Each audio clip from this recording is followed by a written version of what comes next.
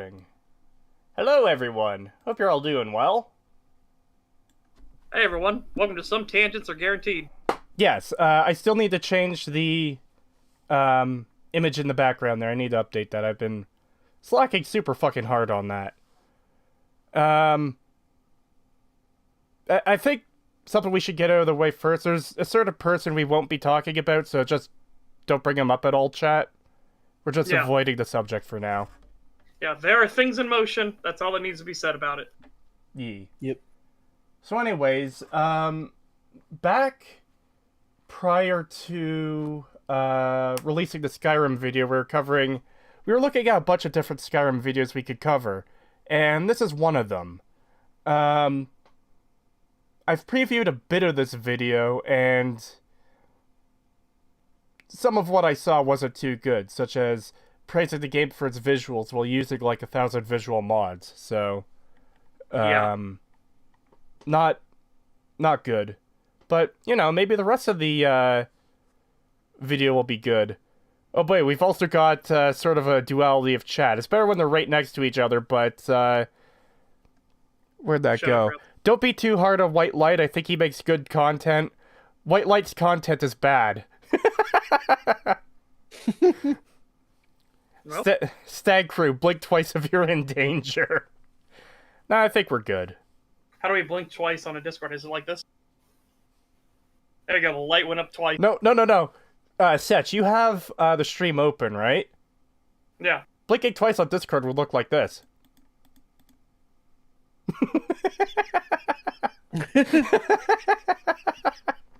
Oh god damn. Anyways, yeah, I don't think we have much to talk about prior to the video, so should we just get into it? Yeah, let's go into I have heard tell that he said that we love the bugs and everything like that, and I've got a hard fucking disagree on that one. Yeah, I'm like 90% sure that's this video. Hang on, my video is doing the spinner of death. Let me refresh the page. Alrighty then. Still doing the spinner of death. I hope when you hit play it'll work.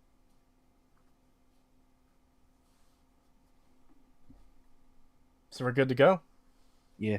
Yeah, we can try it, but I've got the spinner of death, so.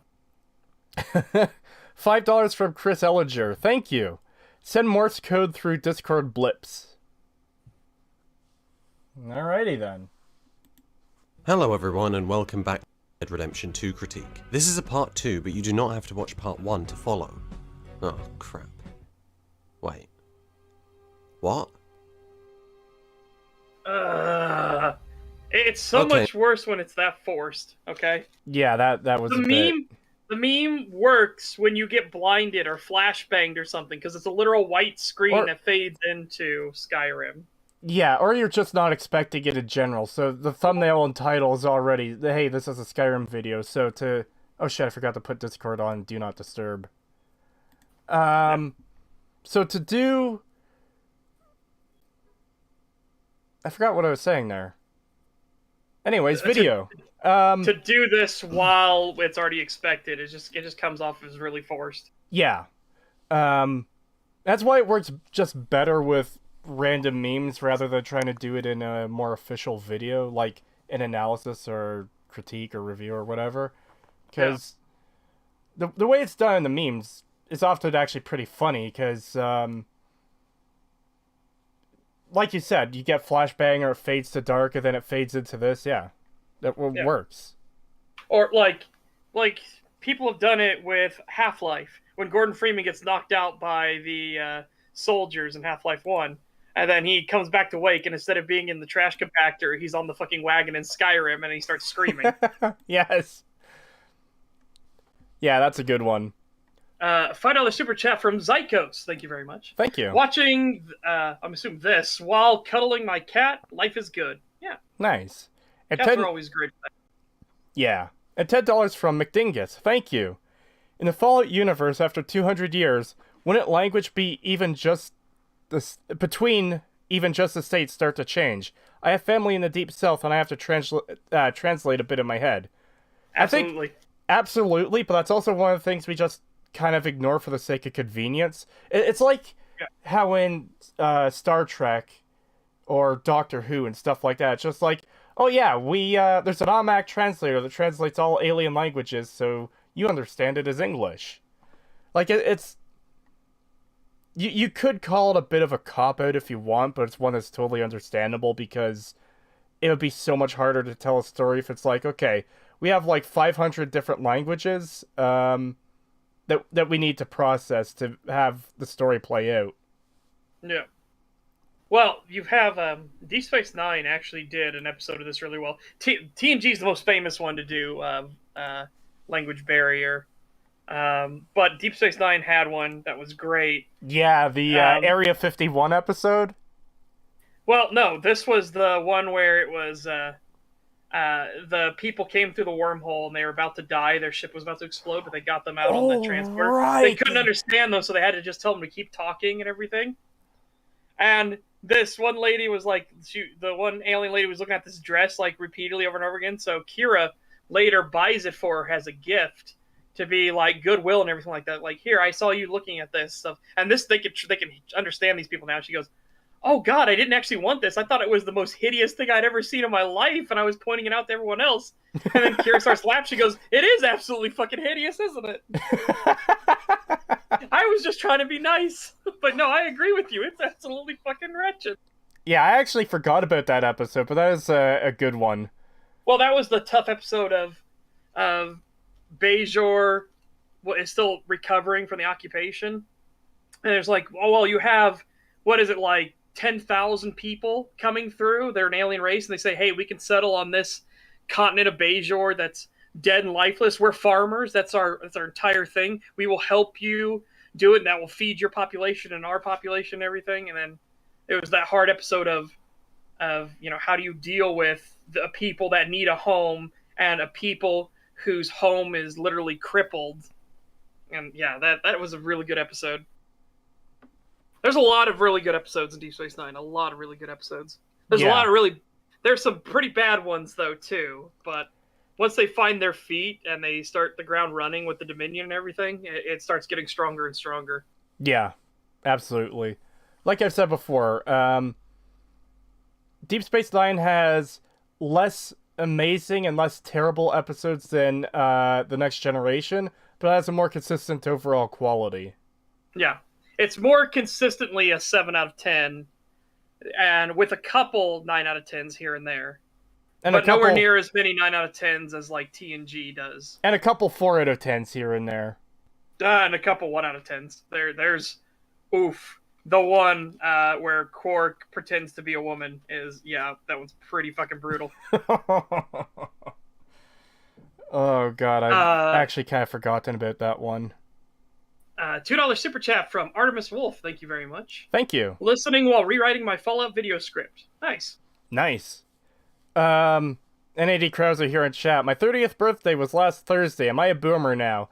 I like how boomer has evolved from this is the name of a generation to, oh, you're 30, you're a fucking boomer now. You're fucking shit up technologically, you fucking boomer. Dude, the thing I hate is when they make tech more arbitrarily obtuse. It's like, oh yeah, no, it's very common that the themes thing would be in the video in the display under the subsection of stuff like that. It's like, no, what the fuck? And then you get another thing that's like, oh no, it's under the brightness settings. Like, what the fuck? Stop it. Creetosis, have you watched the Why I Don't Love Fallout New Vegas video by Rainbow Hawk? His take on morality would be interesting to discuss on stream. I have not seen that video. We could check it out maybe at some point to see if it'll be worth covering. Yes. Okay, I saw something. Hideaki Akio says, one thing I love about Deep Space Nine is how it deals with how people from Earth live in paradise and thus will never understand people's struggles. Yep. People that live on the paradise that is Earth in the Star Trek universe cannot understand the actual day-to-day I struggle to survive that people on the frontier do. Which becomes a lot of plot points for like why the Maquis rise and everything like that. Because the Federation, Starfleet based on Earth, only thinks, well, people will just obey the the treaty because it's the treaty. It's like, that doesn't fucking work if you don't back it up with a gun. Yeah. Anyways. Yep. Hey, Mr. House, Skyrim it is then.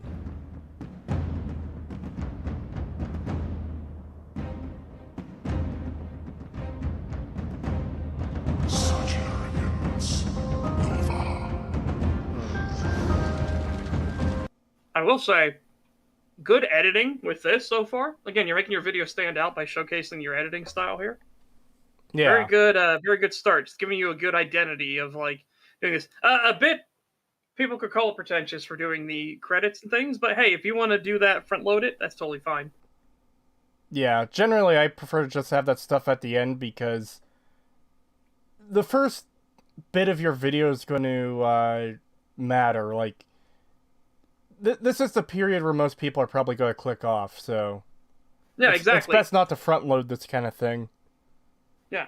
However, if you are going to front load it, doing it stylized like this, instead of just a generic black screen with text, actually doing it like this is definitely a way to keep somebody's interest of, okay, well, we know the video is going to have a quality to it. Yeah. Hey, Stag, did you love Skyrim, LMAO? No, I fucking hated it.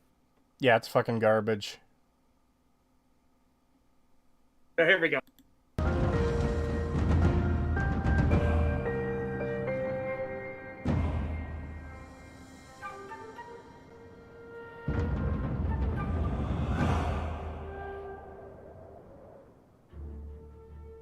The Elder Scrolls V Skyrim won Game of the Year in 2000. I just realized we're starting off on the bat with being heavily modded, aren't we? Because I don't think it physically is allowed to have this much fog in the start of Skyrim. From what I've previewed of this video, I think every clip is modded. Oh. So... Hey, Indigo Gaming. Yeah, By the way, hey, Indigo, you know you have an open invitation if you ever want to come on. Yeah. But anyways, we've talked about this before, obviously. It's worth mentioning again for, I guess, anyone new or Right, so whatever else. Huh?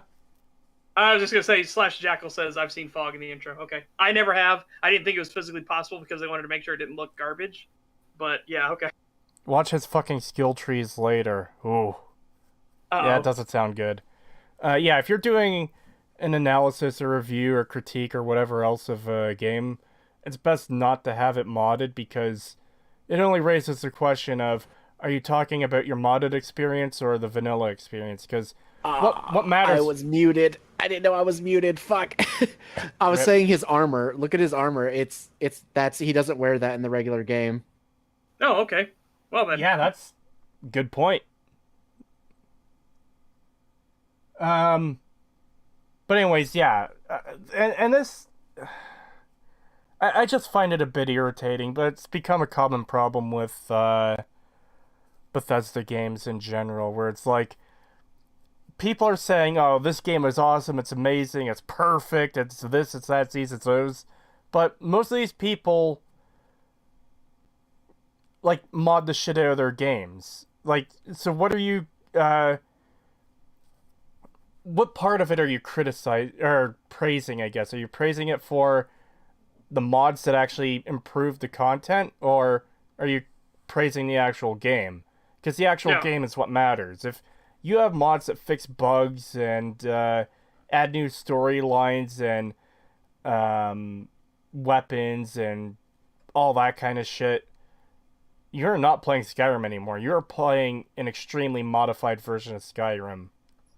Well, as we even pointed out, if you even use the unofficial Elder Scrolls patch, you're not playing the base game of Skyrim because it literally has to fix critical game-breaking bugs everywhere. Yeah. That is no longer the vanilla experience. Yeah. Let's see. $5 super chat from Sibla. Sorry if I mispronounced that name. Sibla. Here's some money for the cool work you all do. Also, play Outer Wild. I've heard a lot of good things about Outer Wilds. I've seen a bit of Vinny Vinesauce's streams, and it's pretty good from what I've seen. Okay.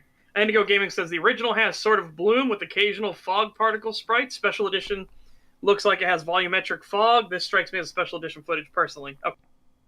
Well, we already know it's modded from the armor, so... Yeah, we do know he is using mods already, but we'll Yeah. continue on with that.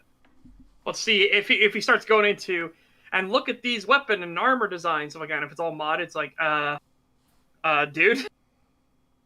But Yeah, we'll if he we'll does see. that, that's gonna be bad if he does that. Well, I already know he does something like that, so... Oh no. Oh, great.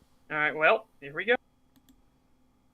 2011, considered by many to be among the greatest RPGs of all time. And Skyrim is not an RPG. Well, also, again, on the flip side, it's considered by many people that it is one of the worst RPGs of all time. Yeah. You have to bring up both. Yeah. I mean, the reason I don't consider it one of the worst RPGs of all time is simply because I don't consider it to be an RPG. If we have to say it's an RPG, then yeah, it's one of the worst, absolutely. Yeah. I just don't consider it to be one.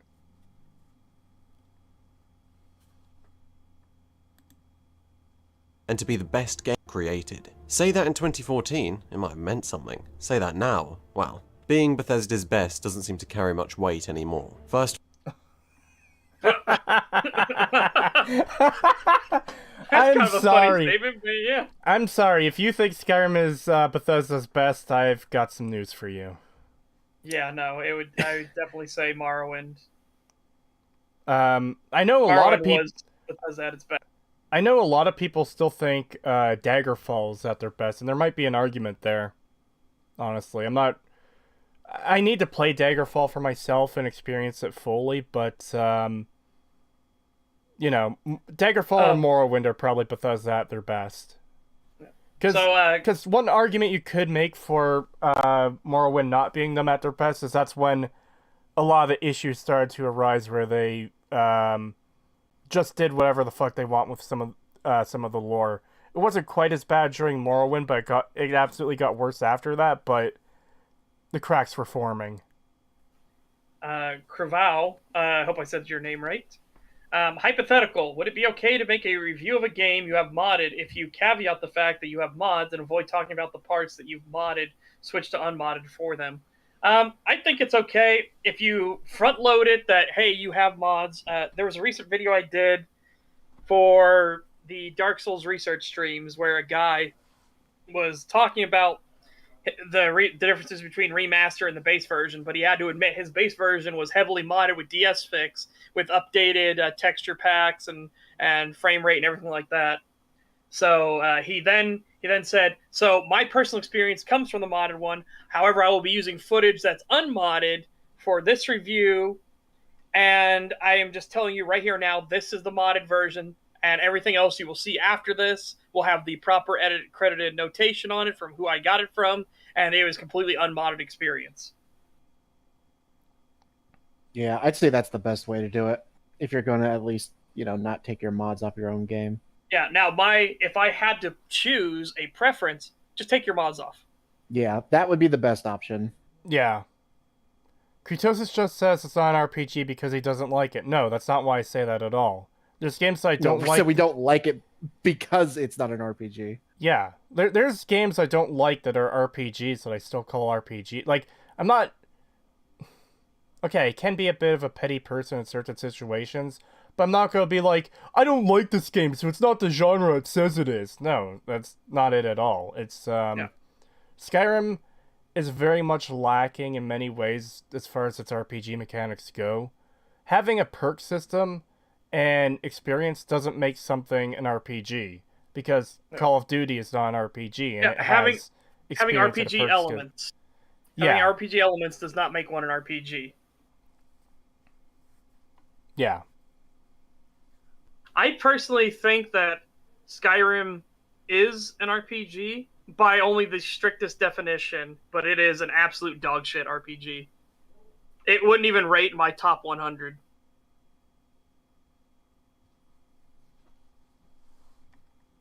Yeah. The RPG genre is very hard to describe in one form or another, especially since most games now seem to have some form of RPG elements diluting the conversation. Yeah, absolutely. Like I was starting to say, Call Call of Duty having perks experience doesn't make it an RPG, you know? Yeah.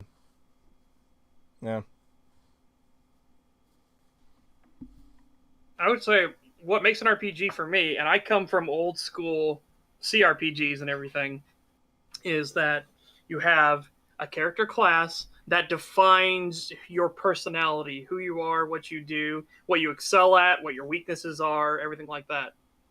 So if you are a sorcerer, let's say, you don't wear plate armor because it restricts your casting capabilities. So there's a restriction already built into your character. It is now part of your personality that you do not wear plate armor. So you likely are not going to be on the front lines. This is all building into that idea of who or what you are. And it's a hard restriction. It's not something that you could just say, well, today, no, I'm going to just make myself wear plate armor and everything like that and stop casting altogether. Because that's not who you are. That's not who you trained to be. That's not what your background is. You have already been defined, and now you going counter to that. It just muddies the entire experience. You're no longer a character. You're no longer a person. If you can literally do everything, you aren't a role.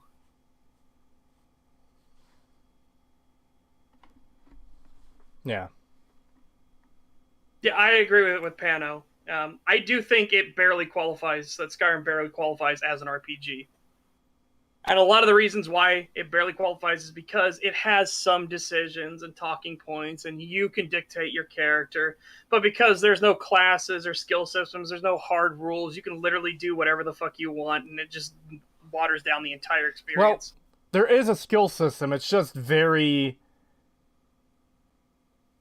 it's very basic and bare bones. It doesn't actually do really anything. Like, how many speech checks are in Skyrim?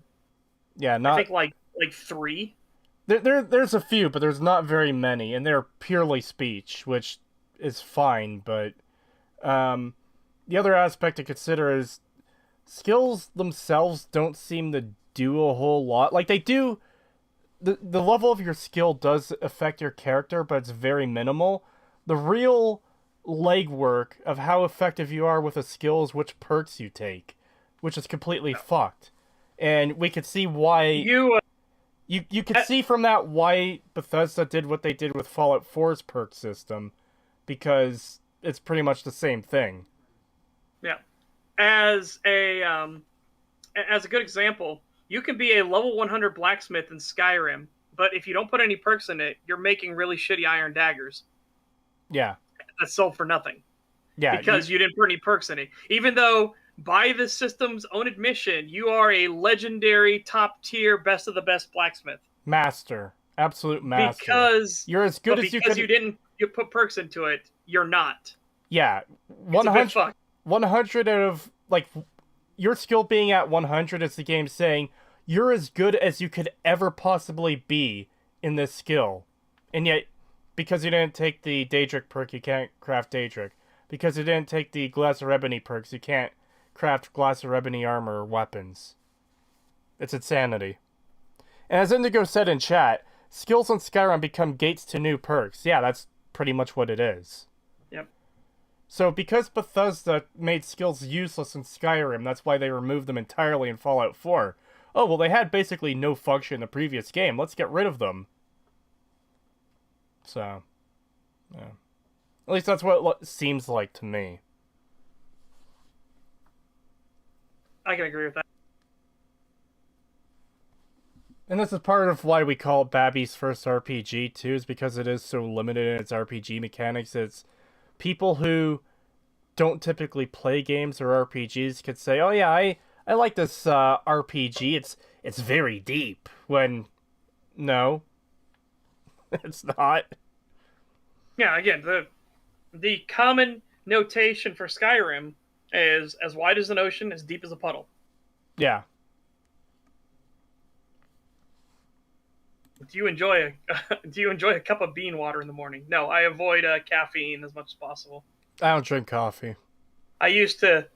My father was an executive. He was in a management position at Pepsi Cola of America, and we would have soda all the time in the house when I was growing up. Did a lot of damage to my teeth, and I was constantly on caffeine all the time. So I broke away from that in 2017. Actually, I broke away from that. So again, it was a long time into my adulthood as well. So it was only when I was 28 that I finally stopped drinking caffeine. I cold quit, and I haven't gone back. It's a downward spiral for Bethesda games. I agree, I've been saying that for years. They dumb down individual mechanics over time until they become superfluous. I've always had trouble saying that word. Superfluous. Superfluous, yes. Yeah. Then they remove them because they no longer have purpose. Yeah, and that's exactly what we saw with the skill system, which was a really big part of Elder Scrolls and Fallout prior to Skyrim. Yep. And the comment right after that, how do you feel for numeric skill versus unlockable perks? I like a combination of the two, like with what Fallout 1, 2, and New Vegas do. And the reason I exclude Fallout 3 there is because most of the perks in Fallout 3 are just skill boosts themselves. Yeah. But I do very much like the combination between them, because it's not just you're raising your skill and getting better at, obviously, the things you choose to raise, or the things that you interact with, the skills you interact with in Elder Scrolls in particular. But then you get a perk on top of it, which is like a bonus ability that isn't strictly always related to a particular skill, but sometimes it's just like,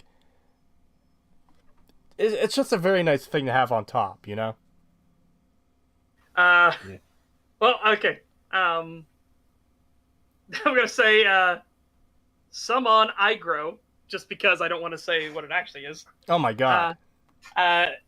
Says perks should enhance skills, not replace them. Absolutely. Yes. I view it as skills should be your general. Hey, you've used pistols a lot. Like, a lot. So now you're really good at aiming with pistols, and you understand how to reload quickly and everything like that. However, you then take a perk that now says you can dual-wield pistols or something like that. Something that enhances what you've already done. You're already skilled with pistols. Now you have received additional training, aka your perk, to do something different with it. So now you dual-wield pistols or something like that. I enjoy stuff like that more. Yeah. I enjoy perks, something like that. To put it in a fantasy thing for Skyrim, let's use the blacksmithing example again.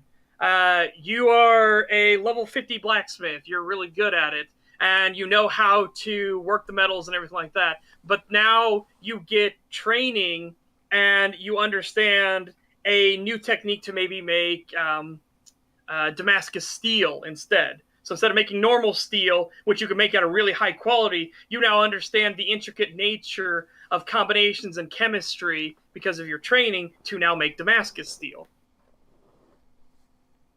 And I know people will then be like, but that's what you do in Skyrim. It's like, no, in Skyrim, you literally need the perk in order to do basic shit like steel. Yeah.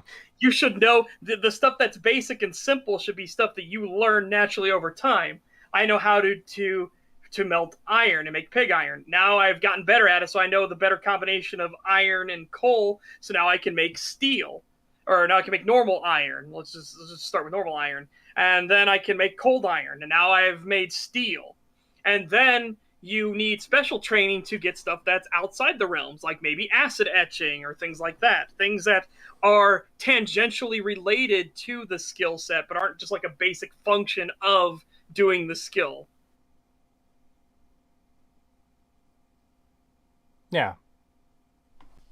Yeah, like the infusement system and stuff like that, where like enchanting weapons and like being able to repair and or boost enchanted weapons. I think that's okay as a perk.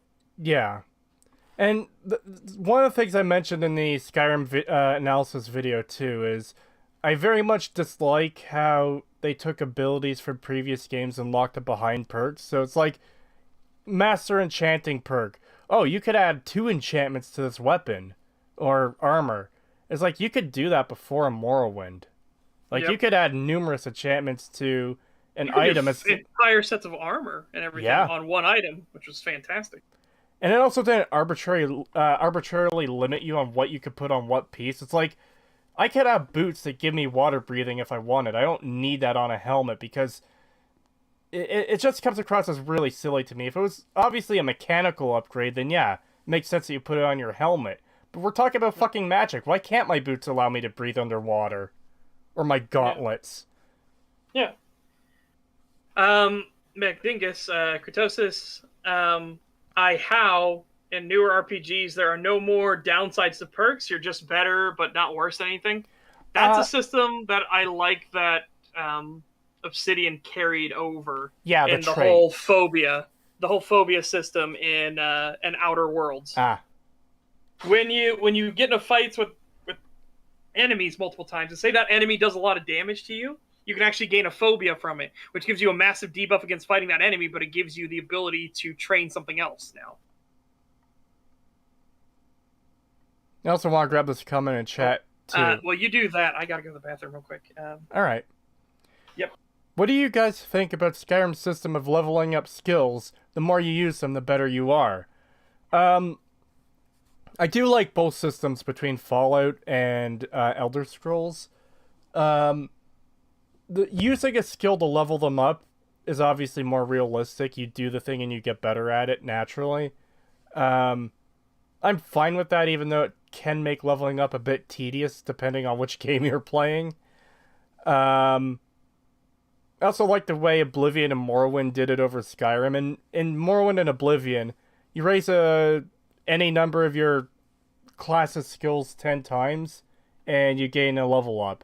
In Skyrim, it seems a bit different. It seems to require more and more skill level ups the deeper you get into the game. I think it's a fine system. But I do also like Fallout system where you gain experience for different actions you take. So, unlocking something, or passing a speech check, or doing a quest will give you experience. And then you get to choose where you put your skill points more. God, what's the word? Basically, you have more control over where your skills go. Because, let's say I'm playing Morrowind and I'm jumping around. Oh, well, I just accidentally leveled acrobatics, and maybe I didn't want to do that. Whereas in Fallout, it's like, okay, I want to raise my medicine, my science, and my gun skills by however many points this level, and you can do that. Basically, there's upsides and downsides to each system. I love the idea of good/bad traits. Fallout 1 and 2 and Arcanum is great about that. Arguably the best mechanical way to make your character more interesting and role-playable. Yeah, I agree with that. I've never really used the trait system myself in New Vegas, or Fallout 1 and 2, aside from Bloody Mess, of course. Gotta take Bloody Mess. But, it is a system that I do like and I think should exist in more RPGs. Like, imagine a trait system in an Elder Scrolls game. Imagine Morrowind having that. Hell, even imagine Skyrim having that. Like, as much as I dislike Skyrim, I think it could benefit from a trait system. You would just have to have some good traits. Not that we'll ever fucking get them from Bethesda at this point.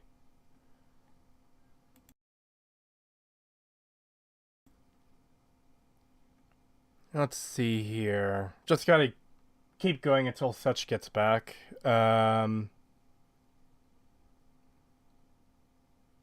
Something I would do from the Outer Worlds and have skill sets. Skills in the same set level up together until the 50% point, then you have to level them individually.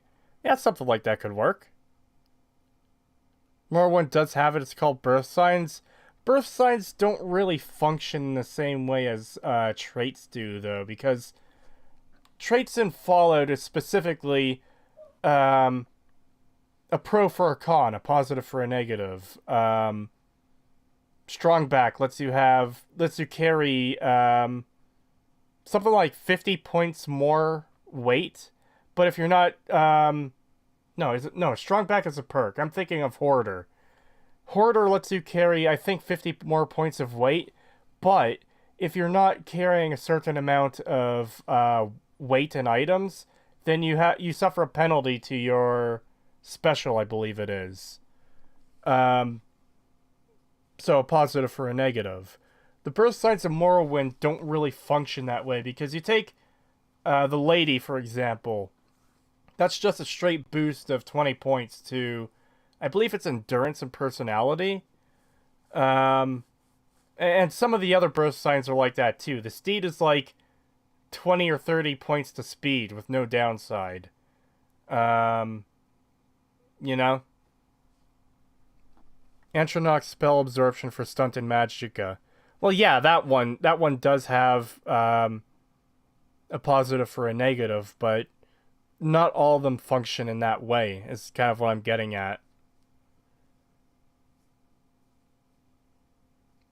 Perks equal positive only, traits equal positive and negative. Yeah, and I would like both systems to exist in both Fallout and Elder Scrolls. The racial traits in Morrowind too, though. See, that's a bit different from traits still, though, because that's more tied to...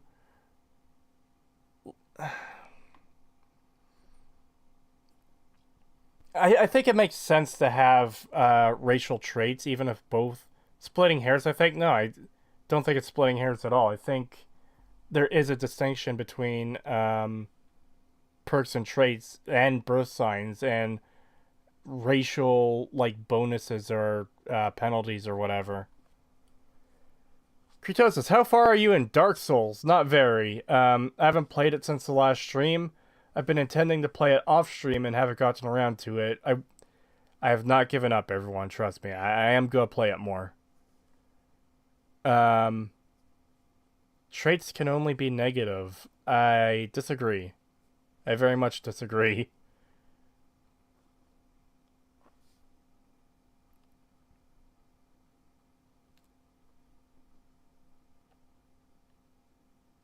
Something I hate about Skyrim is that skills are absolutely required. Like, you lose out on a lot of things if you don't have a high enough lockpick skill. It can even stop you dead without mods. Yeah, I agree that's an issue too. And this is something that Morrowind at least dealt with in some way. Like, if you, let's say you absolutely don't want to be skilled in lockpicking in Morrowind, you could use magic to unlock things instead, which is a nice alternative. And if you don't want to use magic, then you can use enchanted items or scrolls, you know? So you don't have to be a master mage to unlock that door or chest or whatever else. Maybe there should be another alternate way to open that door or chest or whatever else, but at least you have the option. Skyrim doesn't even have spells to unlock things, which I think is really silly. Traits/perks should have a Masonic balance. Everything should have trade-offs. I still think... I like what Indigo said, that perks are positive, traits are a positive and a negative. I don't think everything absolutely needs a trade-off. But like I said, you can have the perk system and the trait system. I think it works well.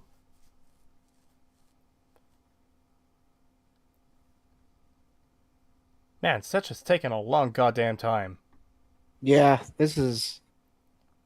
Rest in What the peace, hell? Setch. We hardly knew ye. Yeah. Where did he say he was going again? The washroom. Oh. Yeah.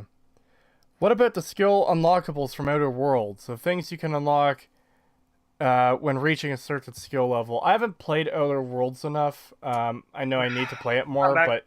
Welcome back! Yeah, We were just talking sorry. about how you were gone for 37 hours and we didn't know where the fuck you went and you probably died. Yeah, sorry, chat. IBS is a hell of a condition. Sorry. You can go for normal, regular, but then when your stomach growls, if you have IBS, when your stomach growls, you gotta get to a bathroom fast. Oh.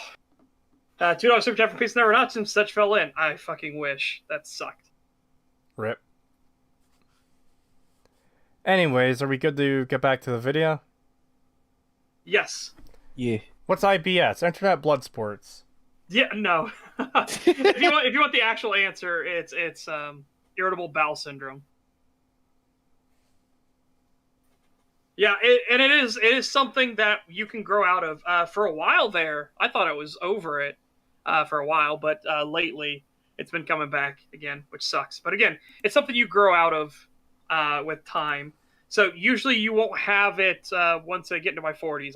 It shouldn't happen anymore. So we'll see.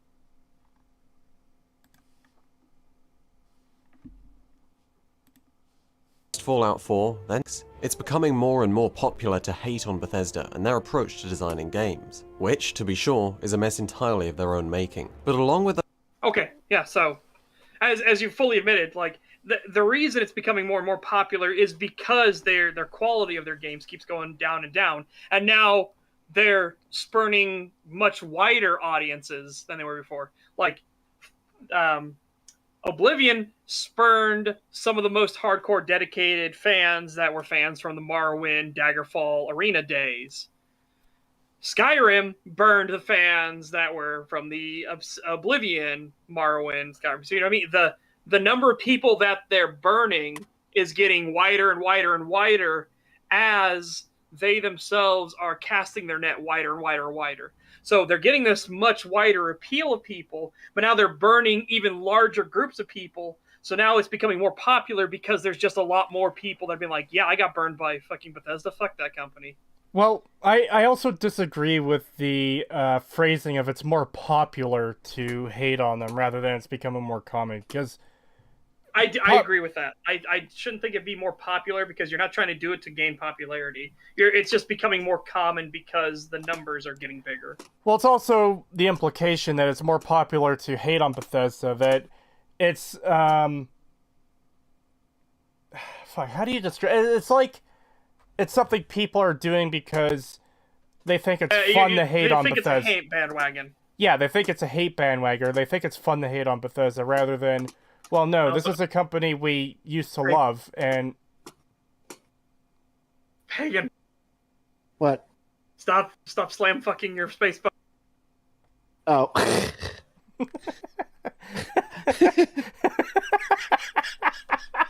It's a very old keyboard. It makes a lot of noise. Your space bar didn't deserve it. Recipe says It's just a light tap. Recipe Pagan's space bar. We hardly fucking knew ye. It sits like a fucking foot off of the goddamn keyboard. It's insane how high it is. You have to really push on it to get it to go down. Oh my god. Anyways, as I was saying, yeah, saying that it's popular to hate on Bethesda is making it sound like it's something people are doing for fun, rather than, hey, this is a company we used to love. These are game series we used to really love, and they're going down the shitter, and we don't like that, and we want them to improve. Because yeah, that's one of the things that bugs me the most about the, oh, you're just a hater argument. You just hate Bethesda. You just hate Fallout 3 and Fallout 4 and Skyrim because it's Bethesda. It's no. I legitimately want these games to be good. I don't hate Bethesda to hate Bethesda. I hate what they've become, what they're doing. I want Bethesda to be good. If I hated Bethesda for the sake of hating Bethesda, I wouldn't want them to improve. Yeah, I would want Bethesda to die, not improve. I don't want Bethesda to die. Well, okay, I'm starting to come around to that way of thinking. Like, if they keep going down this route, yeah, maybe they should just die off. But what I want them to do is to recover. Starfield, it could be a genuinely good fucking game because they have literally no lore or attachment. It'll all be brand new, so it could actually be a really good game because they have no strings attached to them. Yeah. So we'll see what happens with that. So yeah, I wanted to get that in about the, oh, it's popular to hate them, because I do feel that's a bit of an unfair way to describe what's actually going on. Yeah. There's a Those. Oh. I just saw it in chat. There's a thin line between hate and love. I don't think it's that thin. Well, sometimes, yeah. Not all the time, though. I keep forgetting that Starfield's even a thing. Yeah. I forget about it from time to time, too, because it's just like, here's this mystery sci-fi game that they've been making for, like, 20 years, and, Yeah. what the fuck even is it? I mean, we'll see. Like I said, Starfield has every chance stacked in its favor to be good. Yeah. Will it be good? I hope so, but judging by track record, I doubt it. Yeah. Like, And I so wish you had the fucking Ricada. I doubt it. and I can't stress enough too that fucking the fact that this is the first entry in a series and there's no prior lore to contradict is such a bonus for this game, for Starfield. That doesn't mean Starfield won't contradict itself though, and that's what we have to watch out for. Yeah. Alright. 76. It's becoming more and more popular to hate on Bethesda and their approach to designing games, which, to be sure, is a mess entirely of their own making. But along with those sentiments came the idea that Skyrim was never good. Then why did you love it, I wonder? Well, we didn't. So again, that you're working with a false premise here of saying that people loved it. It's like, well, I didn't. I hated it from the very beginning. You also have to consider that some people are taken in by the honeymoon phase, where it's like, oh my god, it's a new release, it's a new Bethesda game, I can't wait to play it, oh my god, it's Skyrim, it's so good! The honeymoon and then, phase is very easy to fall into for everybody.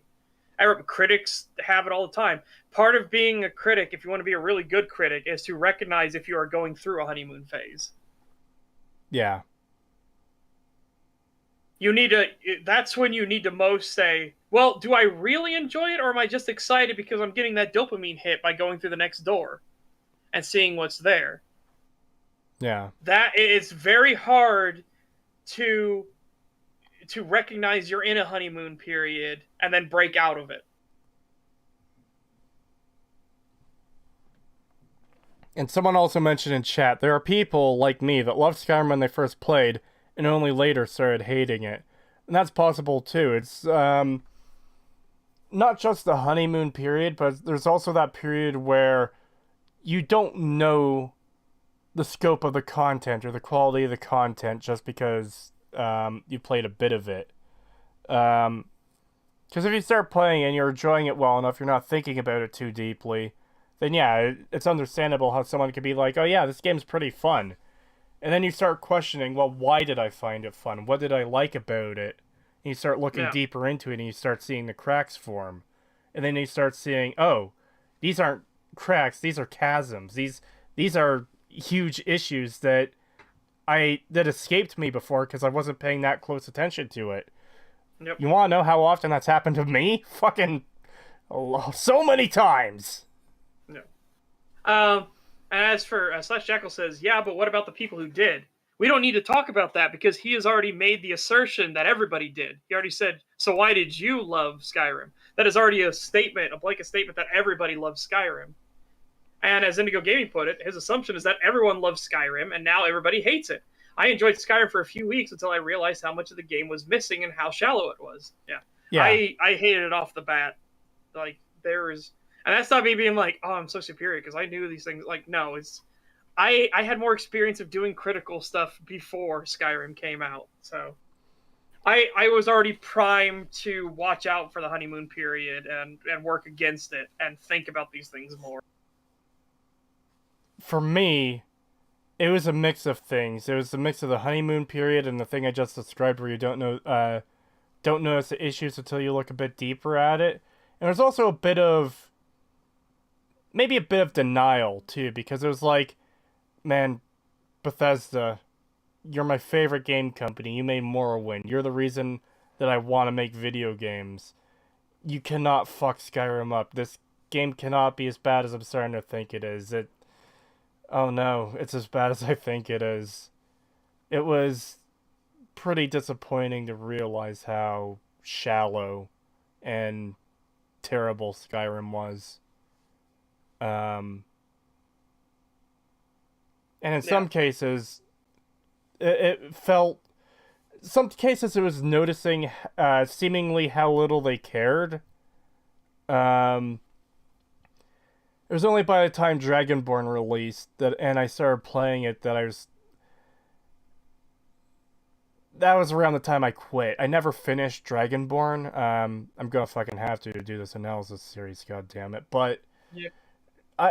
I just noticed that it felt like Solstheim was brought back because of nostalgia, rather than them actually having anything interesting to do on the island. And they changed things that make no sense. That, oh hey, here's a massive Dwemer ruin that didn't fucking exist before on this island. Yeah. And just other things. It's clear that they're just making up as they went along, kind of, and yeah. Well, and a lot of people get that experience of you don't want to feel like you personally made a mistake. You spent your money on it, so you want to feel like, yeah, I got, it's good because I spent my money on it. It's that you've tied the worth of it into the worth of yourself because you spent the money, so you don't want to admit if you made a bad call. Like, there are some things where people, it's so blatantly in your face that everyone's like, yeah, it was a terrible call. Yeah. But if it doesn't hit you hard enough, it becomes hard to separate that. I spent my money on it. In your subconscious, I spent my money on it, and I wouldn't make a mistake. I wouldn't, pay for something that's bad. Yeah, I wouldn't buy Ride the Hell Retribution. I wouldn't devalue my time, my effort, and my money like that. And It's a very common thing for human beings to do. And it might also be a bit of the sunken cost fallacy too. It's like, oh, I've played 200 hours of this game, and I need to justify that I actually did enjoy that time with it. I absolutely had to have enjoyed that time with it to have played it so much. When, for someone like me, I was fucking looking for something to enjoy part of the time, and just going through the motions. And there's a dog down the road. Go talk to him. Oh, he has a quest for you. Okay. Am I having fun? And I want to point out what Indigo said here, too. Despite what people may think, we actually want to enjoy things. I dug the slick new look of the game, the dual-wield presentation felt good, and dragons were awesome, I guess, at the time or of the time. Yeah. I spent hundreds of hours in this game, better defend it or else I'll look stupid. Yeah, that too. Would you not consider it a worthwhile avenue of analysis to try and see why general opinion about a game is what it is, instead of more objective analysis of quality? I say a mix of both, personally. Mine is, I don't care what other people think. Like, for the Dark Souls video, I don't care what other people think of the Dark Souls video, but I will use the other people's videos, their opinions, their thoughts and ideas on it to be like, so for people that watch my research streams, my whole thing with it of like, there is a thing I want to challenge here is how many people didn't see the door at the Asylum Demon fight. And so I watched, 15 different videos, 15 different reviews, critiques, some of them positive, some of them negative, and not a single one of them mentioned the Asylum Demon door at all, or even noticed the problem or noted that knowing where to go was a problem or anything in Dark Souls. Every single one of them got through it. So, okay. Then again, I wanted to check that because I have played for well over 2,000 hours. I know the door exists. I physically cannot re-erase the fact the door exists in my mind. But does that mean that everybody has that same experience where everybody saw the door the first time through? Because I know I did, but did everybody? Well, we actually have proof of that. Yeah. Well, I also have proof with Mapocalypse. He also saw the door right away too. So. Well, what I'm getting at is I missed it on my stream. Remember? Oh, that's right, you did. Yeah. So from that, I can only conclude that the vast majority of people find the door and they go through it. But again, that's as far as I will really take other people's opinions when it comes to an analysis video. I'm looking for different bits of evidence. Like, if there's somebody that claims that this boss is too difficult, well, I don't agree that it's too difficult. This is hypothetical now. I don't agree the boss is too difficult. Well, now I'm going to check all these other videos. Does anybody else in the video say that boss is too difficult? Did they mention that boss at all? Just stuff like that. That's the way I would look at it. I wouldn't actually take their thoughts or the general public's thoughts into account.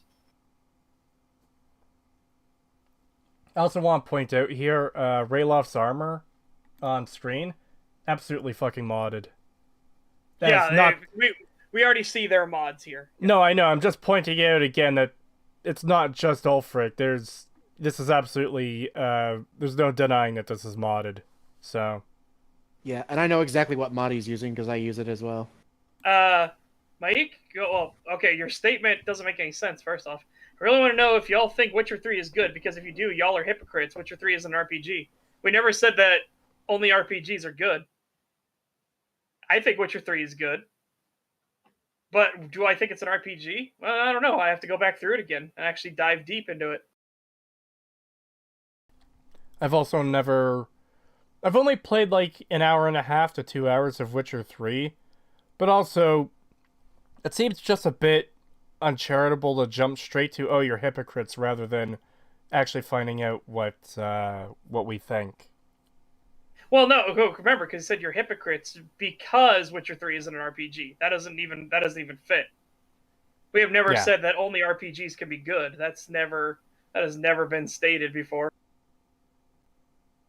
Yeah, that's insane. Slash the Jackal. I don't really think armor mods matter. They do matter if he brings up the looks of armor and characters, stuff like that. They will matter. That's the problem. Well, it's not just that. It raises the question, how many other mods does he have installed? Oh, shit, that's me. Sorry. What? I accidentally pushed start the video. Oh, I didn't even see it move. Yeah, $10. it didn't do anything for me.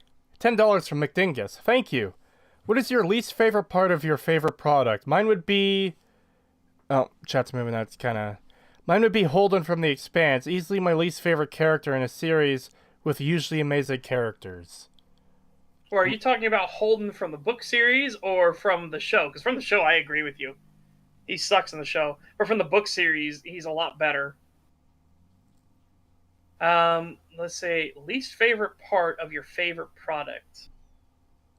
Well, I can't really do SS13 because there's so many different varieties that doesn't work, so...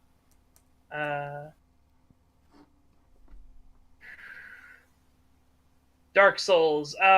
People focusing too much on difficulty when difficulty isn't the point of the Souls series or any of those games. The point of the reason why it's difficult is for you to take it seriously. It's to immerse you. Like, hey, you get cut with a sword. It's not going to be some dinky winky thing. You got cut with a sword.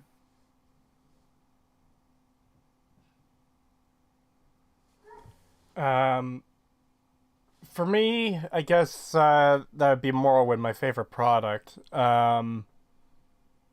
It wasn't too big on the whole Imperial Legion quest line. It was just, you know. Yeah, the reason I use Dinky Winky is because a lot of problems with a lot of pen and paper games is you don't often get it, but sometimes you'll get those players that will game the system too much, wherein they will put such mention Space Age 13 the bingo. Well, I mean, this one was appropriate. After all, Space Age 13 is literally like my go-to. If I was only allowed to play one game ever and I had an internet connection, it'd be Space Age 13. But Dinky Winky, because what happens in a lot of pen and paper games, you get some players that do it where they will be a player who is like, well, I'm a level 12 knight. I have this much HP, and I know that dagger only does 1d4 damage, so the assassin holding it to my throat can't do shit to me, boy. It's like, yeah. Yeah, in games terms, yeah. But if I'm your GM or your DM, I'm saying that dagger slits your throat and you're dead, and you're re-rolling a new character.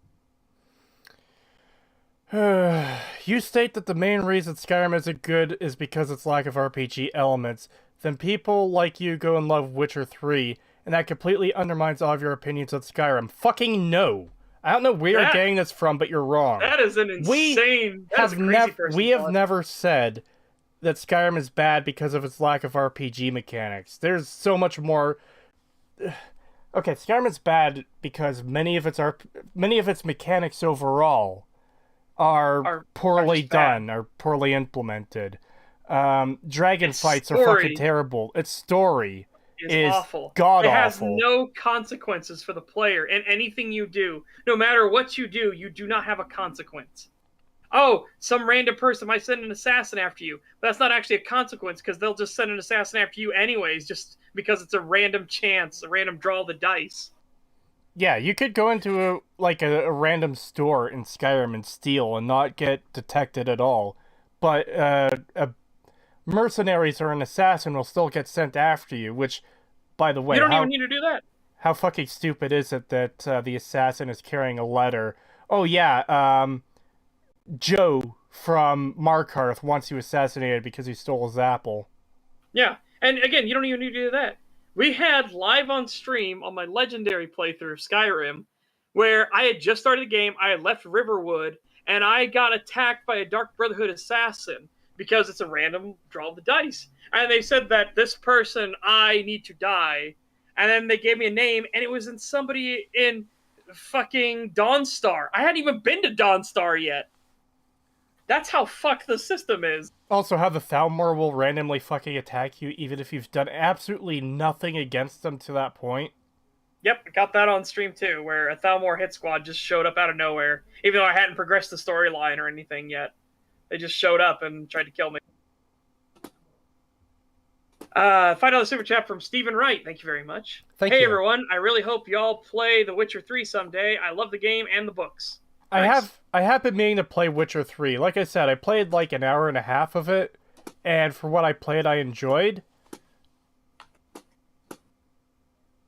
Yeah, dude, that was the worst part. And Slash Jackal points out is if you level up lockpicking or smithing, enemies hit like a truck, and you take hits like a wet paper bag. Yeah, the worst part about Skyrim is that leveling up your character, and if you don't go into combat skills, you actually cripple yourself for the combat. Like, if you're like, well, I just want to be a trader, so I want to go up speech, or I want to be a blacksmith, so I want to go in blacksmith. Well, all of the enemies level with you.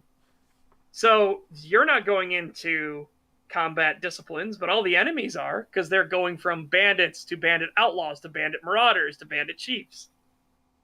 Because the system is fucked. Yeah. It doesn't actually take into account what skills you're leveling. So... Yeah. 1 hour and we aren't even out of the cart. Yeah, that's how these streams go. Oh, 1 second. Getting pretty a call. common. Pagan took the smash that like button to heart with the spacebar. Yeah, I keep having to fucking mute myself every time I want to type something. Yeah. So annoying. But yeah, I think he was referencing that thing we mentioned earlier where I said, like, we dislike it because of the fact that, like, I think it might have been him, actually, who said, like, oh, so you dislike it because it's an RPG. And we said, no, we dislike it because it's not an RPG, which was just a quick thing of, like, it was advertised as an RPG. We did not get an RPG. It is not the only reason we dislike it. It's just it's one factor of many factors that makes it terrible. Yeah. I have returned. Welcome back.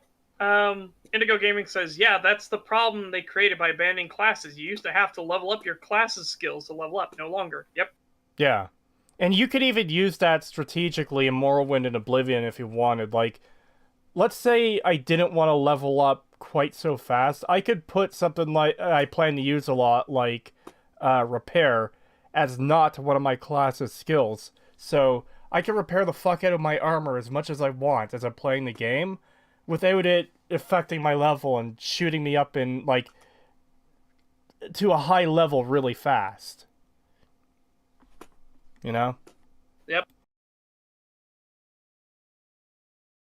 Alright, here we go. Good. Then you love it, I wonder. Why did we all? Why, in 2011, was it considered God's gift? Well, Hype. Again, Hype. yeah. Literally hype. Yeah. You have hype, which is like a very insidious thing. Hype is the antithesis of rational thought. You should try not to get hyped for anything, and it is hard, trust me. I am going through Elden Ring's hype right now. So trust me, it is fucking hard. But you have to understand that Elden Ring, I have to tell myself, Elden Ring could be shit. It could absolutely be shit. Their track record's been really good, and the network test looked really good, but it could be dog shit. And Witcher 3 isn't. Witcher 3 has no consequences either. The fuck? Witcher 3 combat is awful. Its exploration is horrible. You can't even kill civilians. Witcher 3 is a different game than Skyrim, okay? So, I don't know if Witcher, Geralt is not a murderer. He's not a mass murderer. And it wouldn't make sense if he could kill civilians. Again, you are playing Geralt of Rivia. Yes.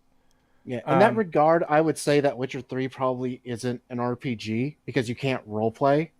So, but I don't think that makes the game bad. Yeah. It's a different game. That's just all it is. It's a different game.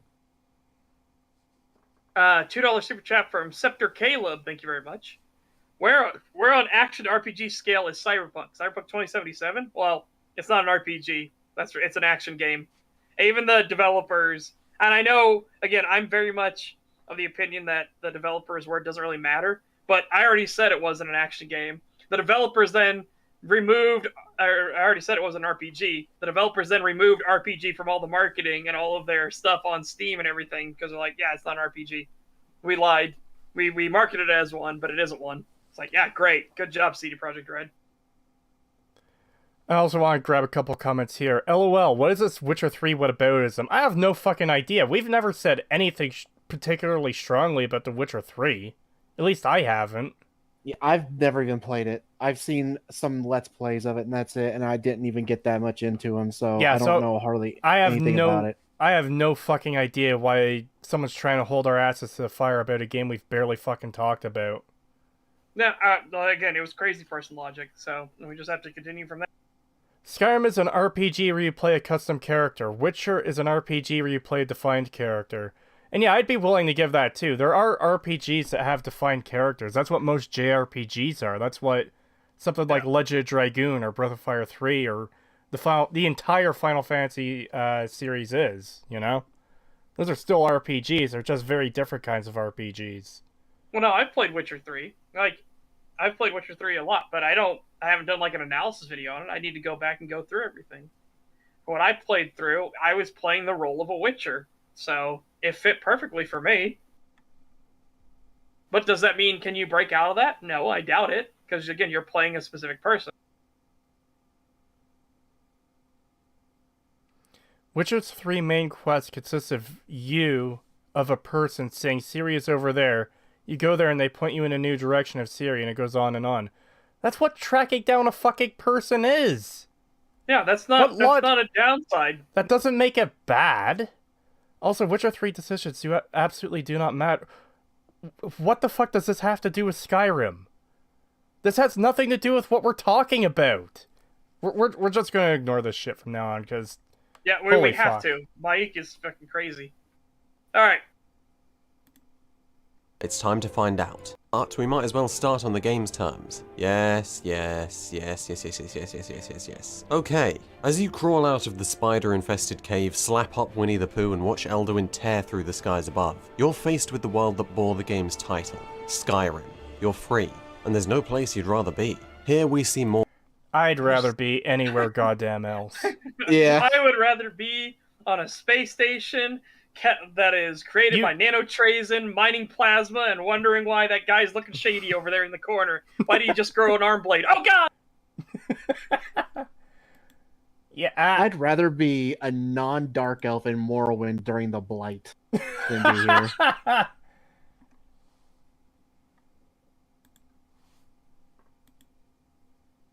You see one of the best tutorials for exploration you'll find in sites at first, Bleak Falls. Wait. One of the best tutorials for One of the best tutorials for exploration you'll ever find in games. What? He's already mentioning Bleak Falls Barrow because you could see it in the distance. So, is having places you could see in the distance a tutorial for exploration? Well, I'd say in that case, if we're going by that logic, New Vegas did it way better. Yeah. Well, I mean, he hasn't said anything about New Vegas yet, but yeah, this is just... I guess he did make the bold claim that this is the best one. Oh. Like, and yeah, that's what I'm saying. That's pretty fucking... Yeah, for him to say this is the best one when I can immediately think of another game that's tangentially related to Bethesda. Like, there's other games. Hell, even Fallout 3, I would say, does it better in that case, because you could see the Washington Memorial And there's a lot more to explore between the vault and there than there is between where you are here in the barrow. Yeah. And as Indigo points out, definitely modded and special edition. Look at that color. OG Skyrim is gray as hell. Yeah, these colors, there's way more color in this than vanilla Skyrim. Yeah. E&B is a hell of a drug.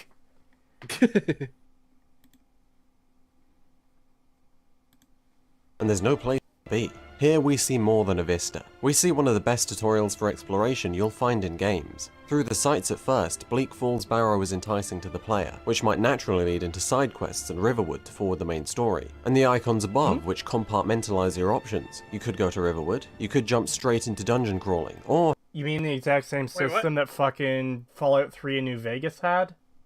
Yeah. Yeah. Okay. And didn't Oblivion have this exact same system too? Yes. Oblivion had this system as well. Bruh. This is what I find funny about some of these videos. It's like Miniature Nerd's Fallout 4 defense video. Oh, you can find materials for crafting and building things. Motherfucker, there's like 3,000 games that did that before fucking Fallout 4. It is not revolutionary at this point.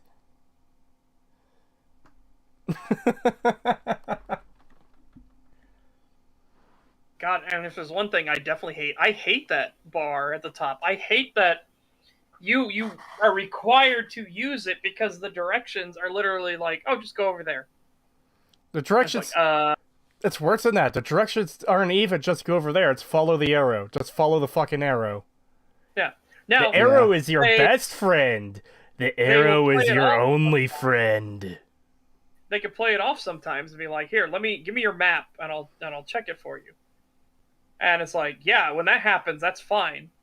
I'll mark it on your map, understandable, but it's literally everything. Oh, we need to find clues to who did the murder, and then an arrow's literally showing you. Well, if you go upstairs into the third bedroom on the left, and then look in the nightstand. Yeah. I also like what Indigo said here. Why did we love Skyrim in 2011? Doesn't play Skyrim as it was released in 2011. Yeah. And I also think there's a better way of doing that other thing too, of like, oh, here it is on your map.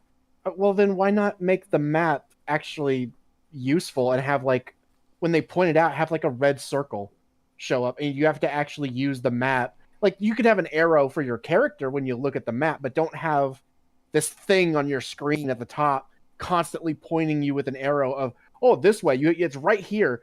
You should have to keep looking at your map. You should be like, okay, where am I now in, like, position compared to the circle on the map? I would much rather have that than this. Yeah. Yeah.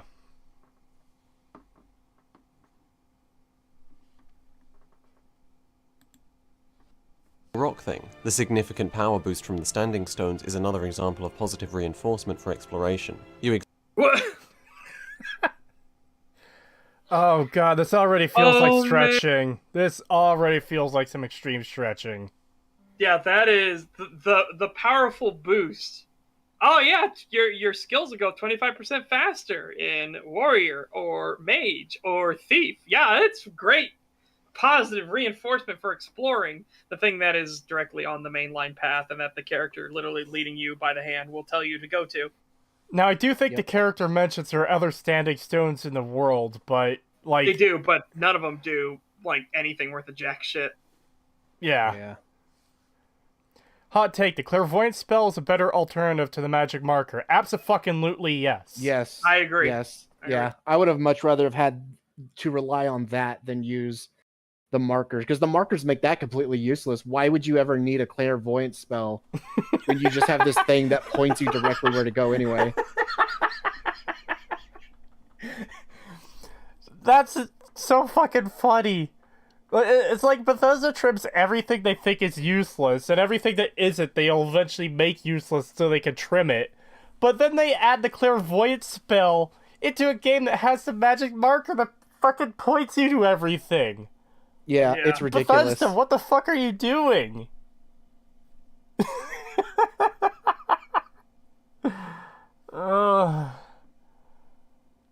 I can only imagine it's for like the fucking 0.01% of players that actually disable the quest marker. It's like, oh, I have no I have no possible way to complete this quest because I have no directions and don't know where anything is. I better use a spell that'll just do the same thing as a quest marker. Yeah. Uh. All right. That's how the game introduces the first way to play Skyrim, exploration. So let's start with that. Let's have a look around. What's impressive about Skyrim's visuals is that they're garbage, but they're actually great. That doesn't make any sense. What I'm trying to say is, the graphics are atrocious by today's standards. I mean, look at this. My forehead's got a more detailed texture than this road. Fine in 2011, but it aged quickly. PC play. That's one part I'm actually going to kind of disagree with. I don't think even I don't 10 think it was years... fine in 2011. I do not agree that it was fine in 2011. I was actually going to go the opposite way. See, for me, graphics are one of the least important things, so I'm more tolerant of not so great graphics. So I'm perfectly fine with Skyrim's default visuals even today. I shouldn't say perfectly fine. They could use some improvements, but you get what I'm trying to get at. I've said before, Yeah. I'd be perfectly fine if graphically gaming It's the art stagnated style. with Half-Life 2, you know? Yeah, it's the art style. Art style is what matters, not graphics. Yeah. But if we're going for the graphics argument, no, the graphics were not fine in Skyrim, and the art style was terrible. Yeah. I thought it was fine for the most part. I thought it was suitable. I was like, it's good enough. I don't really care as long as the rest is good. The rest was not good. Yeah, and that's pretty much my take on it, too. If the gameplay was great, if the story was great, I probably wouldn't even think twice about the graphics, if I'm going to be honest. It's not that big of a deal to me. I'll fully admit that me saying the art style is terrible would be more subjective, but yeah, I do not think Skyrim has a good art style at all. I think it looks shit. It's so generic fantasy, it hurts. And it's so poorly thought out in terms of like everything. Like Whiterun is a great example of just how awful this is. You have a keep here that is so decayed and so decrepit and so run down and just falling to pieces that the fact the fact that characters will actually say we should trust in the strength of our walls as advice to the fucking Jarl, and the Jarl listens to that, is insanity.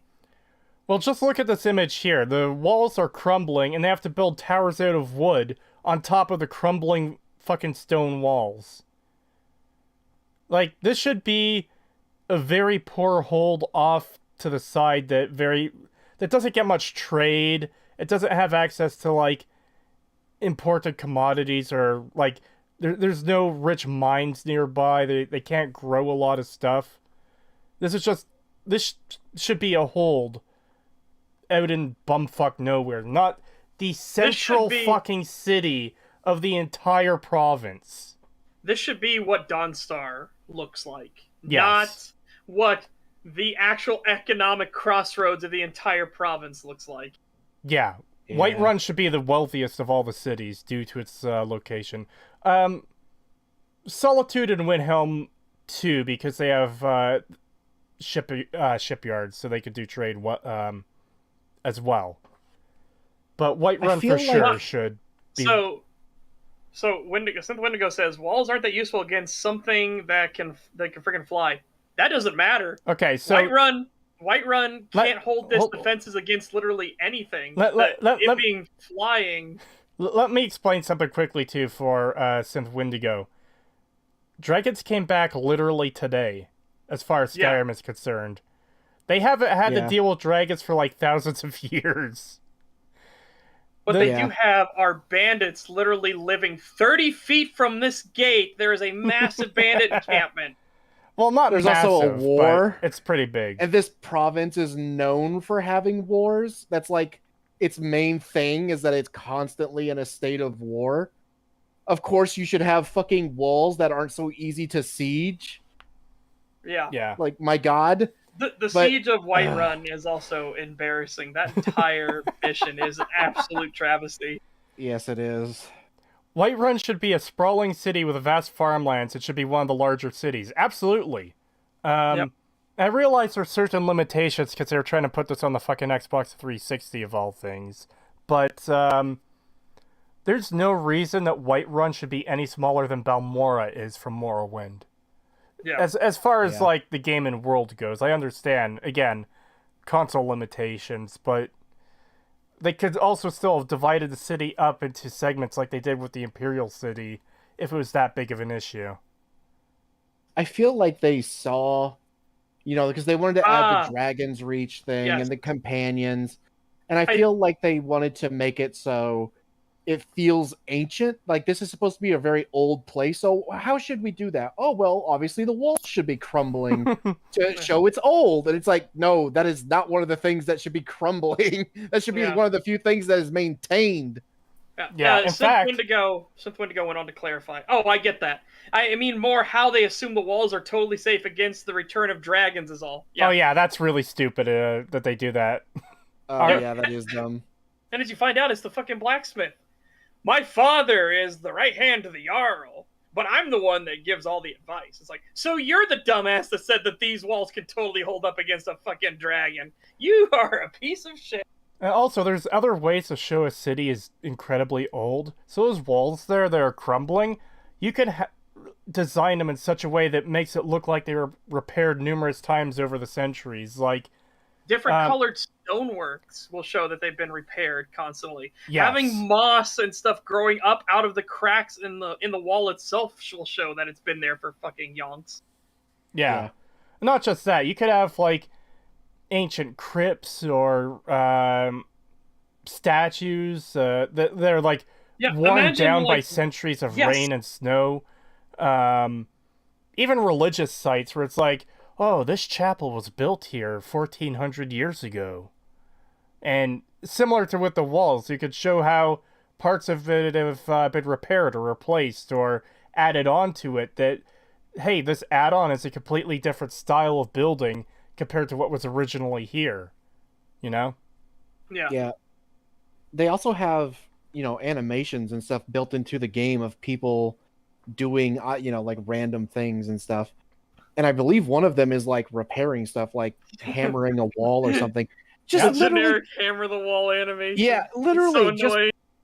yeah, it is. But if you have to be like, okay, we have to show that this is old, do all that stuff, and then hell, for safe measure, just throw in some fucking workers where literally their only point of existence is to maintain the wall, where they wake up in the morning, go over to the wall, start hammering it, and then they can have a few lines of dialogue talking about how ancient it is and how this wall protects the city, and it's an honor for them to, maintain it the way they do and all this shit. Just you could just throw that in instead of making it look like a piece of shit.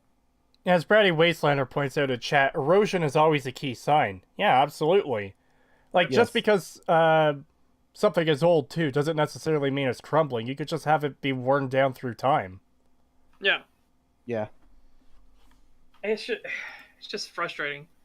It's just absolutely frustrating. And that repair animation that they do, it's real great when you hear them hammering wood as they're smashing a fucking window with their damn hammer, because the animation says, oh, you need to repair, and their tracking gets off and they stand in front of a window and they're just going to a window. God, Bethesda, all of your stuff is so poorly thought out. Yeah, it's pretty bad. Did ESO get to the Whiterun part of Skyrim?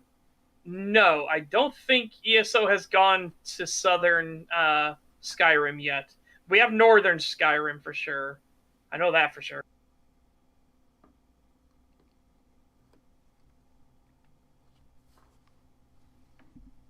How else do you repair windows? Oh yeah, you take a wooden mallet and you smack it.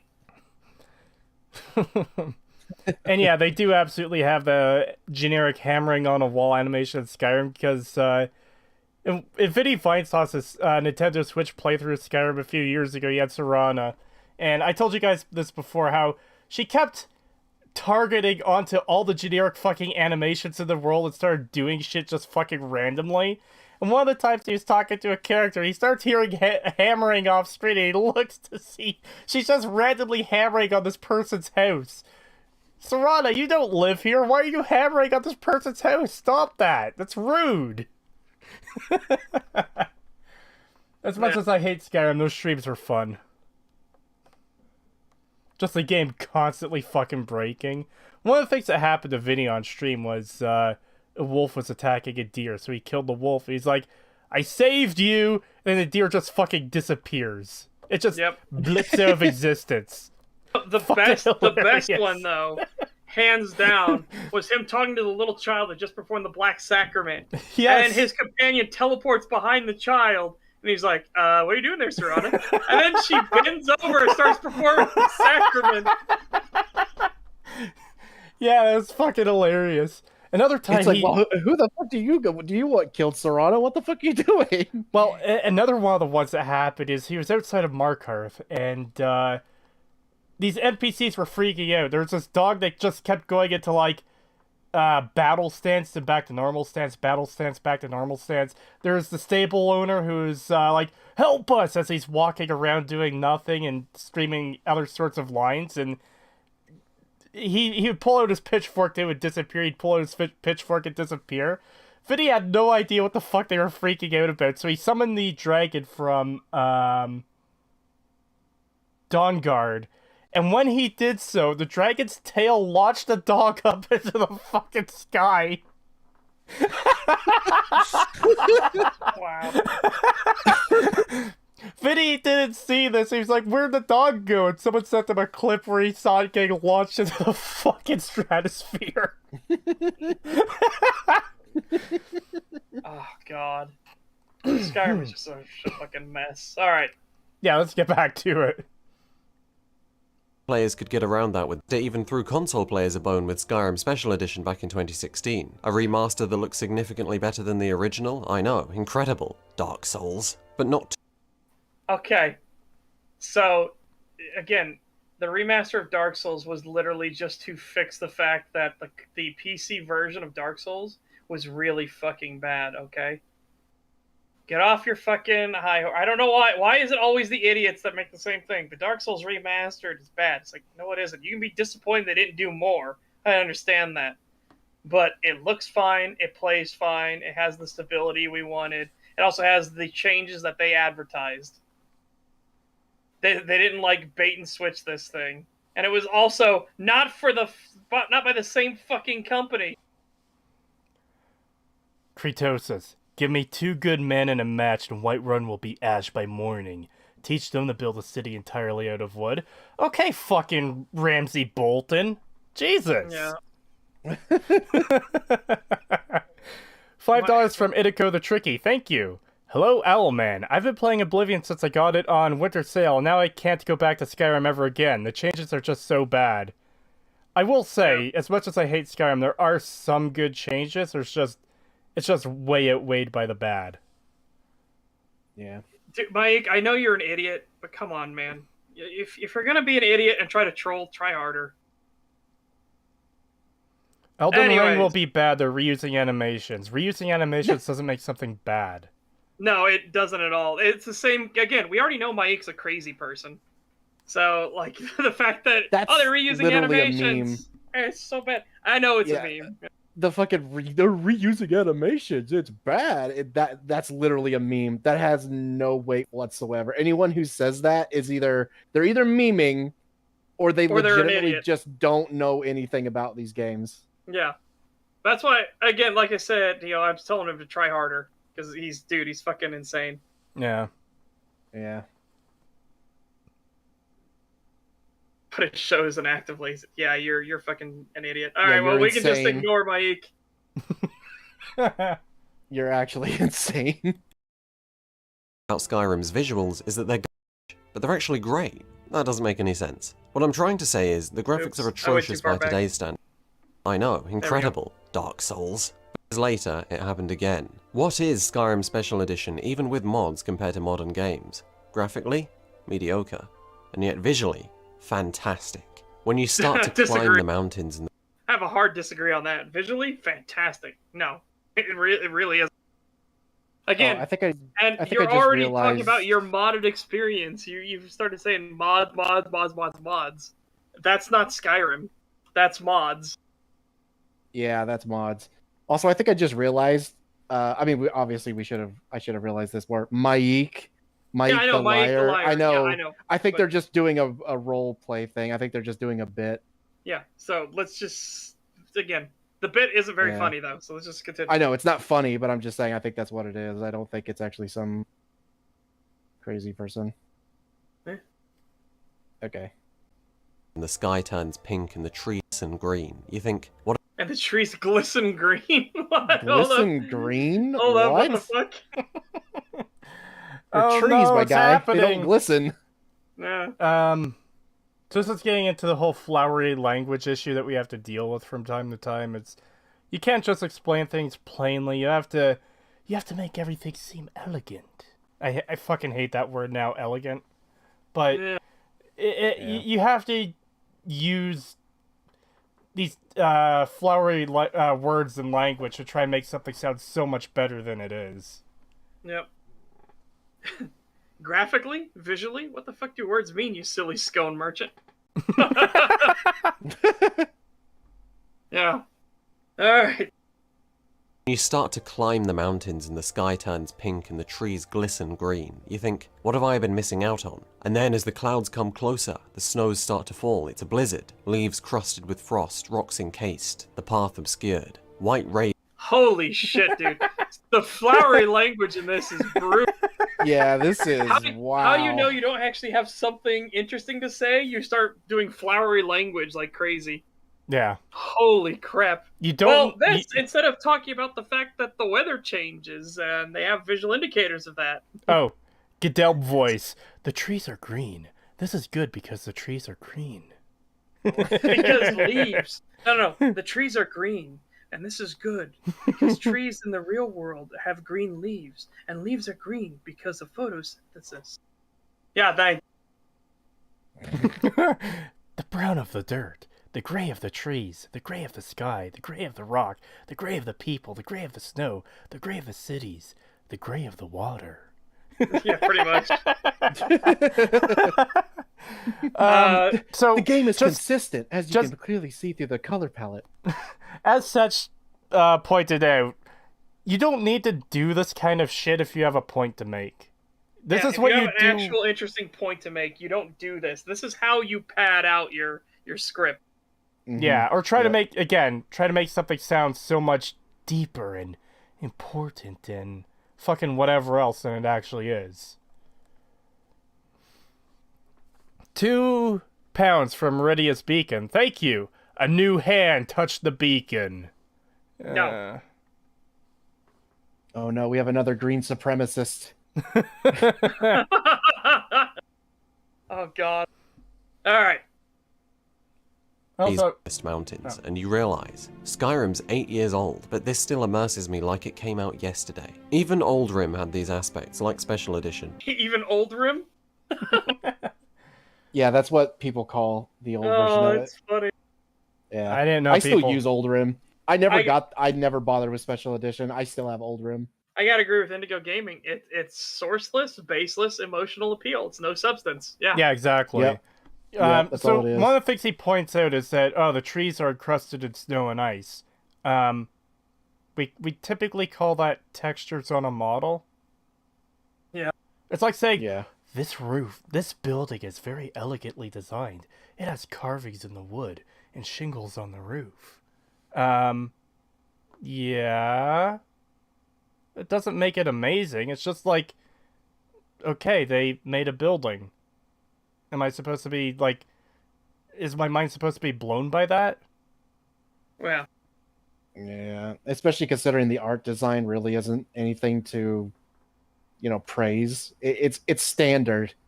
It's suitable at best, and it's like, Well, I mean, just look at this image here. Okay. Look at how fucking Yeah. blurry these wooden shingles are. yep. It does not look that good. yeah, look it's not great. look at all the seams and just the texture work everywhere. Yeah, just like doesn't- look at the wood. You can see where they like spliced it together to make the arch and stuff. Where like the lines make perfect. Yeah, like where they literally just inserted models of wood to make this arch. Well, it's what it likely is one model of a, I guess, rectangle, and they just added a loop cut, loop cut, loop cut, loop cut, and they just shifted them down so it looks like, it's arcing down, or it's arching down. Yep. So it's just like, yeah. Let's see, $2 super chat from Idako the Tricky. Thank you very much. The dirt is so brown, Todd must have a poo fetish. Ugh. Why? Oh, it's that guy again. I'm just going to ignore that. Yeah, ignore it. Yeah, this is just weird. It's like, of all the things to defend this game, you're really going to go for the graphics? Like, come on, no one cares. This isn't anything substantive. The graphics don't matter. They could be dog shit. It doesn't matter. All that really matters is the game good? Is the rest of the game good? And the answer is no. Trying to flower up this whole like, oh, but look how it looks. Look at the design. We don't care. We don't care. It doesn't matter. Indigo Gaming says, you can get into detail and polish if you get specific. For example, the delicious crunchy sound and footprints in the winter levels of Uncharted 2. By the way, for anybody that lives in a place that doesn't get snow, while the cold sucks and snow gets everywhere, I will say one of the most satisfying sounds walking out snow in that little crunch, crunch, crunch, Yeah, crunch. it's very crunch. nice. I actually kind of hate that sound.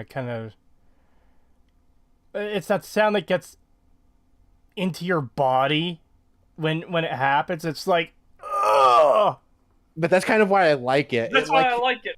Yeah, it like reverberates through my skull when I step in. I'm just like, ooh. It's the same thing with that's cilantro. nice. It's the same thing with cilantro. Cilantro tastes like soap, but there are just people like me that think it tastes great. But it tastes like soap. Yeah, but it tastes great. Soap is good. Speaking of something tasting like soap, this is completely unrelated to anything. For a long time, I didn't like A&W root beer. But then I started drinking it more, and I started, like, acquiring a taste for it. I was like, yeah, this actually isn't too bad. And then someone randomly told me, oh, that kind of root beer? That tastes like toothpaste. And I couldn't fucking unnotice that after that, and it fucking ruined it for me forever. Sorry, everyone in chat I just ruined it for.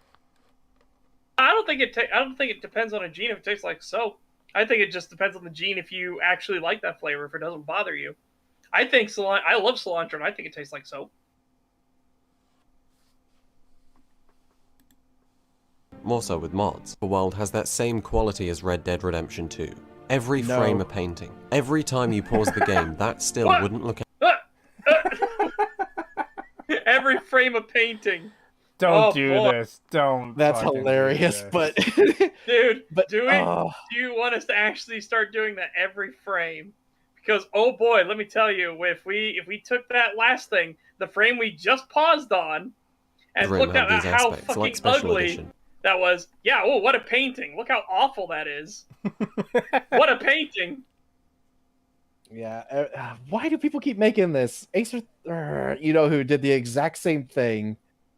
Yeah. What the fuck? Why do people keep making this? Why? Oh yeah, you can pause it anywhere at any time, and it'll look it fit for a painting on your wall.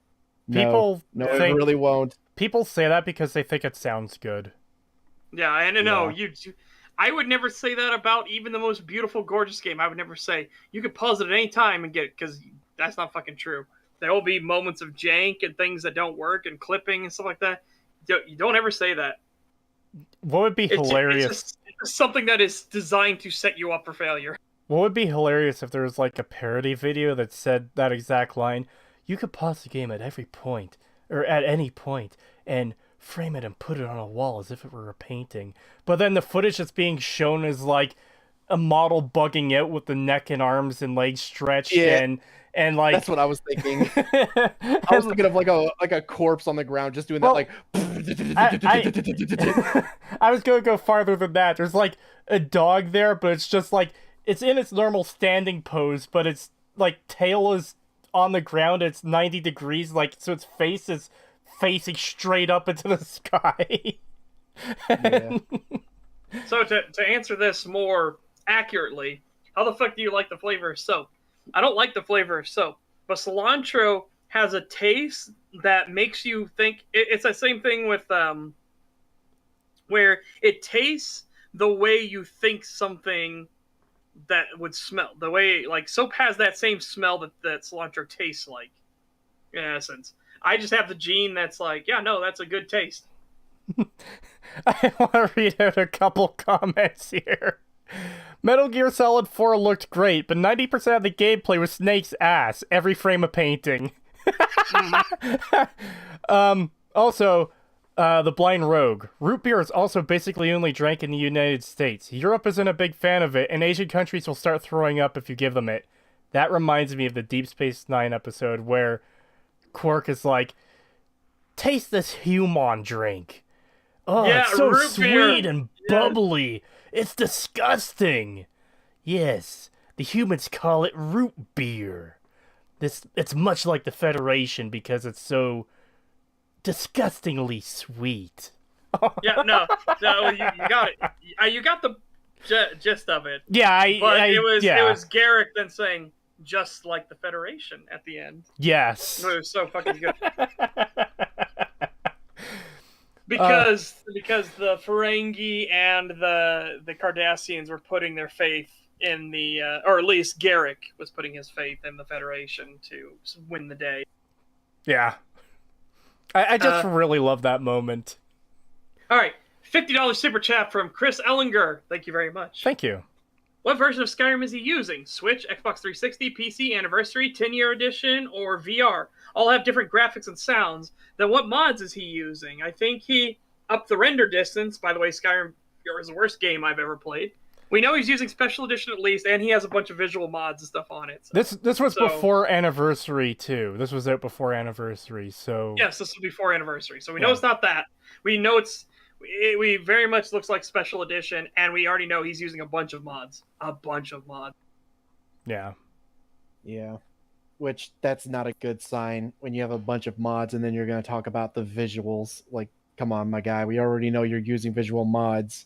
Well, it's not just that. It seems like he's trying to defend the game with the, oh, well, you can mod it to make it look even better. So you should show the base Okay. version of your game. Your premises was, why did you love Skyrim? And you were talking about the 2011 version. You should be using the 2011 version. Yeah, because it's why did we like it back then and not now? Which I think the question is also a bit silly because it's not taking so many things into account. $5 from Zikos. Thank you. I wish Skyrim had more summons, like maybe more animal other than wolf or exploding fire wolf. Yeah, Conjuration in Skyrim was pretty garbage. Especially when the game only has like 4 fucking Daedra. Man, that's goddamn pathetic. So a modded remaster made 8 years after the original game. If you really wanted to get realistic take, you'd use 360 footage. Absolutely. Yeah. Have you ever played Stellaris? If so, what are your thoughts? No, I've never played it. Sorry. I have. Is it good? You know, make sure. Huh? A lot of the names blend in with me. Stellaris was... Yes, this one. Yeah, it's good. It's a good 4X game. I wouldn't say it's the best one I've ever played. I've played a lot of 4X games. And I like some weird stuff. Like, I think Warhammer Gladius is... Gladius, sorry. Warhammer Gladius is a pretty good 4X game, but my god, is it jank as shit.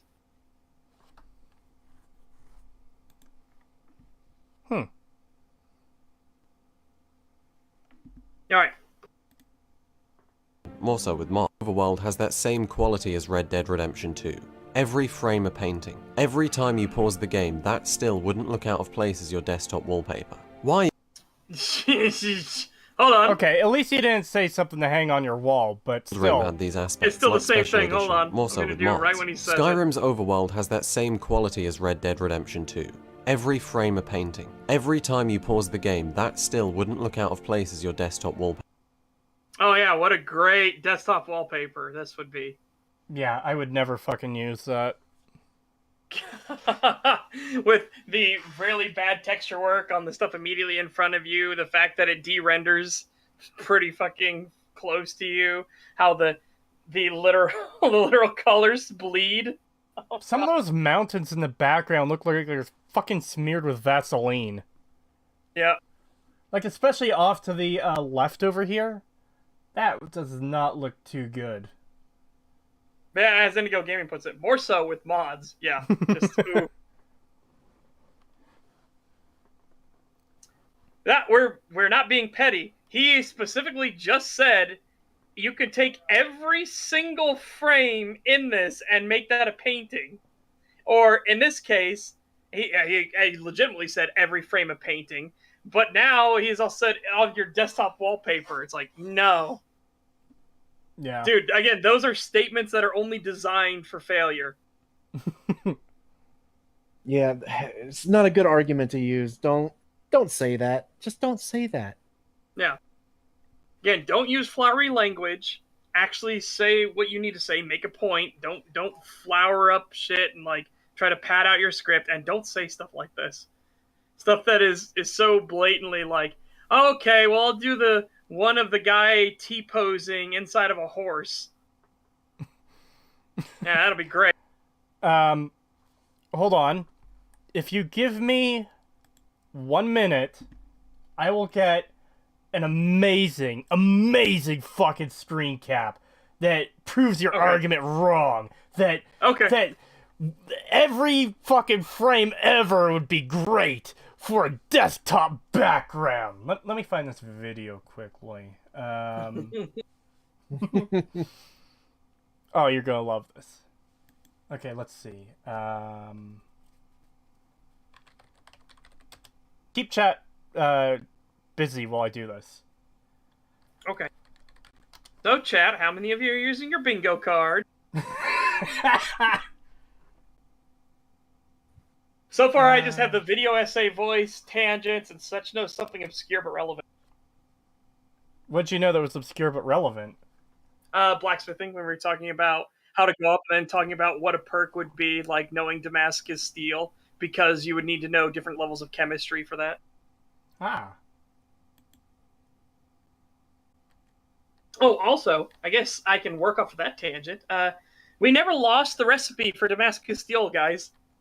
There was a crazy SciShow video, an absolutely insane SciShow video, where they were talking about how medieval blacksmiths were too stupid to know how to make Damascus steel, and it was only the more advanced and culturally enlightened Middle Eastern and Eastern blacksmiths who could do it. And so, yeah, because again, SciShow is fucking, yeah, we got to spin that leftist garbage propaganda.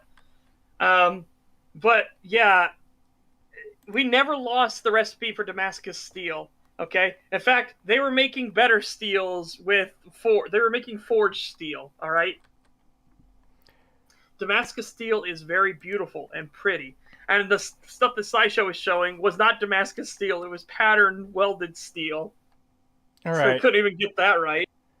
I posted this image in chat, and I'm going to put it on screen in just a second.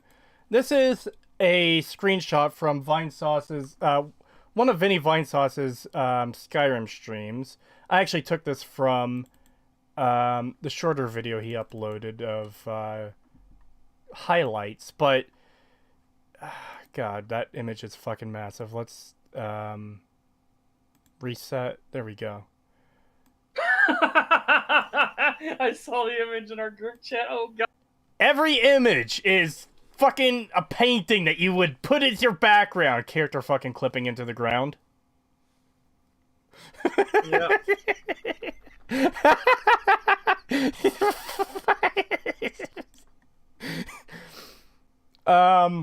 And by the way, there are so many others during this entire fucking video. Like, even through all of Vinny's streams, it's like, these are...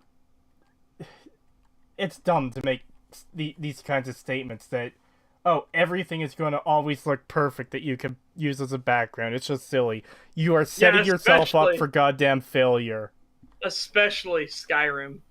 When you're saying that Skyrim is that way, it's like, oh boy, dude, no. Yeah. No, I'm sorry, no. Alright, we're ready? Just a second. I want to check a couple things quickly. Someone might have sent their own screen. Shh. Okay, this isn't going to count because it's demastered, but I'm going to put this in chat too. Just because you guys might find it fucking amusing. Oh, why did it do that twice? Ah, why is it posting? God damn it! Yeah, nice. Okay, so just so chat knows, this obviously doesn't count because it's Yeah, this is the demastered, so it does not count. Yeah, but it is funny.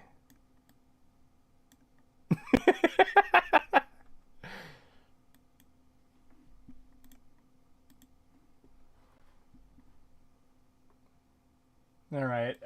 Let's see. Where did watch? There it is. Paper. Why graphics are so mediocre? Because of to summarize, or at least. But again, you're using mods because color and design were awful in the original release of Skyrim. It was all gray. It looked all washed out. It was incredibly washed out visuals. Yeah, Skyrim is a very bleak-looking game. Like again, you keep just tripping into the yes, and the mods make it colorful and stuff. It's like it's mods. Like what the fuck? Yeah, I'm sorry. Mods just aren't an argument for why a game is good. You shouldn't need third-party material to make a game good. Yeah.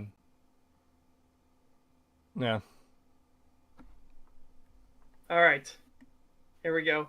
Oh, I just want to make one thing clear quickly, because some pedantic asshole will kind of bring it up, but like, compatibility things so you can actually play games that are no longer able to be played on modern systems is different from modding a game. When I say modding a game, I mean changing the content of the base game, not making it just so the game is fucking playable. Yeah. Because that comes up every so often when we say the whole mods thing comes up, so yeah. Yeah, that's fair. Alright. Let me grab this before we start. Kroger says, to be fair though, bleak can have a beauty to it too. Like the landscapes of Iceland, gray rocks and sparse grass, but you still appreciate the majesty of it. Oh yeah, we're not saying bleak is bad. It's just... I would say another way to look at it is the game Control. Control has brutalism as its architecture. And Control is the game that made me enjoy the aesthetic appeal of brutalist style. You can absolutely do a bleak look, and Control's thing is very bleak and very much sterile and everything. But it's just the way it's designed is it has a beauty to it because they make things pop, like the plants and stuff like that pop out because it's against the gray backgrounds and everything.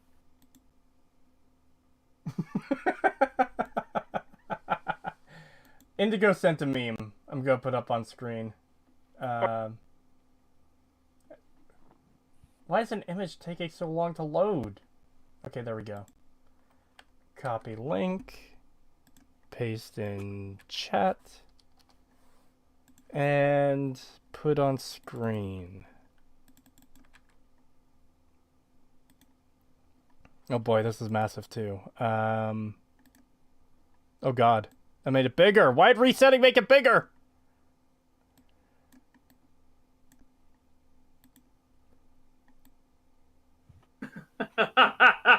Nice.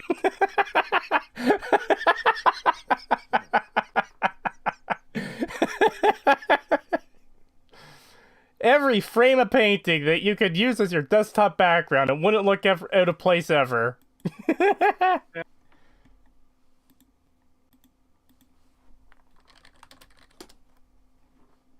Anyways, let's get back to the video. Yep. It was until I found an interview with Matt Carafano, Skyrim's art director. He put into words exactly how I felt. The world of Skyrim is what Bethesda's art team understand as epic reality. This What? Epic reality? The fuck is that supposed to mean? Okay. Alright, well, he's going into that, but I just got to laugh at Skyrim's world design is epic reality. It's like, you mean being incredibly generic and, like, less majestic than what we would see in real life? What? Yeah. Alright, here we go. Yeah, I was gonna say, look at them blurry trees. Oh yeah, look at them over there on the left side of the screen. Look at that. Just the smears of trees. Oh, dude. Alright. I felt. The world of Skyrim is what Bethesda's art means that there are dramatic views wherever you go. The goal being to make wherever you go. Dramatic views wherever you go. Wherever you go. That is not fucking true. That Holy is another shit. statement that is only designed for fail. Now he's describing this as what the art director said, so I know, but that's what I mean. The art director is like, dude, that's entire fluff and not even remotely true. Creetosis, Gadelb epic reality. I don't make Gadelb. I can't add it to I can't open Notepad and put it on screen and type it down to put it to a parody video. I don't do that. Look, I already do a stream in a very similar format to EFAP. I cannot steal Mahler's fucking parody Guys, watch Gadelb. They're great. Yeah, Goodell's video. Goodell videos are great. Indigo quoting that one video, epic celestial. Yeah. What fucking video was that where it's like, it's celestially epic, or fucking whatever that stupid shit was? Yes, you can, Cree. No. I might eventually do an April Fool's type thing, but it won't be a Gadelb. Gadelb is Mahler's. I am not treading on that territory. To show you the power of Skyrim, I sawed this game in half and repaired it with only flex tape. I started the game again, and it looks identical to the game before it was sawed in half.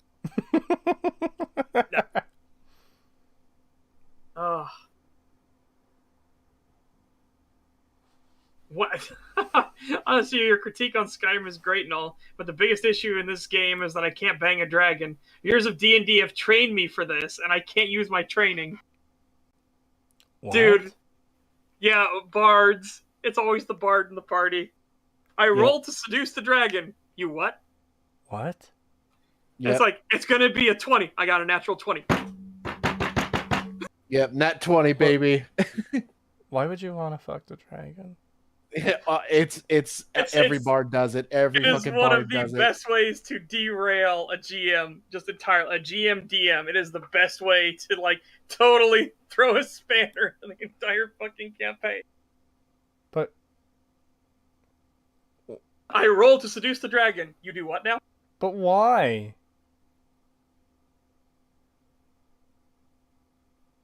I think we should move on from this conversation topic and never speak of it again. Dude, it is a classic D&D shitpost. And it's always the bard. I like the Cthulhu shitpost you told me about instead. The Cthulhu shitpost, Old Man Henderson, is great. Is a legendary shitpost. That is great. Being amazed at the world you're walking. I do want to point out, as Abdullah points at Creetosis, your reaction, Cree. That's why. Exactly. Oh god. McDingus, dragons can polymorph if you're a coward.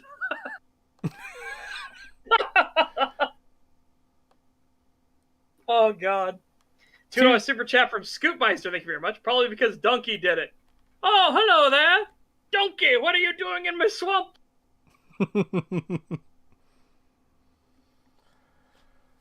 The world of Skyrim is what Bethesda's art team understand as epic reality. This means that there are dramatic views wherever you go, the goal being to make you feel amazed at the world you're walking through. Well, they did it. Be it the jagged mountains, the thick white mist they're draped in, the endless caverns, crooks and nooks, ravines, sheer cliffs painted with greens, blues and whites as a cold flow of water slips off the edge.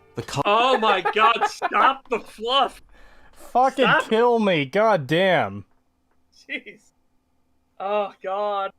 Stop the fluffery, please. Yeah, that's painful. God. All right. Let's get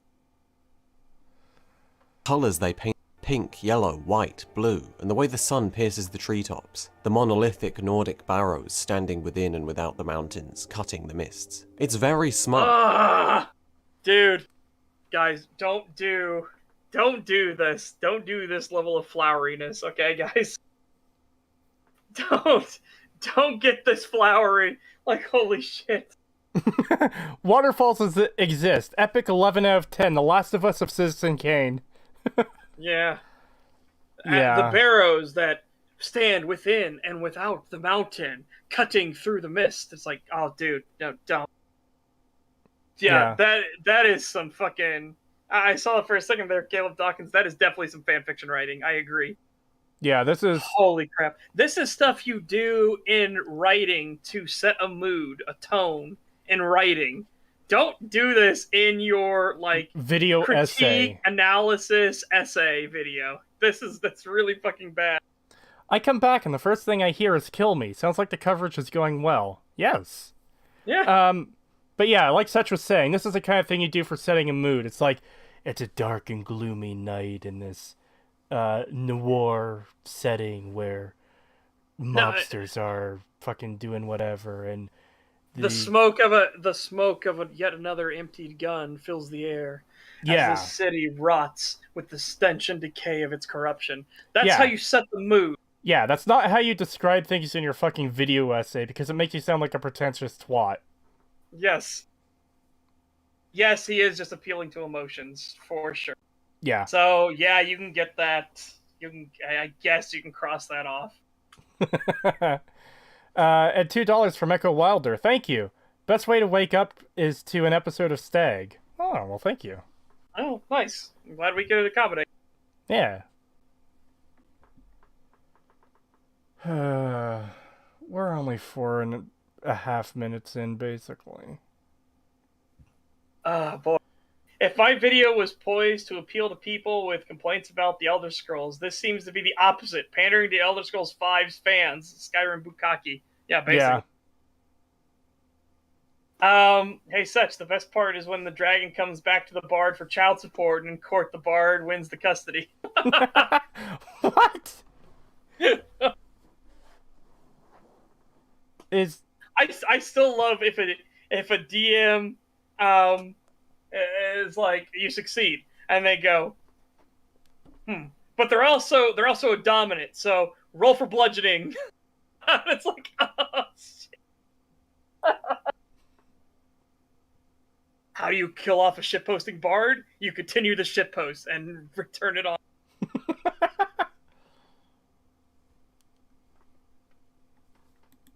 Very smart. So many dungeons in Skyrim will take you to the summits of such heights, giving a view that serves as a reward by itself. And it's not just my god! Even looking at the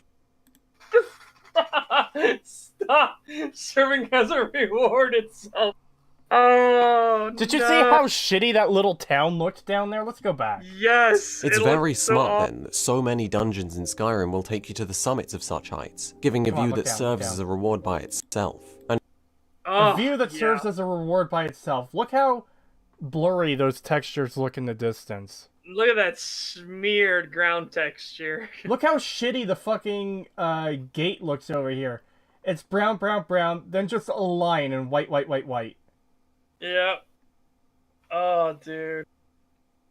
It almost looks like it's absorbing the fucking textures underneath it. Yeah. That's fucking incredible. Again, don't make statements like this, especially when people can pause your footage. Just wow. It serves as a reward all on its own. Yeah, that's... Please jump off that cliff and end this video. Don't blame the textures for being blurry. The Dragonborn is just slightly nearsighted, obviously. Dude, now those are kind of perks that are fascinating. Like, hey, you gain an extra level and let's say, like, you just get an extra level because you need to go through further training because you're nearsighted. Imagine that being an actual, like, negative trait you had. Yeah. Oh, There's so much haze as to obscure the low detail models and far away low res textures. Yeah, I was just looking Yep. at this fucking which I is think- why you don't get rid of the fog, by the way. Don't do mods that get rid of fog in Skyrim. Don't do it. I also want to point out this little lumber mill down here. This in particular doesn't look too good. Because you can see, like, the stairs are just a flat ramp, and there's just, like... Okay, repeating... I'm gonna co-opt you. It's worse than that.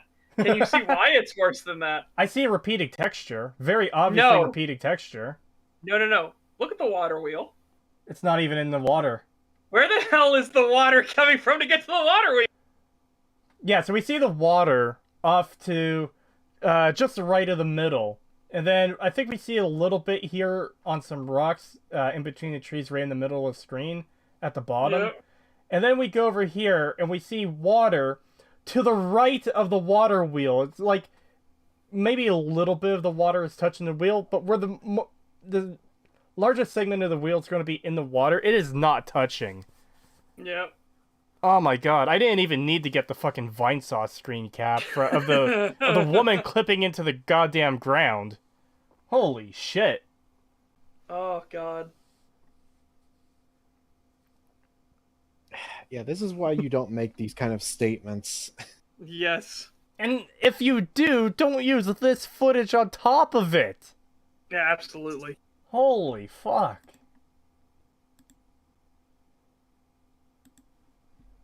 Alright, here we And go. Oh, actually, sorry. Tangent time. Sumo definitely reminded me, nearsightedness, increased perception in close range, loss of accuracy at distance. In Space Station 13, you can actually take a perk to be entirely blind. And you might be saying, well, why would you do that? Because what blind does is it washes out all the color. You're literally in grayscale. And you can only see barely about a tenth of another tile around your character. That's it. Because it's mimicking the fact that your character can reach out and touch stuff. So why would you ever take that perk? Why would you ever take blindness? Because it's such a debuff. Well, because things that need to flash your eyes to convert you to their side, to corrupt you into the cult or anything like that, can't be used on you. You can't be stunned by bright lights or flashbangs. Which has led to quite a lot of shenanigans because the blind lizard botanist can't be stopped. Oh my god, wait, does the blind lizard botanist have chemicals? Oh god, it's the blind lizard botanist with chemicals, everybody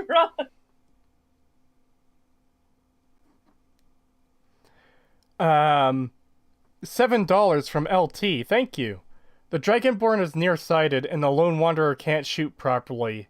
Hashtag headcanon. Not headcanon, just normal canon. Hashtag canon. Nearsightedness doesn't explain the water vanishing, though. Yeah. It's just funny. Basically a bird box proof character, yeah.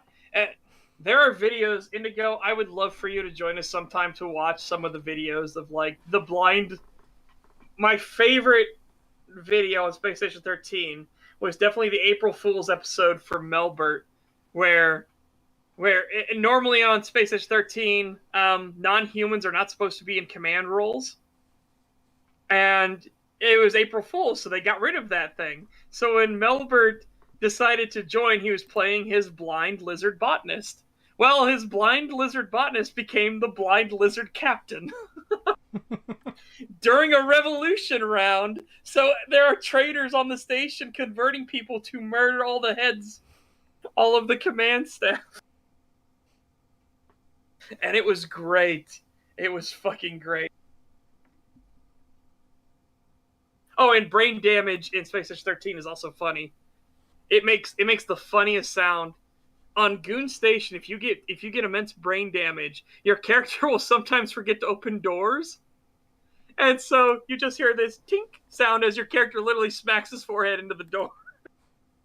You just hear tink. And it never fails to crack me up.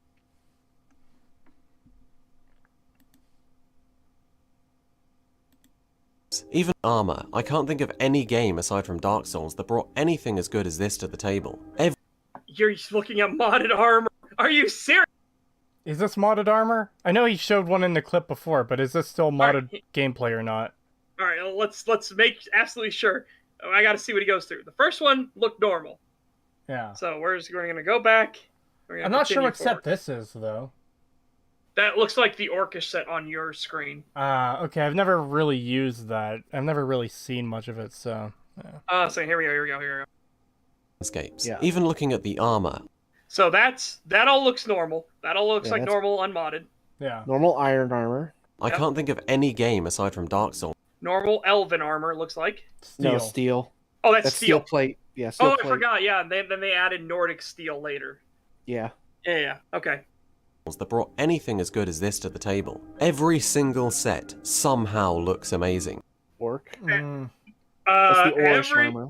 Every single set somehow looks amazing. That I shield don't know looks about pretty that. fucking garbage to me. Yeah, I'm sorry. No. Just no. And we're actually, you guys are going to see it. I will hit forward and you'll see a set that I think looks shit. Here we go. Did you see? Oh shit, it didn't move for you guys. The Daedric are among the most badass. Oh. The Daedric armor. I hate it because these pauldrons are shit. Your arms have literal like spines off of it. So, this is like damn near non-functional armor. Yeah, you realize how much shit that would get caught on and not in a good way? That would fuck you up in a fight. Oh, dude, and the amount of different leverage points that somebody could grab and wrench you down with. That's the same reason why I backtracked to the iron armor. That's why this is so bad. This is why Vikings never put horns on their fucking helmets. Because it's a leverage point. You can grab that, and now you can leverage the person and yank their head. That is not good. Yeah, you really don't want horns on your armor, and there's a reason why Vikings didn't do it. I don't know where that came from. I know it was the Victorian era. It was the Victorian era that put it in. But such a pagan, the spiky bits look cool.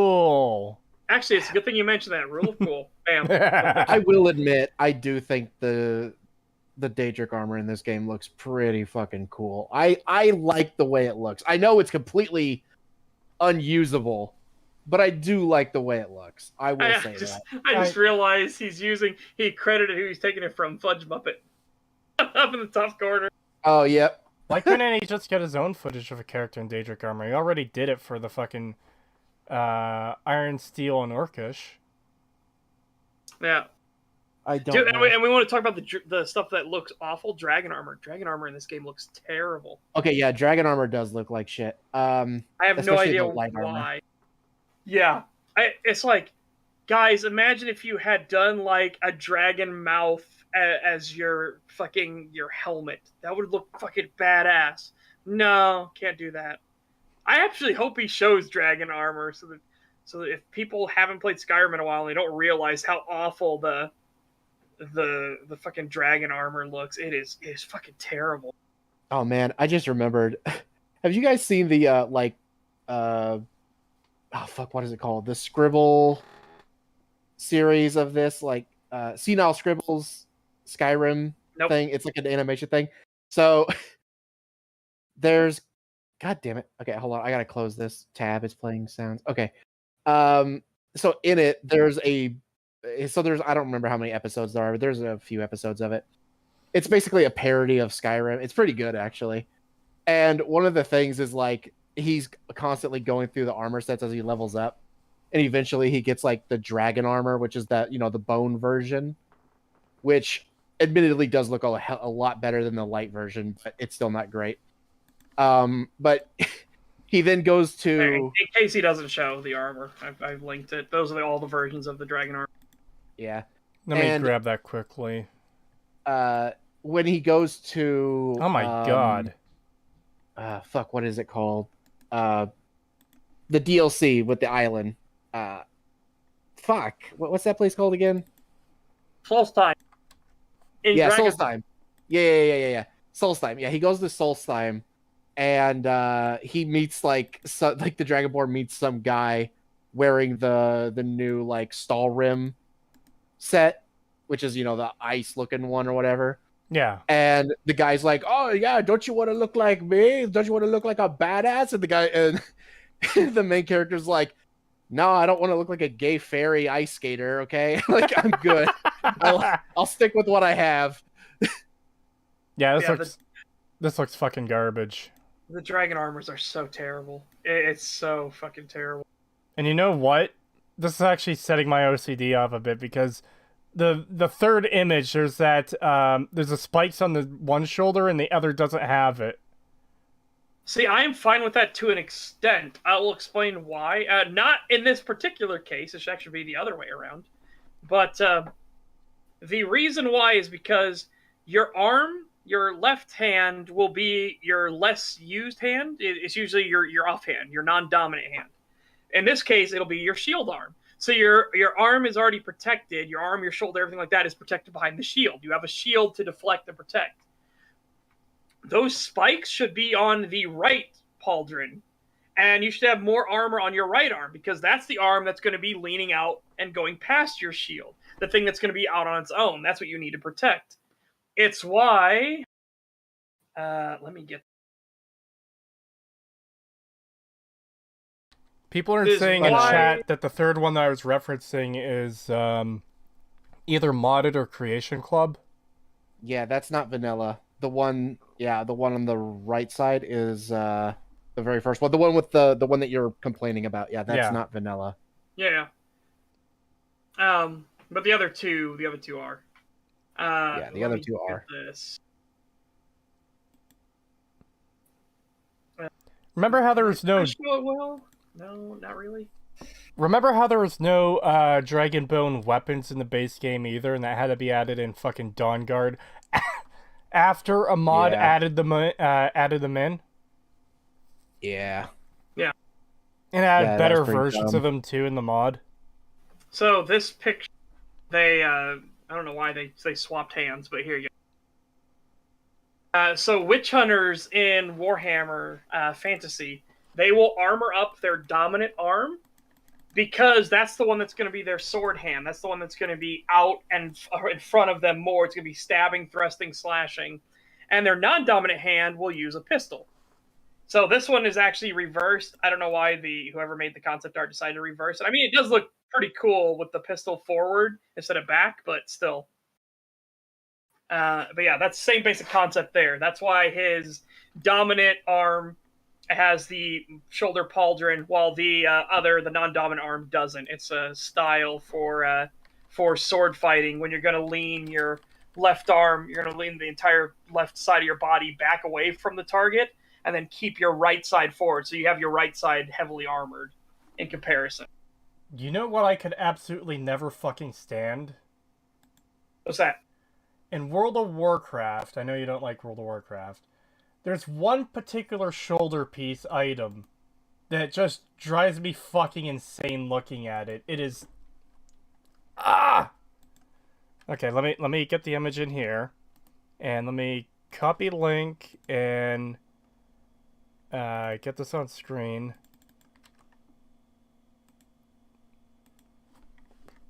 One pauldron! One! I hate it. I hate it so much. Oh, yeah. It annoys the fuck out of me to no end. I despise this fucking item. I hate it. What the fuck? I can't tell you how much I fucking hate that item. From the first time I saw it, Armor is just cool looking fabric. Hollywood said so.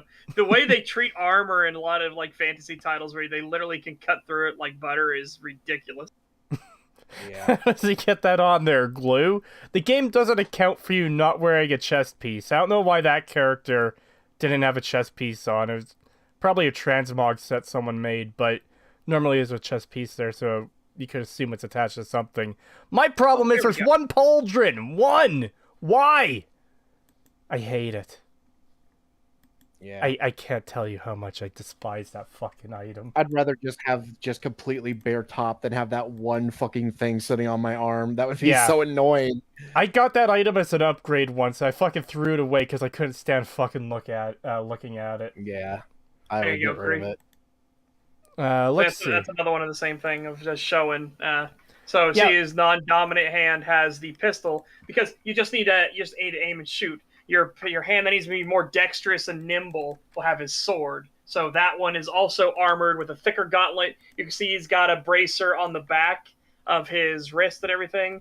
He's got the two knives, the two daggers that are also acting as additional protection on his forearm on his right hand. And he has the right pauldron. See, this I don't even have a problem with because both shoulders are still armored. One is just metal, the other looks leather or something. But the point is, there's still something there. It isn't just a void of armor for no goddamn reason. What's funny is this is actually, looking at it now, this is actually the suit of armor that my character is based off of. Holy shit. Oh. That's fucking weird. Hold on, let me get that. Hang on, since we're already on tangent mode. Let's go tangent for slightly longer. And I'm going to grab that real quick and show. Well, considering we're not even 5 minutes into this video, 2 hours and 20 minutes in, I think it's safe to say we could cut the plus more maybe off the fucking title. Probably. Yeah, that kind of looks like a bit of a gambeson on the arm. And they wear a steel breastplate underneath the armor too. So. Yeah. Yeah. God, now that you bring it up, the whole like cutting through armor like butter thing. That's one of the things I liked about Berserk was that they showed that that's not a normal thing. And the fact that Guts was able to cut that like onion dude in half, well, not in half, but he like managed to get through part of the armor and then hit him in the head and get through the helmet and kill him. And that was like, you know, like it basically stopped the entire fight because it was so like insane that he was able to do that. And obviously because he had a gigantic fucking sword that he shouldn't have been able to hold, but it's like, but it treats that as like, yeah, that's not normal. You usually can never do that. Only certain people can, like him, who are basically special. We'll just go with that. They're special. There you go. See? Same armor. Copy link. I just simplified it. Let's put that up, and then let's put that up. And I like yeah, that. By the way, it. I like the reddish brown. That's what I use for mine. Yeah, pretty good. Yeah, because I think it makes the filigree along the brim of the capitaine stand out more. Which I mean, look at that! Look at that hat. The filigree just pops. Oh, that one's a lot bigger. Yeah. Well, one of them is used for. One of them, the final one, it should be, is that one's used for the start screen on my stream. Ah. And the one in the middle is one of the icons. This is what I was talking about. I was saying like the emotes. That's why I didn't like the emotes we got from the one guy for me. It's like you can get a lot more detail out of emotes and be fine. This is literally a Twitch emote. Yeah, I didn't really care for one of mine. The one with the gun. I don't know why he made it the way he did. Yeah. Well, we could still find someone who can make emotes. I've got someone working on mine. I'll have to see. It's not a priority for him though, but I've got someone working on mine. Didn't Bethesda want to make a Game of Thrones game? Jesus fucking Christ, I hope not. Really, really hope. Game of Thrones doesn't need any more damage after season fucking 8. Or season fucking 5. Yeah, there you go, guys. Yep, sorry for that tangent, but again, we're called Some Tangents Are Guaranteed for a reason. Yee. Alright, now back to it. Let's see what he brings up here. Apparently the stream is buffering a bit. YouTube is not receiving enough video to maintain smooth streaming. As such, viewers will experience buffering. Hopefully, that sorts itself out. Yeah. Alright, here we go. Yeah. the most badass things I've ever laid eyes on. In fact, I remember spending hours of my time watching Skyrim armor compilations on YouTube because I was so enchanted with it. How the art team managed to do this when most RPGs are competing for who. We've got something to talk about with this set. You know what happens when you're wearing the Nightingale set and you happen to be a creature that doesn't have a normal, mostly flat face? Oh, this always annoyed me. This is why my Khajiit character could never wear this set of armor. Because one, the fucking capes make your tail disappear, and two, the fucking hood crushes your face into a human shape. And I was like, what the fuck is happening to my character? So I was like, no, I cannot wear this. Get this shit off my screen. Let me see if I can find the image. I want to find that comic. I want to find that comic. Here's the comic. This isn't that armor, but it's the same basic principle. Alright, let's see here. Because I remember there being... Oh, I hate that. I hate how big that fucking thing was. Why is the link that big? But there you go. Yes, you've had me show this on stream before. Yeah. And yeah.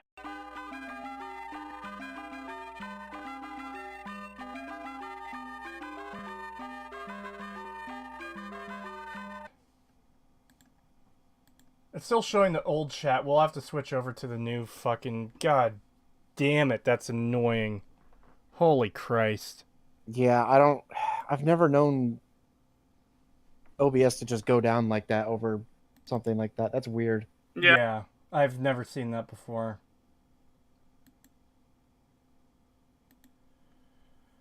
Okay, I'm gonna disable stream chat quickly while I switch over to the new stream. Fucking god damn it. Blame Canada. Hey, fuck you. Yeah, well, there we go. At least we're getting everybody moved. Blame Canada. Canada had nothing to do with it, god damn it. Alright, let's live how do I get to the I think I go here. God, it's another fucking stream I have to stitch back to fucking together in Vegas after the fact. God damn it. Yeah, that's what I was thinking of when it That's the went down. most frustrating thing when anything happens is, oh, now I have to take the stream down and combine them back together. Yep. Jeez. Let's see here. Okay, that should just work. There we are.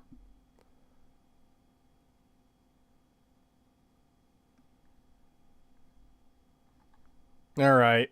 So I'm going to try putting in that image again. Let's hope this doesn't fuck up. No, do the second one. Do the second one. Oh. I didn't realize he posted another copy. Yeah, that one I directly put into Discord, so it should Copy be link. much smaller.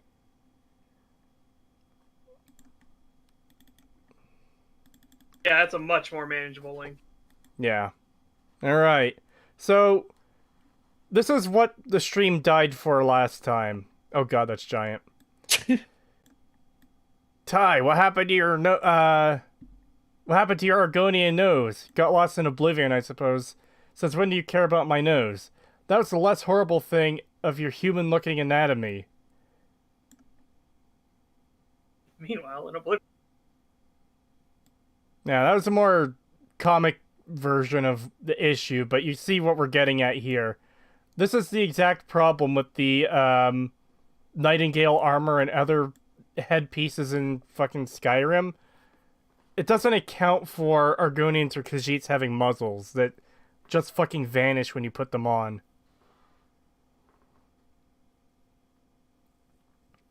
Oh, cool, Indigo. That'll help out a lot. Thank you. Who did this comic? Definitely show us that, Indigo, because it sucks when that happens. Just crediting the person who made this comic. This was 2014 by Doku Sama on DeviantArt, I guess. Yep. So yeah. Anyways, let's get fucking Watch Together back up and yeah, there used to be an image I had that similar to that one image about Fallout 3 and its issues. There was an image I had that showed a bunch of issues with Skyrim. I don't know where that is anymore. $2 from Peace Was Never an Option. Thank you. Todd Howard didn't like the Skyrim slander. Oh god. Anyways, we good to continue? Yep. Yeah.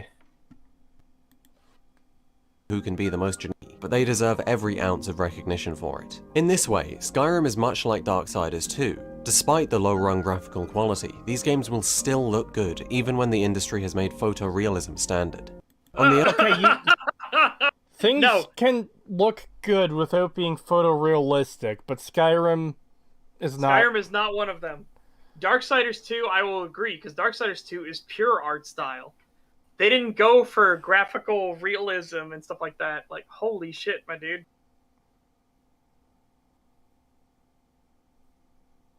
Skyrim will still look great, but no, because its art style and aesthetic are terrible. Oh.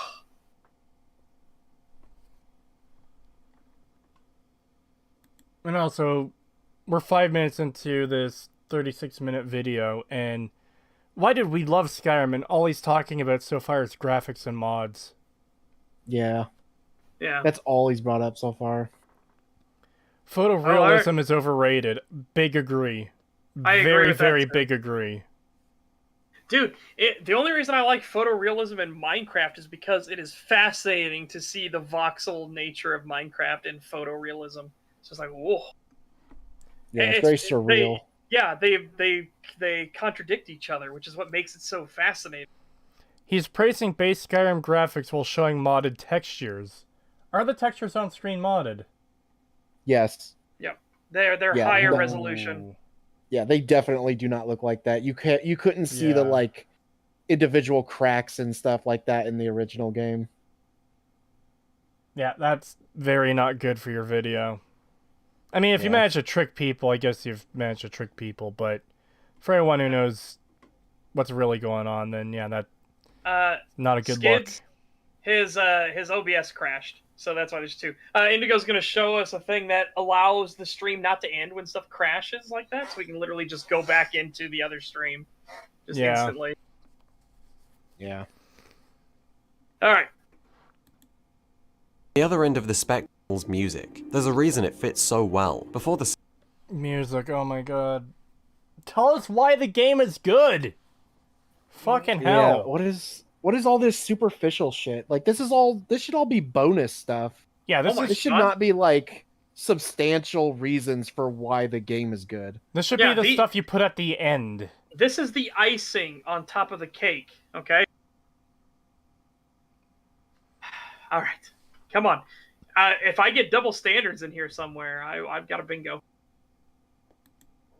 sound director was even in Howard was on it with Jeremy, discussing the main theme, which would be used as a flavor piece for the rest of the entire game, and since it was so fantastic, the rest of the score. You can hear those drums in many of the sound effects too. Jeremy would compose individual pieces for many of the locations like caves and ruins, and he'd split those pieces into woodwinds, drums, etc., send them over to the sound team, who would then very easily edit them into background music. Some of the calmest, most atmospheric music in games as a whole is heard in this.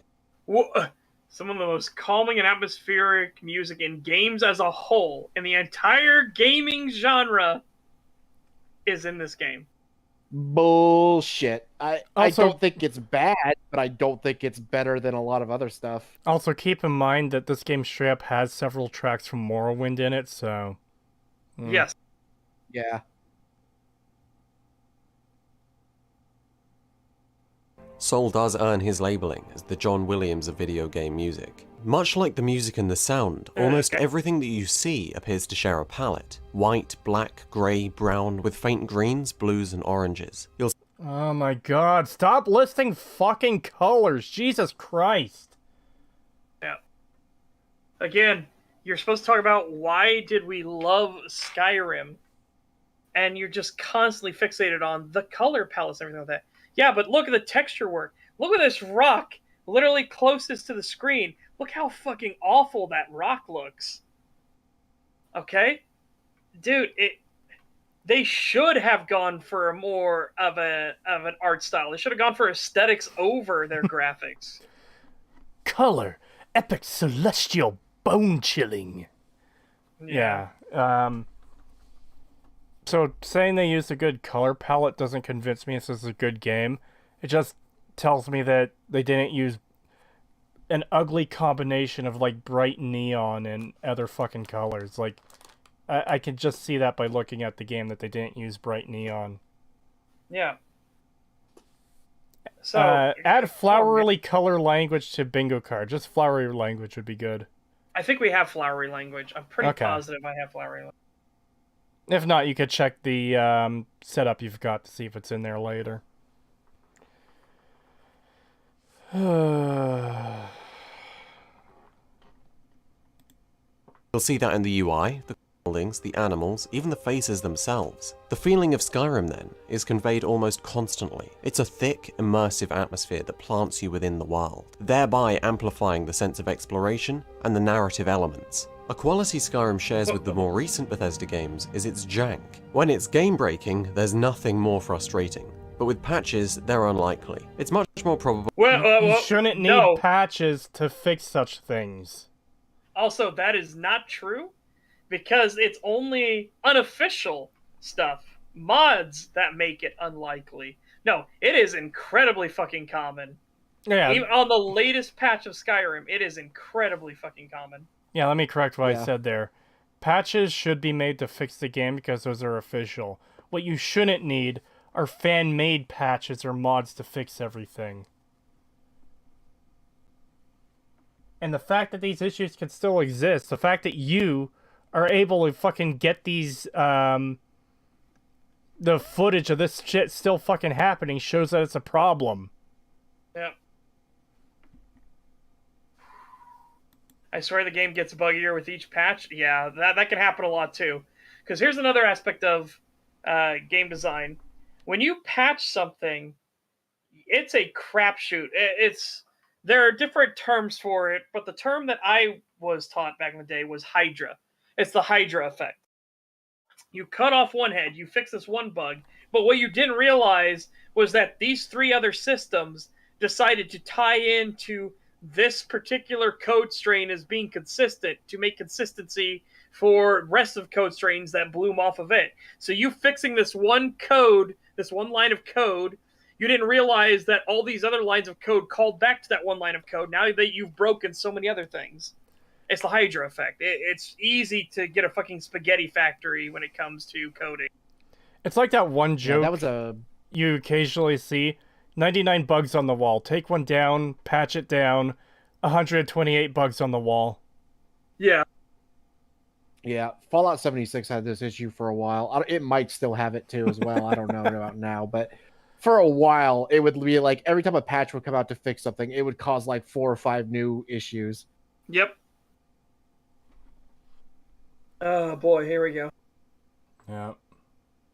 Into examples of the Todd Howard charm. I mean, honestly, this stuff never ends, but it's a part of the game. Should it be buggy? No. Do Skyrim fans very much enjoy the bugs though? Shit. Okay, Skyrim fan. I'm going to ask for you people legitimately that are Skyrim fans, okay? Do you enjoy these bugs?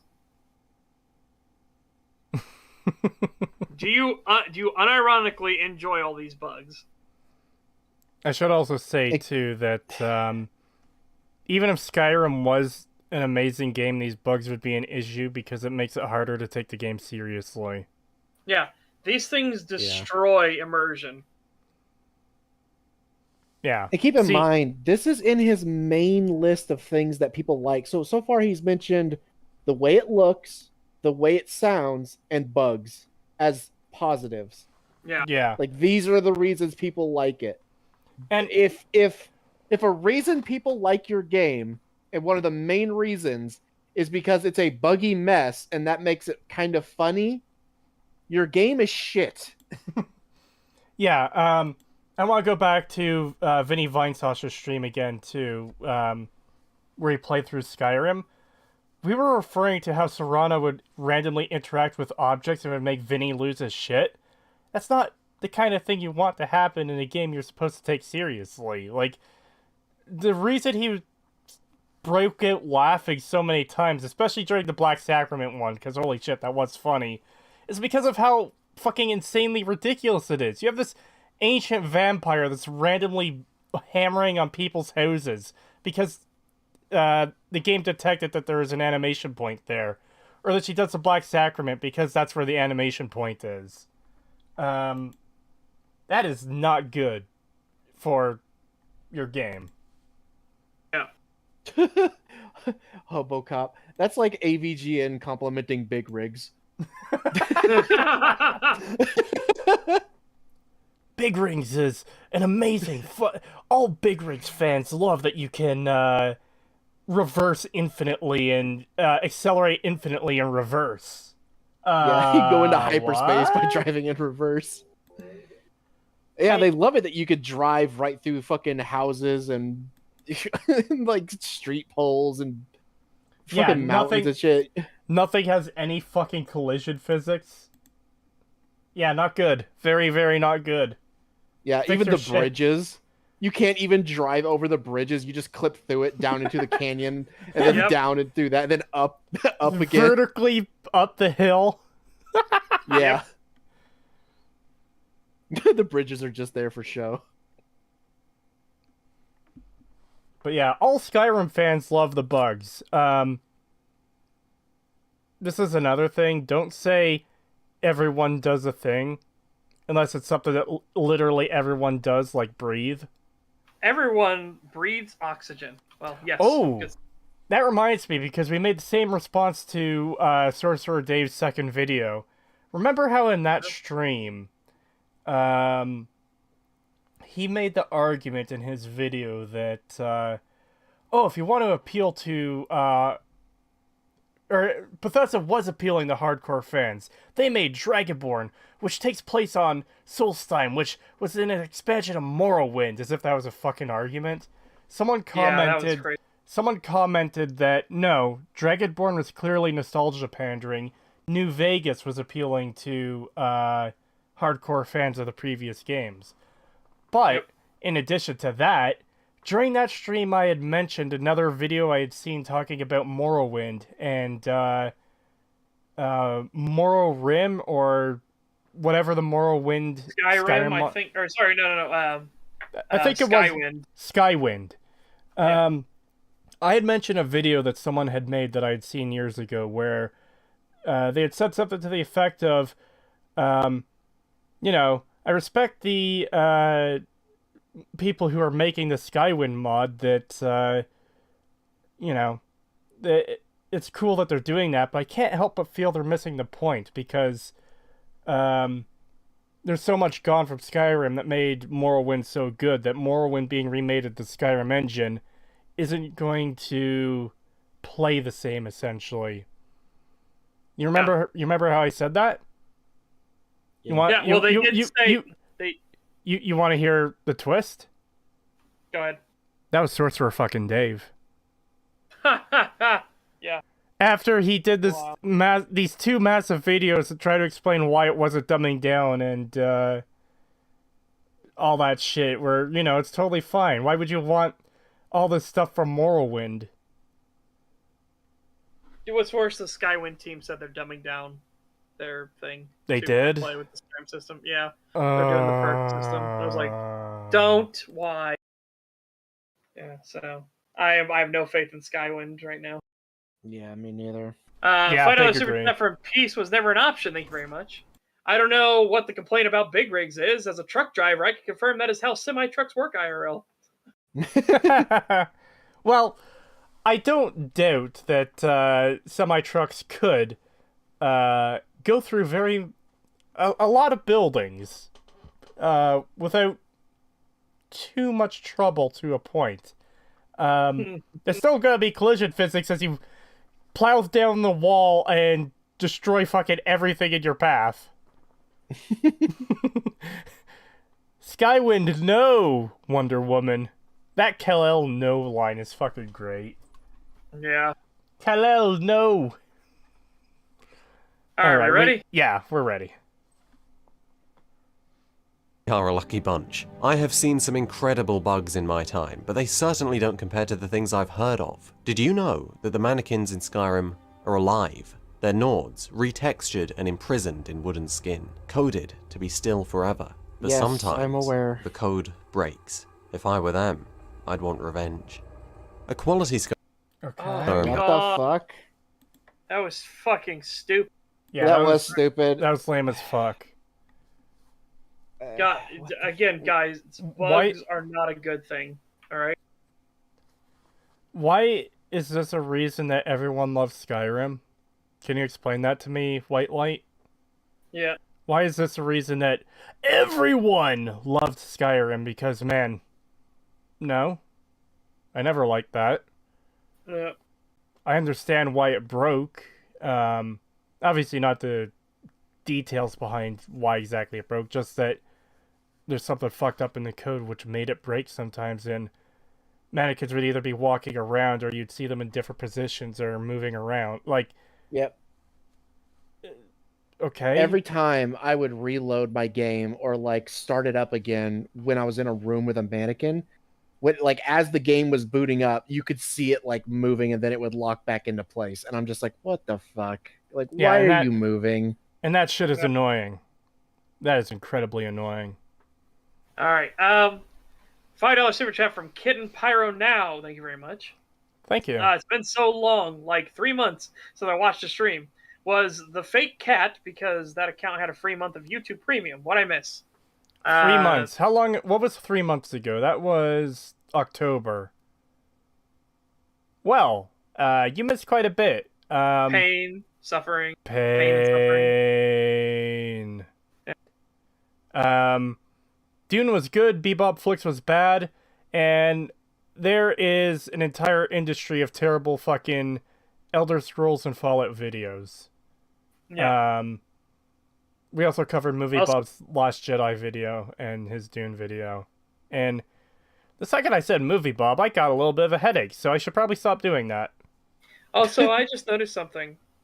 This wreck makes no sense right here on screen.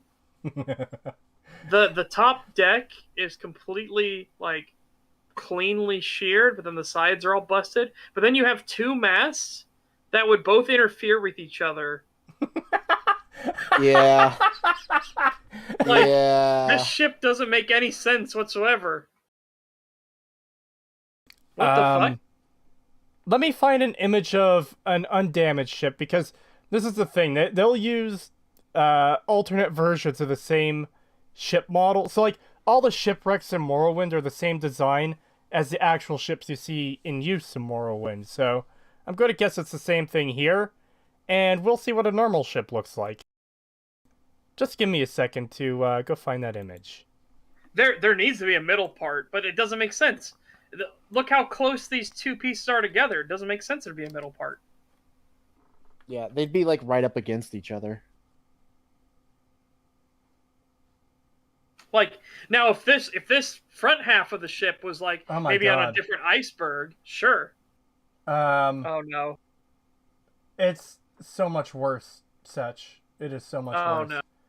The All right. actual ships in Skyrim do have those two masts right next to each other. No. Give me a pic. I am posting it in chat right now.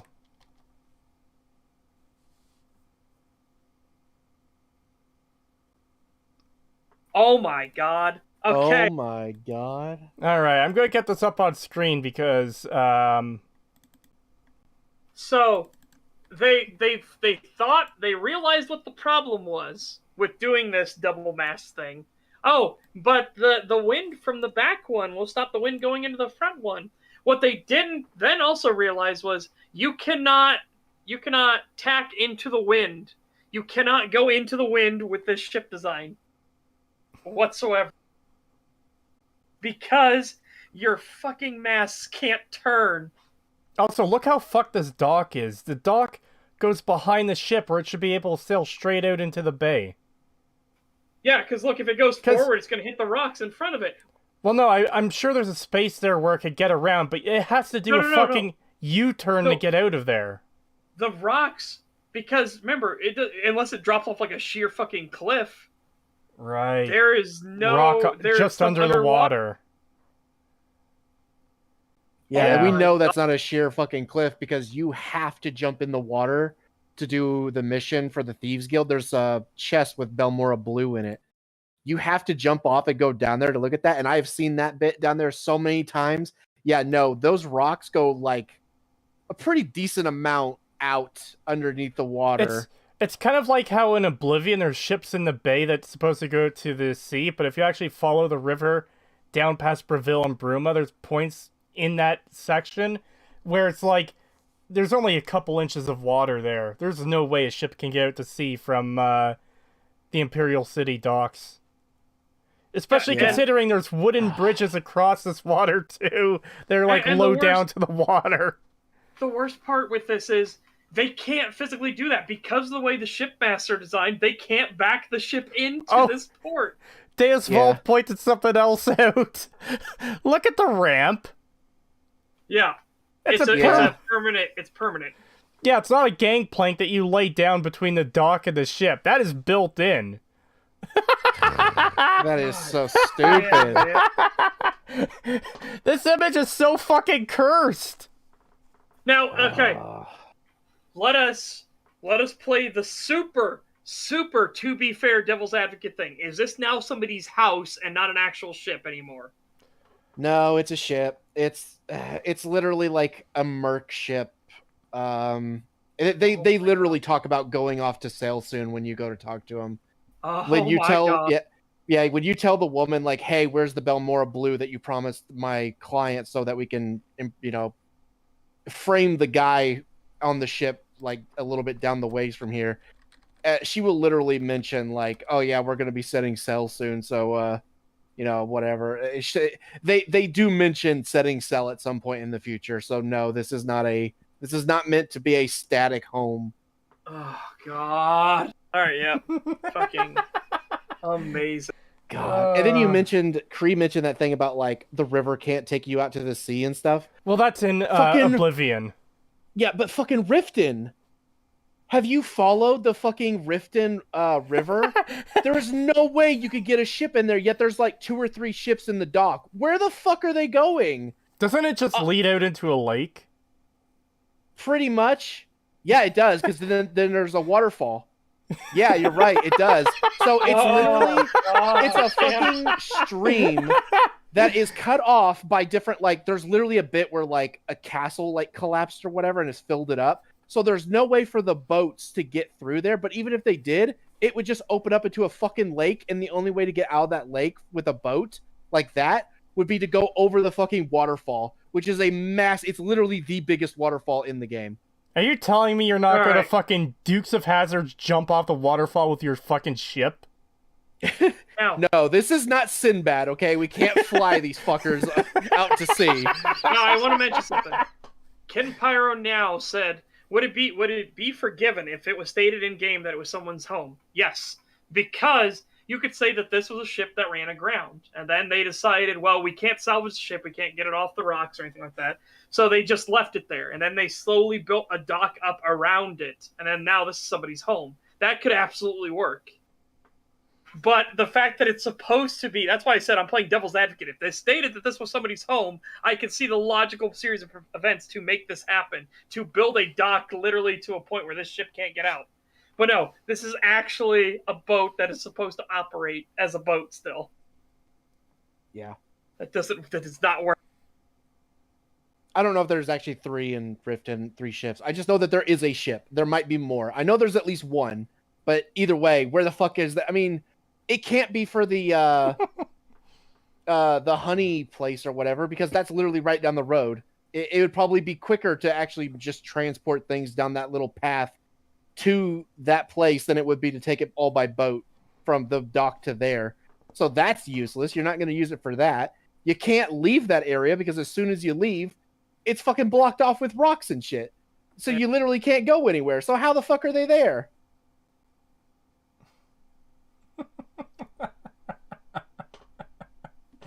Man, the more we learn, the more awful it is.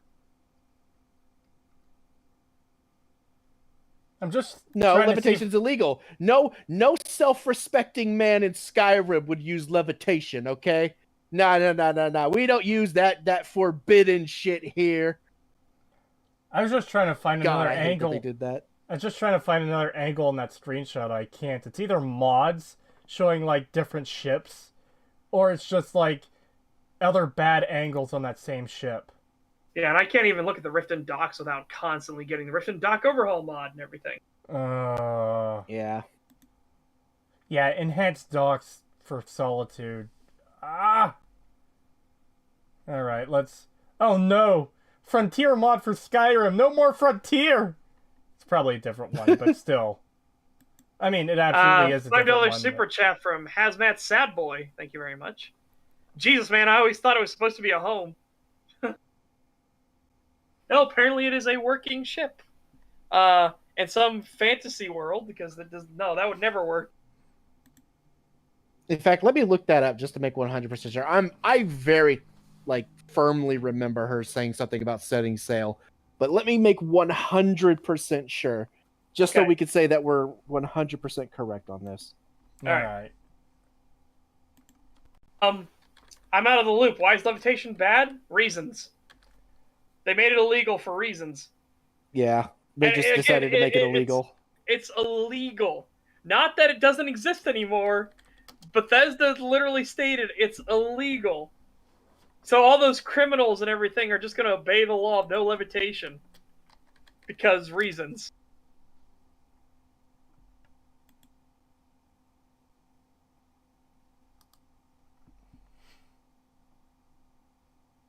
Oh god, yeah, the sails are definitely. I just went to it's called the Red Wave, and yeah, it's got those two god awful sails right next to each other. Ugh.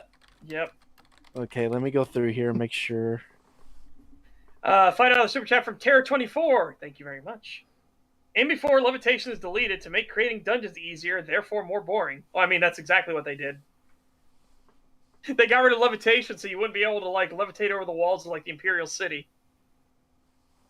Or so you couldn't cheese the mazes they put in the game, like that one in Morrowind where you could just levitate through to the end.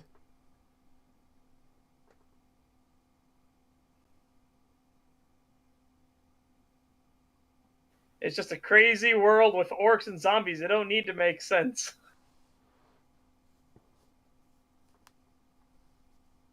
Oh, dude, man. It's fucking great.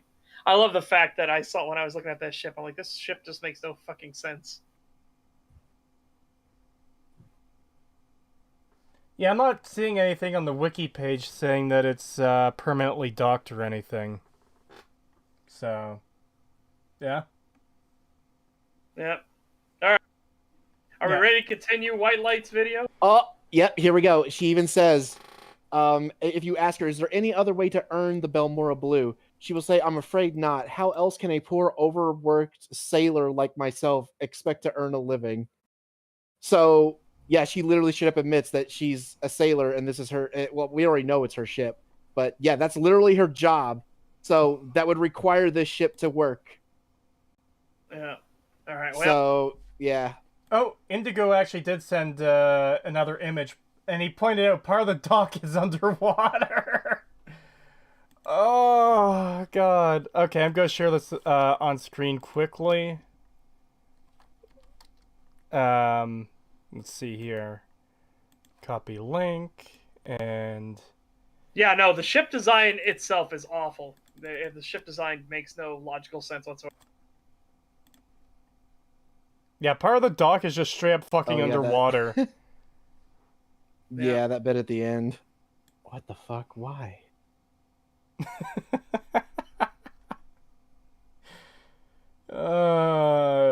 Ladies and gentlemen, Skyrim. Yeah. It breaks at every fucking turn. I love how every time he brings up something, we pause it and we're just like, oh my god, what the fuck? It's like, how does he not see this shit? But he's talking about the visuals and everything. It's like, yeah, these nonsensical ship designs and everything like that are just like, ooh. Literally, the front mast interferes with the main mast. It's... Oh, God. Yeah, navigating with that ship would be awful. I like Absolutely awful. Indigo's recent comment. Bugged boat mechanics. Yeah. Oh god, DSP is a fucking sailor captain in goddamn Elder Scrolls. All right, here we go. Yeah, let's continue. Shared by the more recent Bethesda games is the sheer amount of care and creativity that went into populating the world. It's Care and creativity after we just had that massive discussion about how fucked that dock is and how fucked the ships are. And how fucked Riften is, just in general. Like, dude, there is not a lot of care and creativity. Or need we bring up Solitude, the fact that it could not stand on that rock? That would not work. I'll give them creativity. It takes a creative mind to put one mast right in front of the other. Care, Yeah. no. Yeah, absolutely not care. Let's have the dock loop around the ship in a way that makes no goddamn sense. You know what? That's a creative solution to a problem. It's not the right solution. Sheer care and creativity. Incidentally, coughed on some coffee. I think it means. I think Indigo is like taking a sip and like, what did he say? Accidentally coughed on that. Yeah. See, Coughed out. Coughed. that's one of the things I always kind of find funny is when people are like, the amount of care that went into making this game. But then you have someone like me, just some fucking asshole who's pointing out, hey, look how stupid this is and that is, and oh, look at all these problems in the main story. There is definitely no fucking care there. Yep. Like, it's just hilarious when people say there's care put into a game when there very clearly fucking isn't. 20 Danish crowns from Gangwin47. Thank you very much. Thank you. As a sailor IRL, that ship is a curse to me. Yeah. More curse than the fucking Black Pearl. $5 from Terror24. Hell, that rock couldn't stand on that rock. Yeah.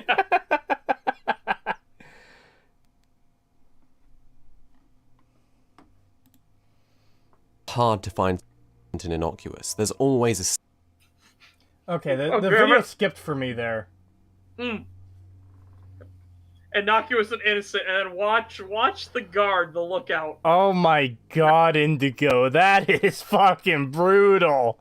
Did the captain of the Costa Concordia design that boat dock? You know what? Maybe. Oh, dude, that's savage. Fucking brutal. Jesus Christ. And then it turns out that she was sleeping with the captain. Oh, what a scandal! And then they had a reporter who was also sleeping with the captain. What is it with this man? Is he like the Italian Fabio? I love. See, I had seen some of Indigo's videos a couple years ago, and obviously we've had him on stream so many times. I didn't think he was so fucking savage and ruthless. I never would have guessed something like that coming from him. All right. the more recent games is Now the sheer watch amount this. of care and creativity that went into populating the world. It's hard to find something completely innocent. What you looking at there, buddy? What you looking at? This is a mighty interesting wooden support beam. I gotta be the lookout for this place. Hold on. Ah, yes. Termite damage. Yes, wood.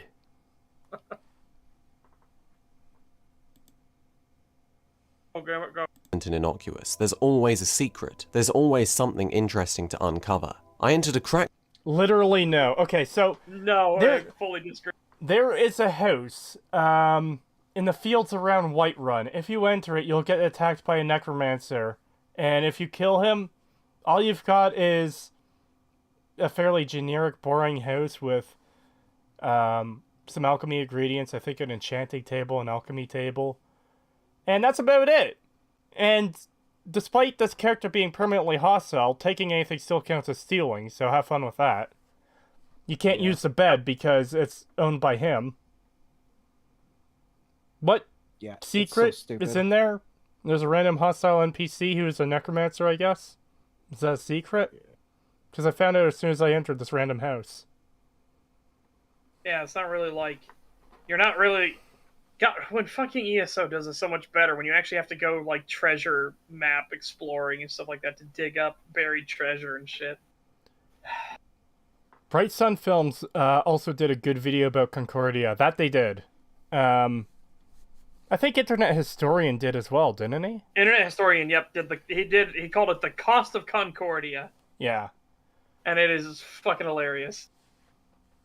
He was the one that was pointing out and she was sleeping with the captain. Oh dear, something like that. And then it goes to later on, the magazine, lady who was interviewing for the magazine, and then he's like, and she was sleeping with the captain too. What is this guy? The fucking Italian Fabio? What the hell? You're so precious when you smile, and they're doing the captain. It's like, oh dude, oh man.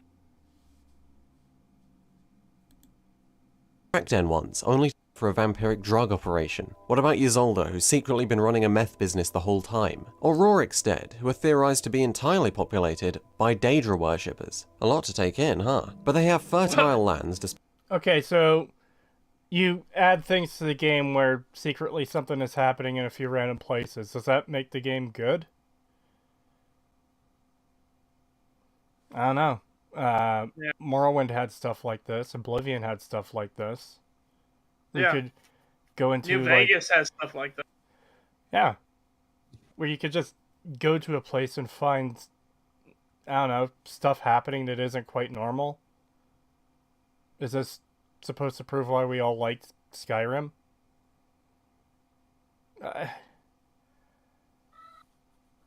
I really don't get these arguments.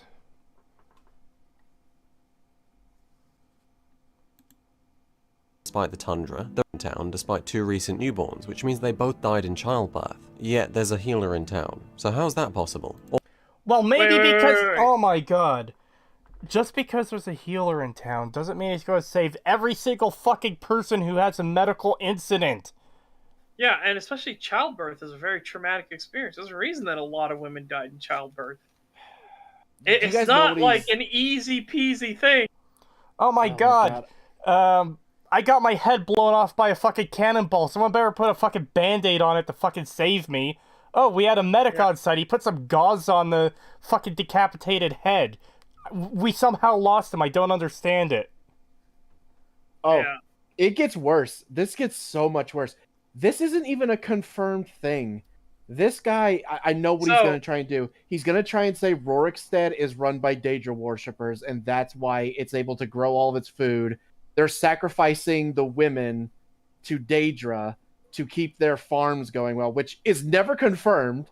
It is a theory, and that's it. That's all it is. But he's going to sit here and say, oh, it's some deep, mysterious thing. It's literally a theory. Nobody even knows if it's true. Dude. Not only that, but he's like, they obviously died in childbirth. It's like, obviously died in childbirth. Do you got a source on that one? Yeah. Citation needed? Yeah. That's definitely a citation fucking needed.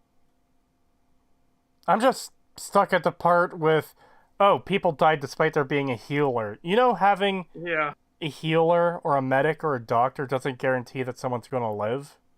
Yep. Yeah. Like, holy fucking shit. You're telling me that when people go to the hospital, they can die? What? But there's doctors there. Yeah. Oh, God. It's just a really kind of pathetic point to make. It's...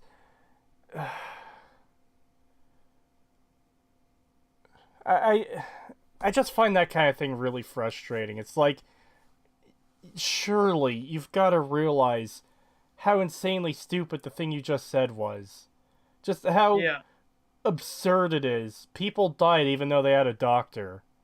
So if someone gets like stabbed 247 times, but they're not dead yet, and you rush them to a hospital, do you think they're just guaranteed to live? Like, is that the way you perceive reality? Because, man, you might need some meds if that's the case. Yep. I gotta agree with Skids. Joseph Anderson isn't even good. Yeah. Yeah. He's like the pinnacle of the essayist that doesn't actually look into what they're saying, which is so fucking annoying. Now I will say his Fallout 4 videos are pretty decent, but that's pretty much all I've watched of him. I did see his Mario Odyssey video, and I don't know, it just seemed kind of petty to me. He was like, "Oh, you can earn Yeah, the Mario moons Odyssey one. by doing some of the same thing over and over again." It's like, Yeah. okay, but there's still different kinds of challenges. Like, Yeah. it's like going to Legend of Zelda Breath of the Wild and saying, "Well, some of the Korok puzzles are used over and over again." Like, motherfucker, there's 900 of them in the game. I think they get a little bit of a pass on some of them being reused.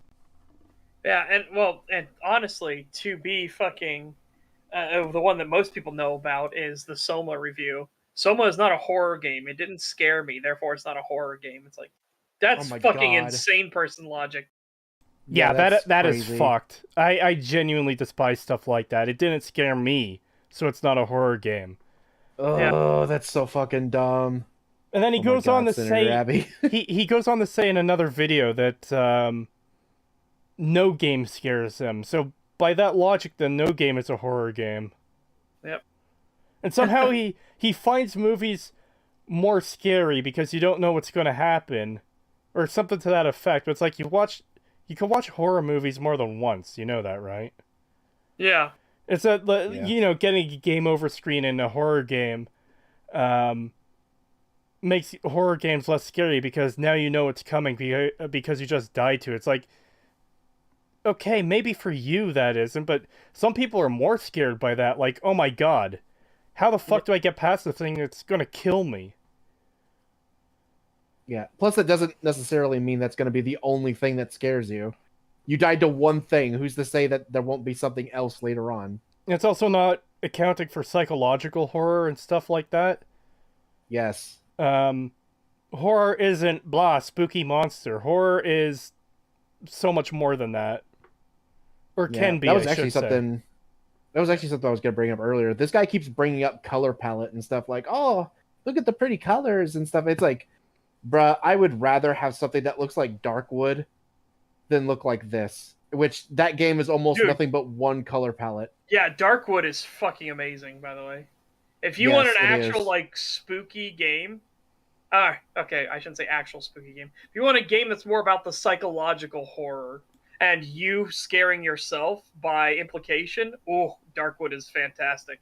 Yes, that game is terrifying. Dude, I love this that- comment. That I remember, I think it's like the first night they make sure that whatever it is out there starts scratching at the walls next to you and opening doors Yeah. in your house. It's like, oh, dude, that alone.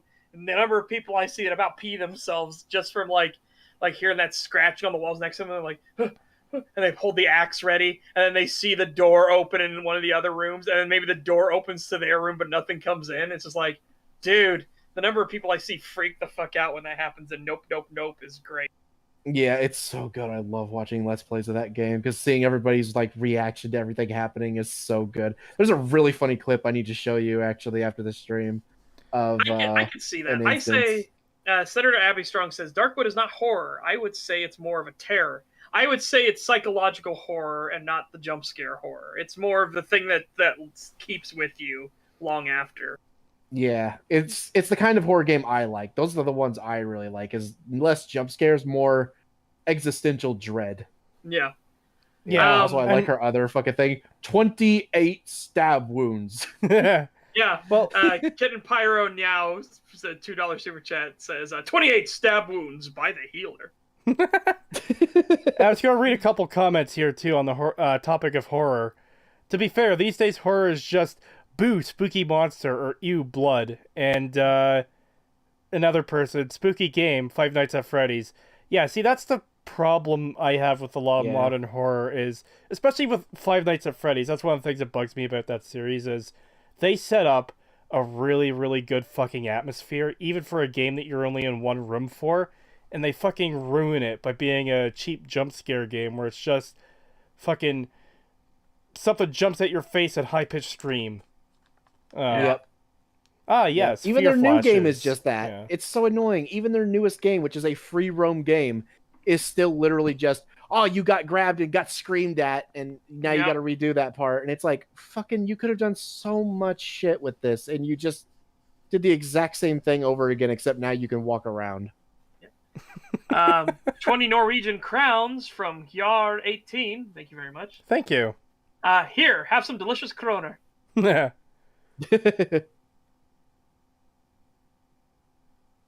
I know that his I know that Joseph Anders' Dark Souls videos are also pretty fucking bad.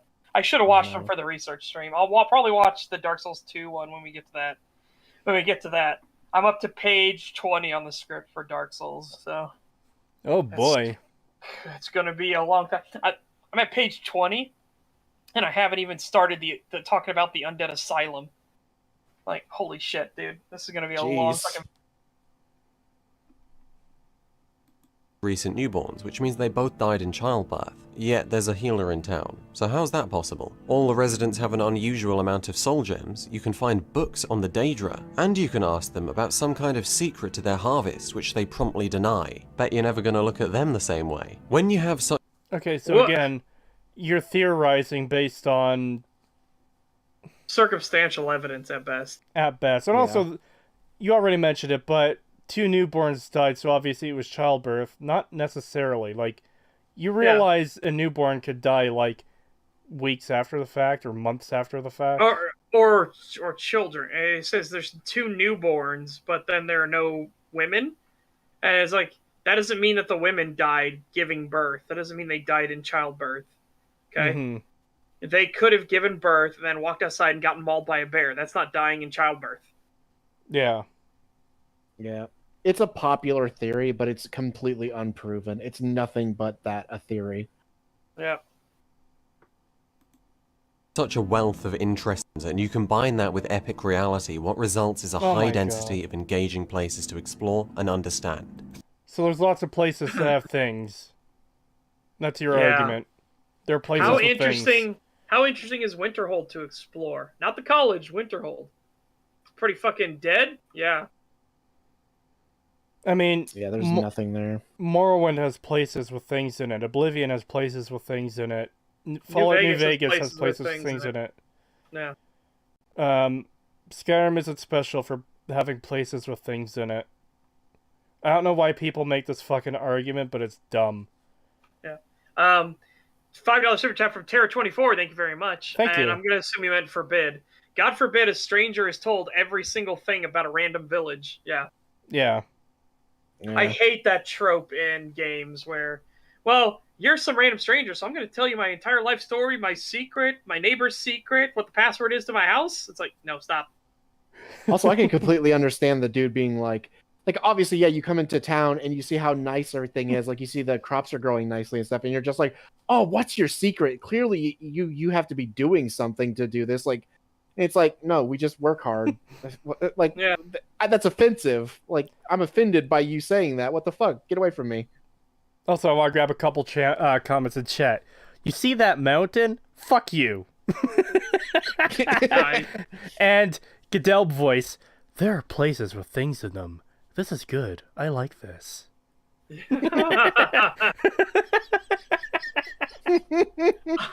Oh, I just met you? You should be the leader of our faction.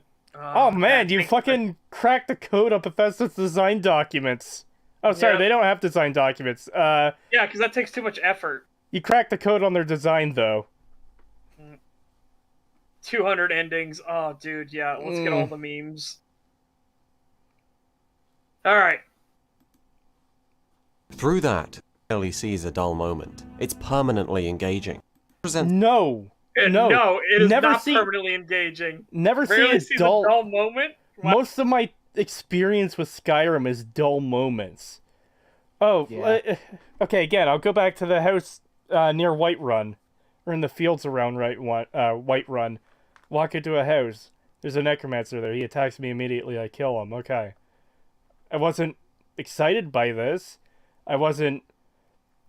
At most, I got a little curious. Like, okay, what's going on here? Why did he attack me? So I look it up on the wiki. Because there's no information in his house. Oh, it's just a guy who's permanently hostile. Oh. Well, that's actually pretty boring.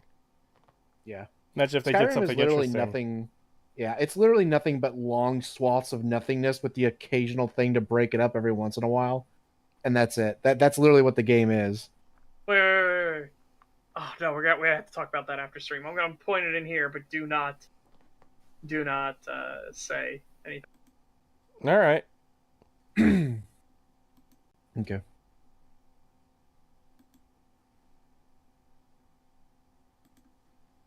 Yeah. Do not say anything, but yeah, there you go. Yeah. Yeah. All right. All right. Anyways, back to the video. That's a problem. Way I see it, there are two ways of playing Skyrim, questing and exploring. And I think one of the biggest problems with Skyrim is that the game puts you under the impression that questing is the right way to play, an attitude made concrete by Skyrim's affection for fast travel. What? No, not so much as affection for fast travel, but for the affection of cluttering your damn screen with all these markers everywhere. Oh, go here, do this. Oh, go here, do that. Oh, follow the arrow. Don't think, just follow the arrow.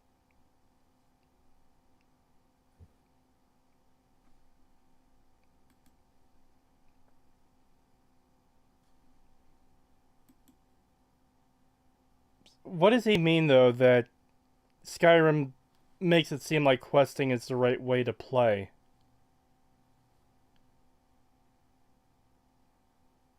Oh, man. I don't know why he thinks that's the right way to play, but I'd say the reason so many people just go from quest to quest to quest is because of the fucking markers constantly being like, follow the arrow. Don't deviate, follow the arrow. Yeah. Well, also, you don't want to play the main quest because it's fucking terrible. So you'd be better off just going off and doing side quests. Also, I want to point out, too, that maybe some people find it fun to just go into random dungeon after random dungeon after random dungeon.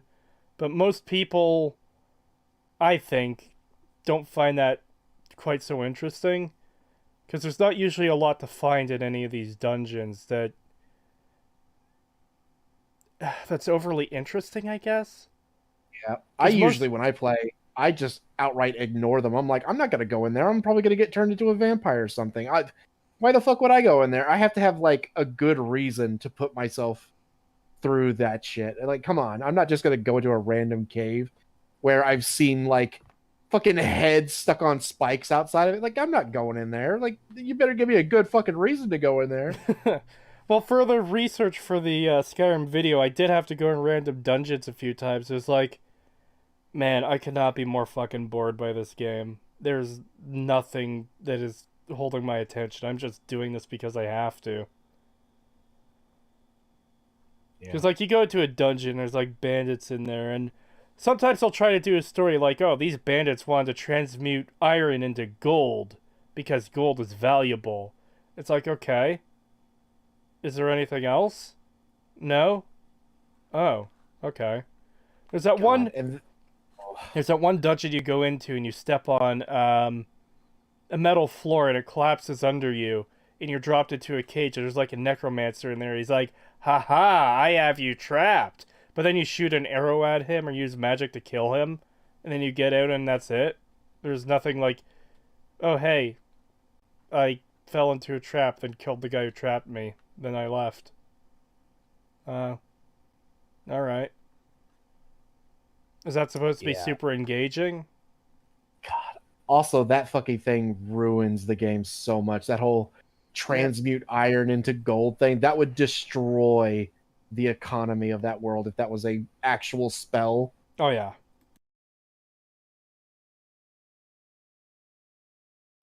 Everyone would fucking do that if they could. Yep. Oh, dude. Yeah. Alright. For most of my first I did. I fast traveled to get around. I never once decided to walk to my destinations and investigate what I came across on the way. Oh, Well, You you have had to to. walk to places to find them initially. Yeah, like what are you talking about? That is just a lie. You have to walk there. Like you Hold can on. take the carriage to the main holds, sure, but you have to walk to these other destinations. You can't just fast travel to them instantly. Unless he used the cheat to get all the map markers. Which he probably use was. Well, he has a lot of fucking map markers unlocked here. Is that all the ones in that area? Hold on, let's go back a bit so I can see the whole map. there are two ways of playing Skyrim, questing and exploring. And I think one of the biggest problems with Skyrim is that the game puts you under the impression that questing is the right way to play, an attitude made concrete by Skyrim's affection for fast travel. For most No, because look, he has stuff that's unmarked, so no, he didn't just unlock all the markers. Yeah. So you can see how Markarth is not colored incorrectly. You can see how that Imperial camp to the north, or sorry, not Imperial camp, but that camp to the north of him is not marked incorrectly. Yeah, that little flag. Yes, but he's saying this is something he used to do, not that he does now. This is saying something he regrets. He's saying that you're meant to walk from place to place because he missed so much. He regrets playing that way. But that doesn't change the fact that he still had to That walk. he would have had to. He would have. Yeah, had I to know. walk there. Well, in that case, he probably did unlock all the things and just fast travel around with a mod or something, or a fucking console command. Yeah, the console command is more the most likely. Find out the super chat from Kitten Pyro Meow. Thank you very much. Studying accounting in college. Transmute hurts me every time I see it. Yeah. There's a reason transmutation destroys things. You should not allow people to make things like gold or anything in your setting because it will literally destroy the economy. Unless you allow that somebody discovered this and then like you're in a post-apocalypse where the economy literally collapsed. Like that could be interesting. Like the net result, somebody did figure out transmutation worked and they transmuted gold and now the economy is gone and all of society fell. That could be interesting.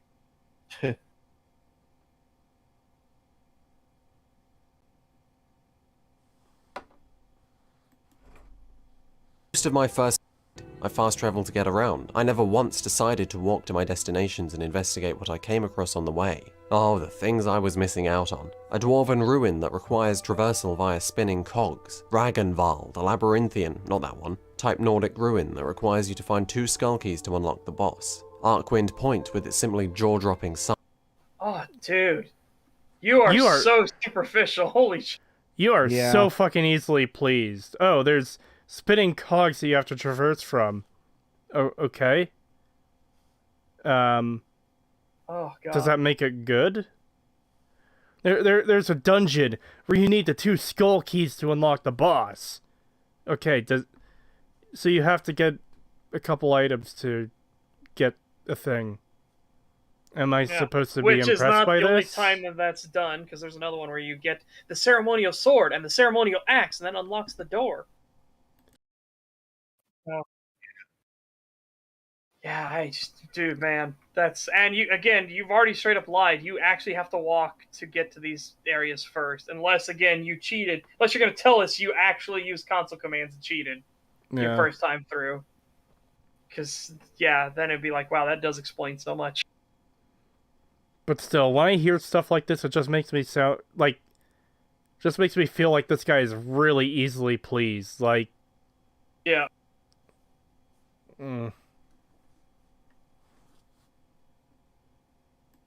From both a gameplay and presentational aspect, you miss out on a stupid amount of content if you stick to the quests. So then, what causes this problem? Well, apart from fast travel, I believe it's multifaceted. On the one hand, players typically want to feel secure that what they're doing isn't a waste of their time, and so of course they'd want to follow the scripted narrative instead of the inconsistency of their own adventure. And on the other hand, quests in Skyrim are essentially just a series of locations, so why explore just a series of locations?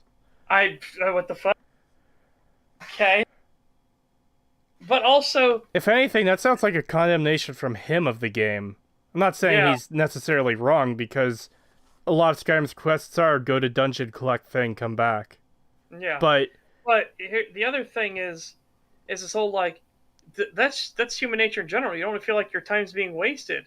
And the fact that Skyrim has such lacking content and so little depth is why people feel like their time is wasted. It's why people get drawn to, I just want to get the main story done and over with, because they're literally everything else is nothing burgers everywhere. The meaningless distractions that aren't interesting, don't progress anything, don't give me anything. They're literally there and it's like, oh, that was kind of lame. Okay. Yeah. Oh, you taking off, Rapar? Well, have fun, Rapar. Yeah, have a good one, man. Oh, hang on a second. Daniel also said, gotta go to bed. Good luck with the stream. Hope you don't forget to check out Why I Don't Love Fallout New Vegas or Obsidian video by Rainbow Hawk 1993. All right. I'm sure you forgot something. Oh, God. Have a good one, Daniel. Yeah. All right. Yeah. 15 random dungeons when you could explore 15 related quests to get narrative experiences and multiple powerful quest. Oh, dude, this is definitely the most painful one. The Thieves Guild. Oh, Jesus Christ.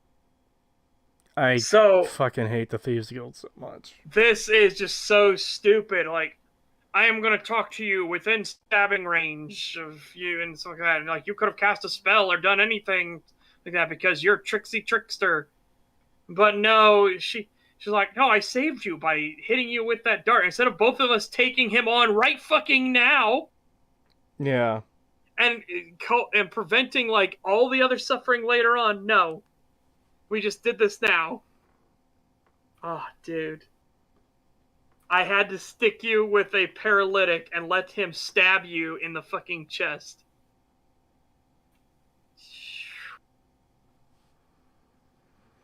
Yeah, it's sure a good thing he decided to poke you one time and not chop off your fucking head. Or just slit your throat. My plan was that I was gonna have him stunned. You're gonna be stunned with the muscle thing. I didn't know he was gonna be smart and cut your jugular. Oh no. Or take that arrow literally out and then shove it into your heart. Dude, this is fucking... Again, so much stuff in Skyrim. It's just such a lack of care or thought. It hurts. But no, that can't be true. Fucking White Light and so many other people, so there's so much care put into this game. Are you saying they're wrong? Yes. Alright, anyways. Wait.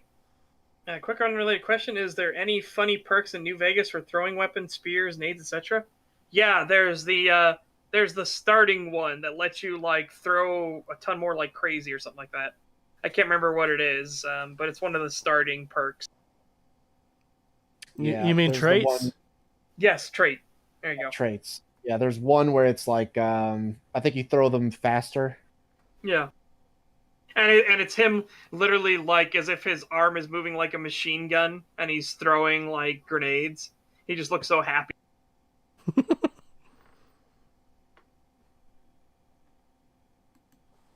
Rewards alongside it. Actually a more effective route to gain power. Not really, but you'll assume it is, partially because you'll assume exploration is inconsistent. It's on Bethesda for not convincing you otherwise. Because it isn't consistent at all. I'm sorry, White Light, but no, the exploration in Skyrim is actually really, really fucking bad. They front-load it into very specific areas, and then it's just a sea of nothingness everywhere else that they barely pay any attention to. Yeah. Again, I've gone into a bunch of dungeons in this game that were just fucking nothing. They were a little more than, oh, hey, here's a little bit of loot. Here's a random enchanted item. Here's a bunch of gems and coins.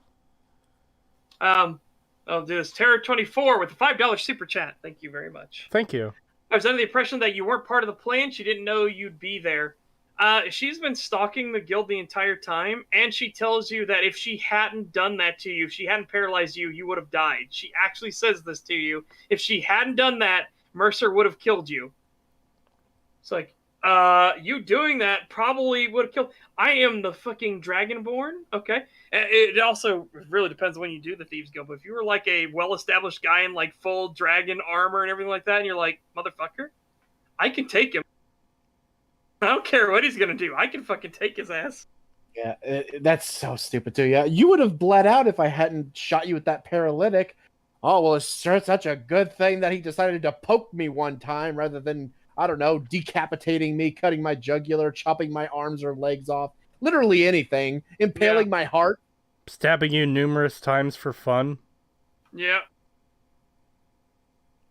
Oh, dude, it's just... In fact... Let's wind that back just a second. Just a series of locations. So why explore 15 random dungeons when you could explore 15 related quests to get now? Isn't there... I can't tell what's going on in this room. Is there water in this room or no? No. No, you are thinking of one later where you almost drown. Yeah. Okay. Which, it's funny, it's like, man, it's so... The water's coming up, and I'm like, I don't know where we're going, and I'm just sitting there like, oh, yeah, doggy paddle. Yeah, or you, God forbid, you have a water-breathing thing, and they're just like, we're gonna drown! You're just there like, yeah, sucks to be you! Yep, sucks to be you. I'll just wait for it to fill up and leave. Yeah, and as gets pointed out, also, never mind the fact you might be an Argonian with 100% poison resist. Yeah, don't think about that. Yeah, that's fucking stupid. Also, or if you're a werewolf, same thing. You get the same fucking perk. So if you'd visited the companions before this, oh boy, that makes no fucking sense. Well, that also raises another question. Let's say you have joined the companions, you are still a werewolf. Why can't you just go into fucking werewolf mode while you're tied up? Does the poison stop that? Apparently. Or the paralytic? Apparently. Yeah. I guess you just become a frozen dog on the ground. Imagine... Mercer suddenly turns around. He's like, now to deal with you. Holy fucking shit, you were a werewolf? It's just a werewolf in like the fucking just like a hunched up position on the ground, just like completely stuck. Yeah.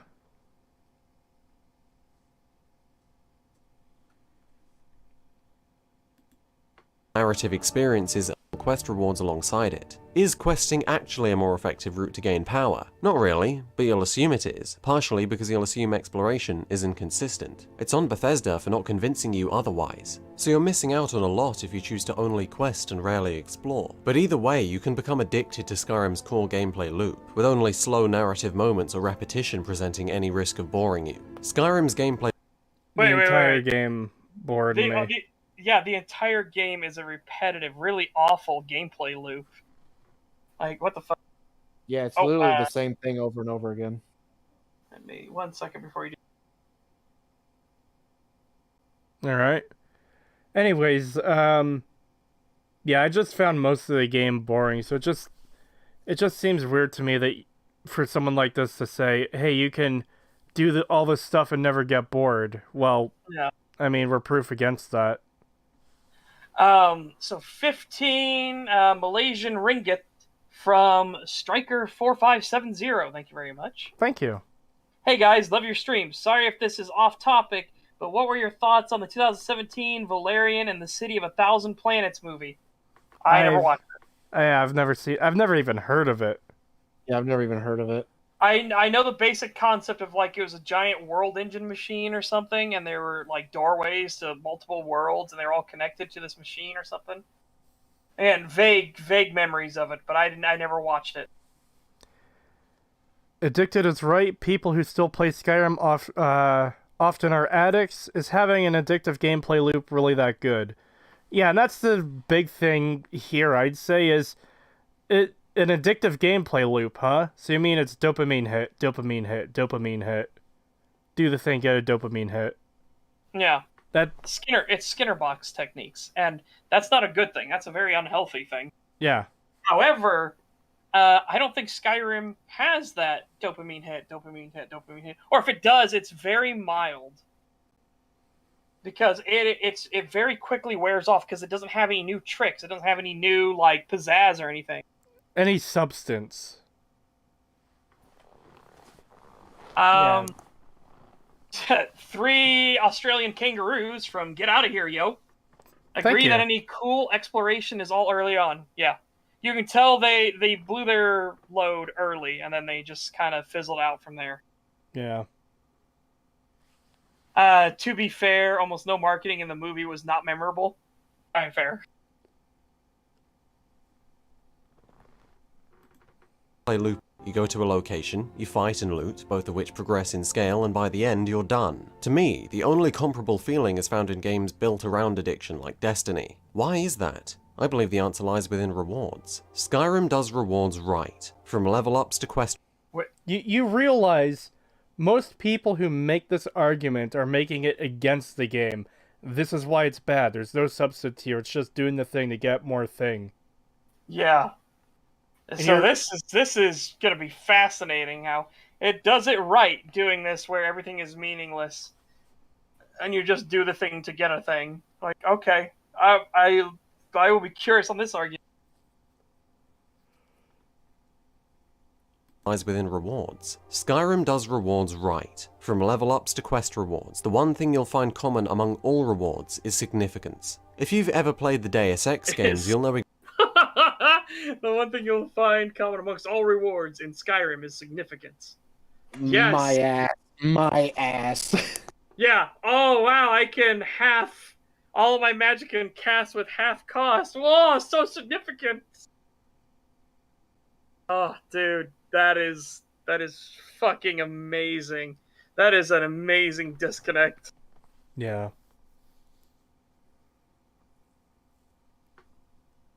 Rewards. The one thing you'll find common among all rewards is significance. If you've ever played the Deus Ex games, you'll know exactly what I'm talking about. Damn near every single skill point you spend in Human Revolution will create a large and noticeable change in the way you play.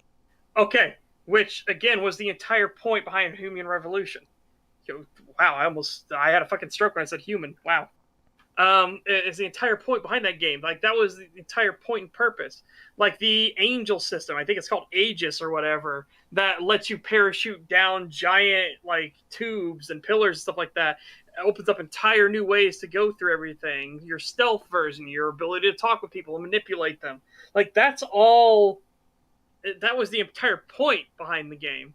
Skyrim does not do that. If you are a magic build, if you are a melee build, if you are a stealth build, you still have to do the fucking forts. You still have to do the Siege of Whiterun. There is no gameplay change to that. There is no way to get around that. If you're a stealth character, you don't sneak into the Stormcloak's camp and sabotage it, so they have to call off the siege or something, which would have been an interesting change. If you're a mage character, you don't work with a spell with the College of Winterhold or whatever, or the mage within the city to erect like a barrier to stop the push. Like, there's literally nothing changes in Skyrim depending on how you build. Huh?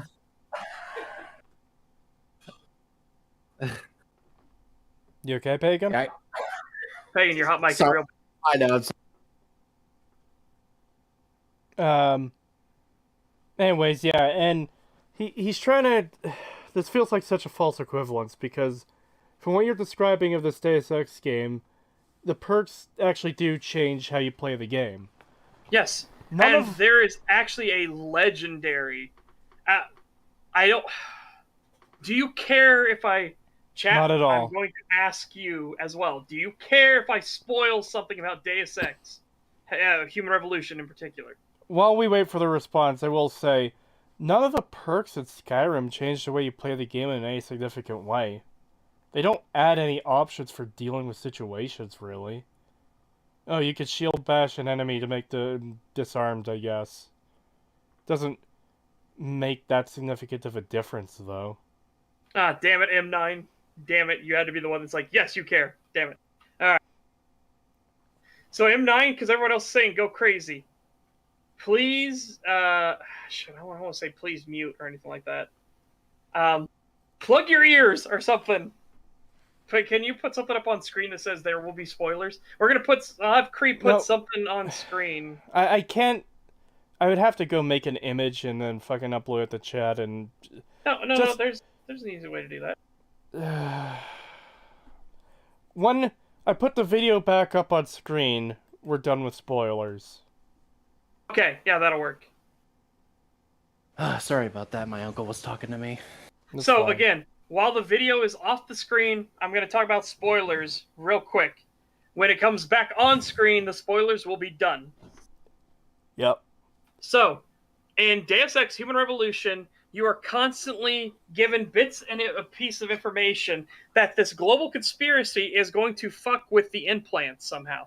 That they are going to cause an incident that will force people to upgrade and get the new implant that they have direct control, like kill switches and everything in. Now, way later in the game, and again, these are all subtle hints and subtle clues and some dialogue exchange back and forth between people. It is never brought up in any other conversations that you are directly involved in. It is never put in your like journal logs, nothing like that. And then suddenly your system starts malfunctioning. You get pain and stuff like that. It starts removing some of your health. Your eyes aren't working properly, and Jensen's like, God, it hurts. Now, you are then given the objective to go and get new augments, to get the augments replaced, to get the update. If you don't do it, the pain and everything goes away. If you do it, later in a boss fight, boss says, "Oh, and did you get that new upgrade?" And they flip the kill switch, and it shuts off all of your perks. And you have to fight them incredibly weak. But if you don't do it, Adam Jensen laughs at them. And it's like, yeah, I already knew about the conspiracy. I ain't so stupid as to fall for that. Oh.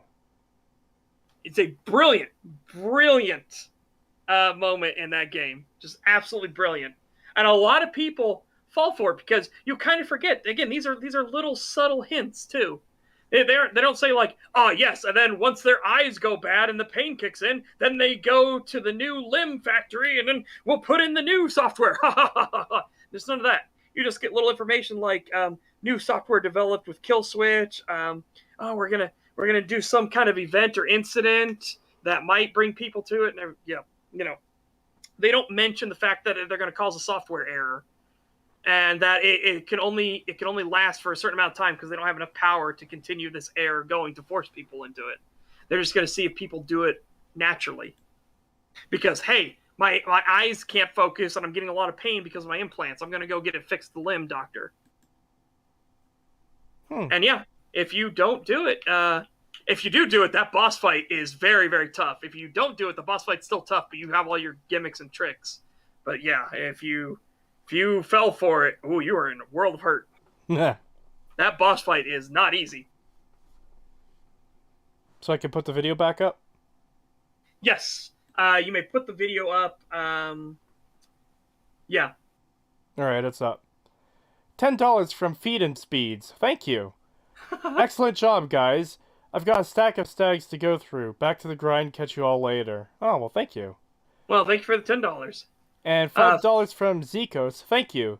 Have you seen any of King K videos? No, yes, I have not. I did for the Dark Souls research stream, and it was terrible. Ooh. Yeah, it was absolutely awful. Alright, well, we good to get back to this? Well, again, the King K Dark Souls retrospective video was incredibly dog shit.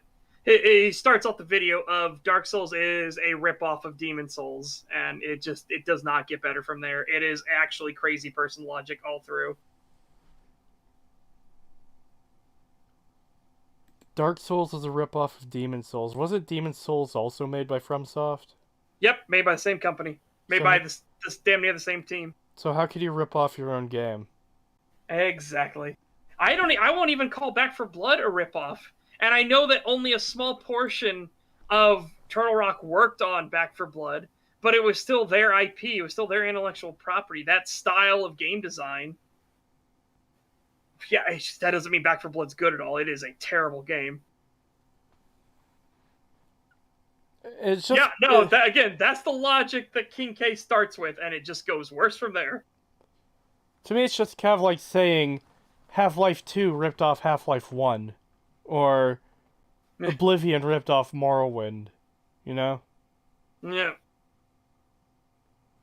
Also, I've never really liked the rip-off arguments in general. It's because, only one person can ever make this kind of game? So, the first... no, they're genuine rip-offs. No, I am saying they're... I'm not saying that something can't be ripped off, but, okay, Terraria is a 2D game about mining for shit and fighting bosses. So if I make a 2D game about mining shit and fighting bosses, is that... and building, of course, in both. Does that mean it's a rip-off of Terraria, or am I just doing the same style of game? Yeah, is it in the same genre or not? That's what my argument for Back for Blood is in the same genre. It's not a rip-off. In fact, they should have, if they had actually ripped off Left 4 Dead, it probably would have been a good game, instead of the dog shit turd it is.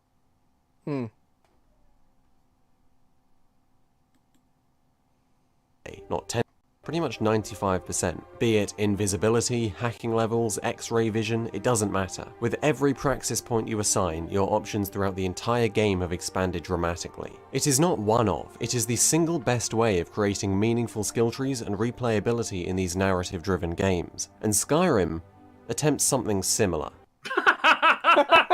Not at all. No. Not at all. Well, I'll give credit. There are perk trees. That's it. It doesn't have the significant impact, and the perk trees are basically just hey, I'm gonna sell back to you what skills you used to do. You've got 100 in your sword skill. Well, it doesn't mean much without your damage bonus perks. Yeah. God damn. Oh, dude, that is fucking insanity. Oh, sorry, my bad. Not your sword skill, your one-handed and two-handed skills. Fucking dumb bullshit. Ah, yes. The perks are super meaningful. Would you like that 5% chance to bleed enemies with an axe? Well, how about 10% now? Oh! Oh, dude. That is fucking crazy. Alright. Somebody said looks at the name of the character and laughs that off. Oh, I didn't notice the name of the character. Well, we'll see when we get back there. Playability in these narrative-driven games, and Skyrim Godnook Breaker of Worlds. Oh, boy. Alright. attempts something similar. There are some, maybe not useless, but boring perks, sure, but they are almost all meaningful. They're almost all meaningful. Most of the perks are fucking boring. Damage bonus. Yes, Reduce and useless. You have an entire tree speech that is useless. I wouldn't say the entire tree is useless. The only useful perks in the entire tree are the last two. Being able to invest 500 gold in a shop and increasing all merchants' gold pools by 1,000. Yeah. Which is not that great. Yeah, it should be more than that, if we're gonna be honest. It should have been, like, if you invested in these businesses, maybe you should have gotten, like, hey, you invested this money, now you get 10 septims a day, or something like that, because they now consider you a partner, so they give you a small cut of their sales. Again, that is more meaningful than, oh, they have 500 more gold now. It's like, that is so fucking lame. Yeah.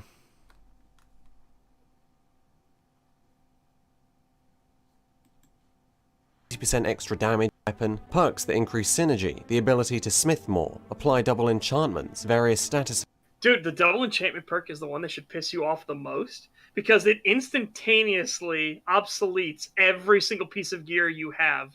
Yeah, anything you've enchanted up to this point is fucking worthless now. And now you have to go out and either find or craft a new fucking Daedric helmet and shield and chest armor and fucking whatever else. Yep. To re-enchant them with 2 enchantments because you arbitrarily got a thing that says you could do it now. And you notice, he's saying these are significant important perks. He's like, you could craft more in blacksmithing. It's like, motherfucker, that's the problem. Yeah. Dude, this is fucking crazy.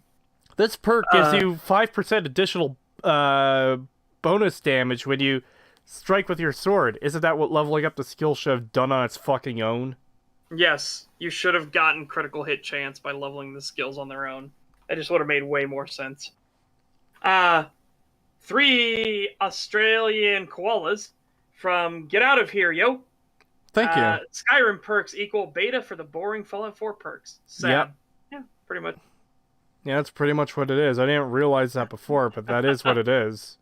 Senator Abby Strong, restoration loop in the first hour and be God. Yeah, pretty much. Yeah, that's my point. Caldine says, why you can't just add a new enchantment to your 1 enchantment items? I don't know why they didn't just let you, hey, you can do 2 perks. Okay, cool. So I'm going to take off my enchanted item and put it back on the table. Wait, I can only destroy it? Why can't I just put on another one? Like, why can't I just do that right now? No, you need to make an entirely new item and then do both of them. What?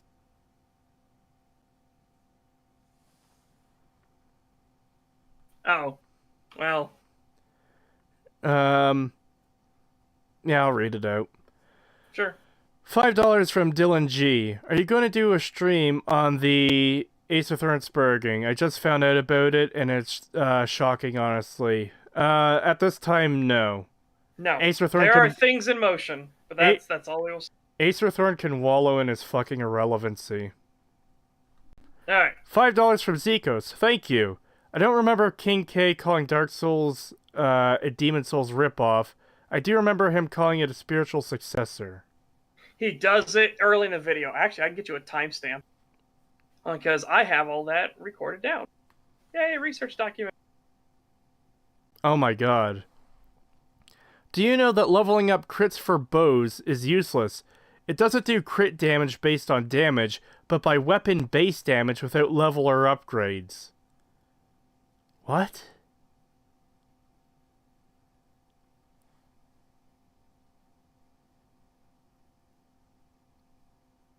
Holy shit. Seriously? What the fuck? Yeah, that... The more we learn about this fucking game, man. Yeah, I thought the Argonian shield thing was fucking dumb. Holy crap. Yeah, for everyone who doesn't know, because we have talked about this before, the shield bashing perk to disarm enemies doesn't work for Argonians because reasons. You need a fan-made patch to fix it. More of that Skyrim fucking quality at work.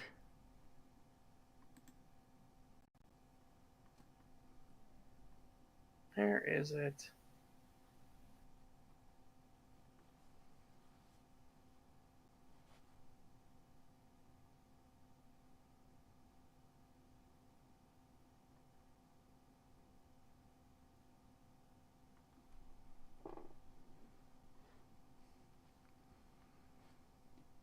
Quite crazy. Did I get one of the other videos mixed up with it? Because I know I have timestamps for everything. Hang on, let me see. Let me put in rip off or maybe ripped off. See if I can jump to it. All right. How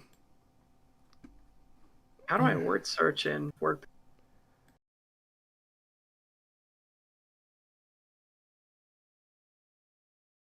I copy that.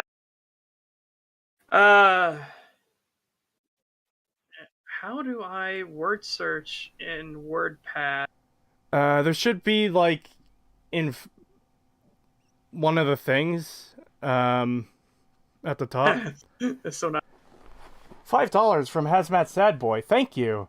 I just had myself some Mr. Beast burger, and it was good, but not great. Mr. Beast does burgers now? I'm only, like, vaguely aware of this guy. Like, I know he's some huge popular YouTuber, but I don't know anything else about him besides that. Control F. No, Control F doesn't work in WordPad for some reason. I tried. Oh. Wait, now it works? What the fuck? I just did it again. This is the 7th time I did. I was like, why does it work? Was it because I was clicked in the document itself? Fucking, alright, what?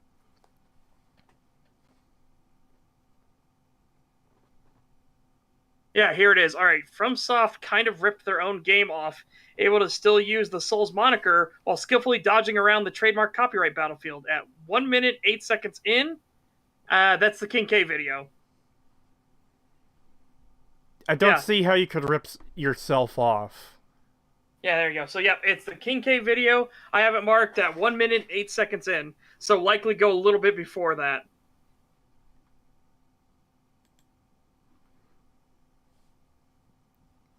I mean, still, though, how can you rip yourself off? That's just such a silly thing to say.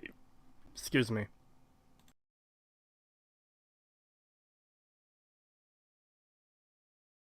Anyways, let's get this show on the road, because we're 3.5 hours into streaming, and we're 10.5 minutes into this video. I want to get it over with at this point. This is pain. Yep. Effects. It's even the least interesting perks you pick are going to end up being noticeable, and that's what matters. No! How? Noticeable? Please. What the fuck are you talking about? Yeah. I've taken perks to improve different skills like alchemy or enchanting or fucking weapon damage or whatever else. Those perks are barely fucking noticeable. Are you kidding me? Academically, you can plagiarize yourself. It's dumb. Oh, dude. I would love for someone to argue that you're plagiarizing yourself. It's like, and not get laughed out of the room. Yeah, that's insanity. Alright. There's no 1 to 50,000 certain conditions like in MMOs. This makes it... It is like MMOs. You get 5% more chance to critically hit with swords. 10% more chance to critically hit with swords. Yay! That is literally MMO shittery right there. Except in MMOs, they don't require you to spend an entire fucking level to get it. Yeah. Wow, that is crazy. Tyler McDonald, I'm Understand gonna sue and myself excite- for plagiarism. To level up, which is sounds like in Back at MMOs. This makes it simple to understand and exciting to level up, which is sadly Oh a my rare God. sight in games with skill trees. It's I never have- exciting. It is not exciting to level up in Skyrim. In fact, it is painful to level up in Skyrim because it makes the world that much tougher. You are forced to go certain routes, which is so annoying. If you want to be just a trader or something like that, you're not allowed to do it. If you want to be like, well, I buy low here and I sell high here because they need a demand or something like that, not allowed. Just physically not allowed to do it. Yeah. Also, I've literally never been excited to level up for Skyrim because it's like, holy fuck, now I have to pick a perk, and none of these perks God. interest me, and I'm only taking them out of necessity rather than actually being interested in them at all. So... You can such if you don't cite prior work of yours, it is self-plagiarism if you copy it in a more recent work. You just need to cite it. That is incredibly stupid. Okay. That is beyond All right. stupid. Whoever came up with self-plagiarization, because someone had to come up with it somewhere, that person Yeah. is the biggest fucking idiot in the world, and... Dude, I'm sorry. Like, if a scientific or medical journal sees you wrote the article, your name is on it and everything like that, and they realize you used the same like terms, like hey, he's using this data sheet that he did in his other one, but you didn't cite the fact that you Hey. took it from your other data sheet, that shouldn't fucking matter because they're both written by the same person. If you get a journal that actually rejects it based off of that, I would be like, you aren't worth writing for. So Demoman Chaos in chat just pointed something out. Such, look at the perks on screen, the perk trees. Does anything look off to you? Wait, why are the constellations not lined up or anything? Like, at all? Yeah, so he went from the normal perk thing, which I'm assuming was someone else's footage, to his, which I'm pretty sure he's using Andromeda, Well, which is a massive perk overhaul. not just the fact that they're not lined up with their constellations, but look at the actual, like, perks in the background themselves. The entire look how many- trees are many changed dots there are. entirely. Yeah. Yep. Huge, massive perk overhaul that completely changes all of the perks and adds a bunch of new ones. So this is Oh. why we say you shouldn't use mods in your fucking video essays, because this raises the obvious question. Oh, even the smallest of perks are make noticeable change in your game. Are you talking about the base game or your modded game? Because the base game, they absolutely do not. Yeah. Oh, dude. Holy shit. And it makes it This even is worse fucked. if you consider he is talking about the vanilla game and then he chooses to do this. But I thought the original ones were perfect. I thought they were all important and different and special and amazing. And you So why just do you need all said- this? Yeah, you just said that every single one of them is felt and impactful and everything. Oh my god, dude. Oh yeah, God, Andromeda, this is Andromeda fucking is the pathetic. Standing Stone ones. This is fuck, what was it? Ordinator? Ordinator. Yeah, Ordinator. That's it. Ordinator. Find It- out oh, go ahead. Sorry, it just feels a bit dirty that the Ordinator... Like, I don't know if Ordinator has any other meaning, but they were the guards of Morrowind. And then that word is being associated with Skyrim. That feels a bit dirty to me. Yeah. It's like having them say Nerevarine in Skyrim. Ugh. Yeah. Find out the super chat from Zykos. Super chat. Thank I think you. he was talking more on the fact Sony basically owns Demon's Souls copyright, and the ripping off was more in name instead of gameplay. I mean, yeah, Sony owns Demon's Souls, but you cannot copyright or anything like that. Mechanics, gameplay systems, all of that is not allowed to be copyrighted or trademarked. Because you would get ludicrous things like, you wrote it with a pen, that's copyright. That would happen, and that is... No, that shit is not allowed to happen. Yeah, super chat. Yeah, this game has shooting, and our game also has shooting. They clearly stole our intellectual property. Yeah. They So that's stole why our stuff like that's idea not of allowed. shooting things with a gun. But no, the King K video gets way worse from that. Way worse further down the line. Like his was definitely the video I was like, this is fucking dreadful. And then the Actman video started off good and then went to shit later. Like, oh my god. After the 35-minute mark, Actman like phoned it in and then went super flowery, pretentious, and nonsense and made up a bunch of bullshit. And it was like, oh, dude. Oh. It sucked too because it was so good up to the 35-minute mark, and then it just went downhill. It's like, what the hell? That's sad to hear because I don't know. He usually does pretty good stuff. I like Ackman. He usually does really good videos. Damn. Yeah. That sucks. So let's see where we go with this perk stuff, because if he starts showing off these modded perks, then this is going to get a whole lot worse. This is gonna get so fucked so fast. Yeah. There we go. Trees these days. Any form of play. Now let's link it back to the game. Whoa! Yeah, I'm winding that back so I can hear that again. Did you just notice that the perk trees, the moment you finish, they switch back to normal? Kinda. Let's do that again. This makes it simple to understand and exciting to level up, which is sadly a Or rare is sight it just in because of the overlay? Might have seen it. All right, sorry about that. You I think shouldn't the have paused overlay at the would've same point, because I might miss it again, because, yeah. Well, it's not the same point. It's slightly back further. Oh, but okay, yeah, still. Yeah, I know what you mean. Let's fingers crossed on that whole. games with skill tree ups come from any form of play. Now Yeah, let's so link that- it. It's the overlay. Okay, yeah. $5 from Scootmeister. Thank you. Speaking of Actman and copyright, we are concerned that Fortnite is attempting to recreate the experience that PUBG is known for. Oh my god. Dude, when they copyrighted the frying pan. Ugh. Oh, dude. Yeah. Oh yeah, that was so stupid. Oh man, they became a huge laughing stock for that too. Thank Yeah. God. Nintendo actually got away with a trademark on video game Psychosis. And it was the idea of the insanity meter in Eternal Darkness, Oh. which is why we don't see it anymore, which is a big shame. But people should fight that, Yeah. because then Eternal Darkness's sanity thing was great.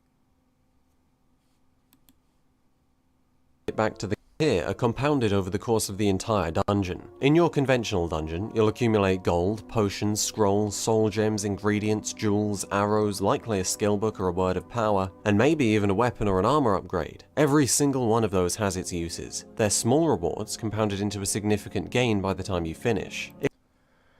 Stuff has value, and collecting stuff of value makes you more value. Okay. Yeah, that's pretty. This applies to, again, any other game that does this sort of thing. This applies to Morrowind. This applies to Oblivion. This applies to Fallout 3 and New Vegas and 4 and 76. This isn't anything fucking special. God, this is... Yeah. I know I already brought it up. This is as bad as Miniatuner defending their junk collecting in fucking Fallout 4. You can collect stuff. They'll always bring you closer towards your goals. These items that all have value can all be used for something. It's like, you know what fucking mining stone is in Minecraft? You know what mining anything is in fucking 7 Days to Die, Terraria? Like, you could say the same shit. All these items that you're collecting can bring you closer to your goals. Even though that gets fucking ridiculous. So it's like, man, you have some of the best gear in the game and you're going into a dungeon collecting 8 gold pieces, and you're collecting, like, low-level potion or an iron warhammer. This applies to all the other games too. You could find... Terraria has all those little underground houses that has loot in them. That loot becomes useless pretty fucking quickly once you get, like, even past the wall of flesh. Yeah. Same thing applies here. It's like, oh, not everything you pull out of a dungeon is going to be useful for you. You're just saying, because you could collect stuff, you could get better. Well, yeah. I forgot. Yeah, get out here, yo. Nemesis system in Shadow of War is patented, which doesn't make any fucking sense because, again, Dwarf Fortress did it years before, so they never should have gotten a patent on that. yeah. I'm sure you've heard about Games Workshop trying to copyright Warhammer, Halberd, and Peldrin. Yeah, which I'm pretty sure they failed embarrassingly in that attempt. I hope so. That speaking of Games Workshop, they have also failed. Warhammer Plus is a huge disaster. It has not been worth it. It has been a absolute train wreck and destroyed their entire reputation for zero gain. Yeah, it's great. Like, I love the fact that Games Workshop is squirming now because they realize they lost so much when they fucked over their fans and their core audience.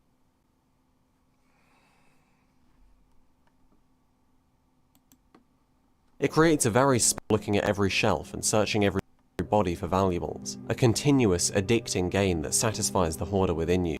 Oh my god, this is not No. a good thing! Yeah, no. And trust me, for people like me, I will ignore pretty much everything because I'm like, well, there's nothing I can get because everything is level scaled, so I'm not going to loot anything until I hit different milestones. Well, not or just I'll just make it myself. Not just that, I don't loot everything either because I know what's going to be in most containers. Oh, there's a sack over there? Okay, that's going to be carrots or apples or whatever. I don't use the cooking system in Skyrim, so all that shit's worthless to me. Looting Van random... Daglion, Huh? so much for not being able to copyright mechanics. You're not supposed to. The way they get around it is through legal mumbo jumbo. A patent is technically not a copyright. That's the fucking... That gets under patent law instead of copyright law. It's a different thing. It's just so stupid. But again, there's a reason that other companies... Because what happens is, when one company tries to patent something, all the other companies who are the same size as them, or who are big companies too, will immediately jump in and go, no, that's not allowed. It serves you not to allow a different company to patent something, because you might want to use that later. Anyways, I'm not going to loot every Draugr corpse I see. I'm not going to loot most Draugr corpses because... They have useless shit on. Yeah, the Draugr bows, arrows, and swords are some of the most worthless in the game that do the lowest damage. And at most, they'll have, like, 8 septums on them or something. A lot of the urns and pots and different things are very similar. You'll find bone meal or fucking apples in there in this ancient Nordic tomb that's been sealed for thousands of years, or a couple golden septums. Yeah. It's very much not worth it. Like, you can make the argument that, well, every penny counts, but I mean, man, you need to collect a lot of fucking pennies in this game to get anything. Not even that, but you don't even need to worry about that. If you even remotely sell, like, the loot you get in treasure chests and shit like that, you will be swimming in septums. You will be richer than the fucking Emperor. Yeah. It is insanity. Yeah, by the mid to late game, you are finding so many jewels and stuff in chests and those like little lock boxes and stuff. Yeah. You will have so much money. Basically, chests are the only thing worth looting. Yep. So, yeah.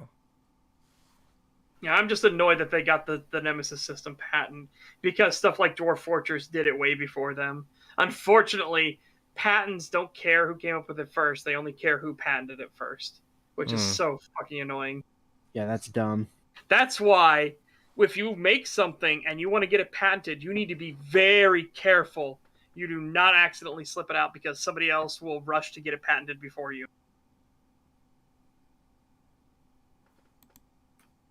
Of course, there's also about having a reward curve to match your physical progression through the dungeon. Small things like gold and arrows at the start, loot gets better as you go deeper, until the boss with his 100 gold in...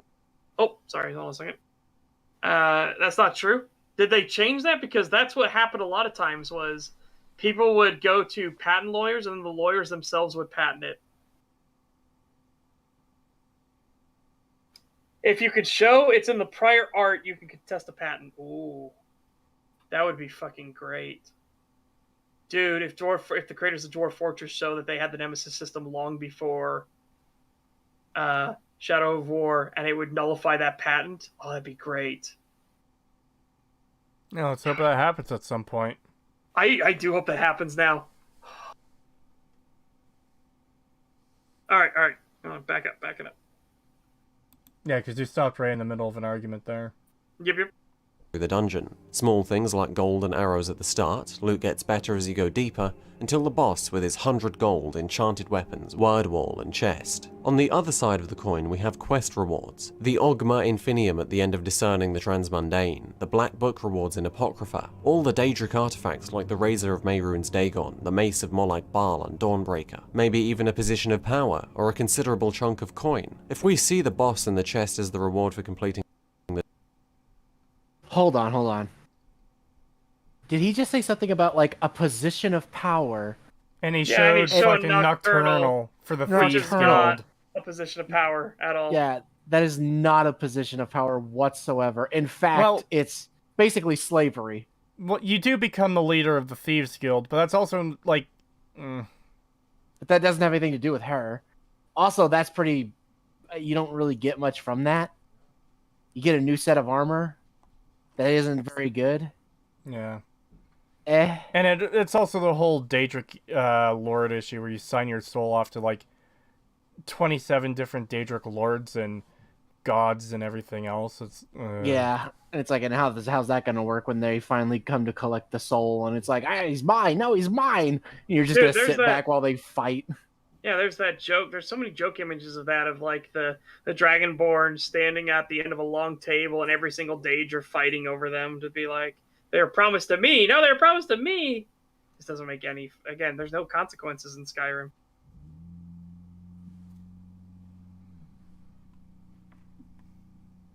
Then similarly, we can see these games as a reward for completing a series of dungeons, which is essentially what most quests are. And in the same way, quests So generic loot is a great reward for doing random dungeons for no reason.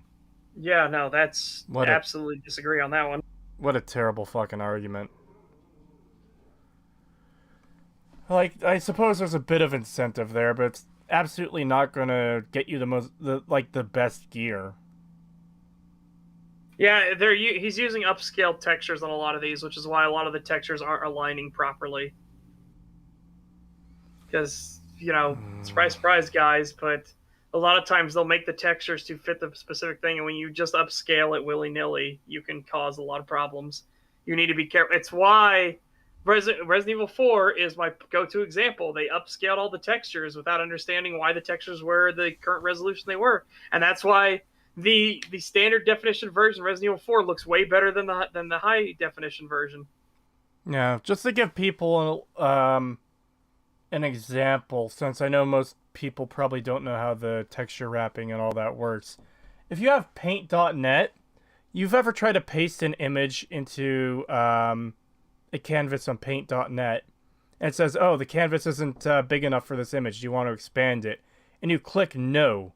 So the canvas is the same, but the image you have is going outside of the canvas boundaries, and you can move it around, and you can see like what part of the image is within the boundaries as you're moving it around.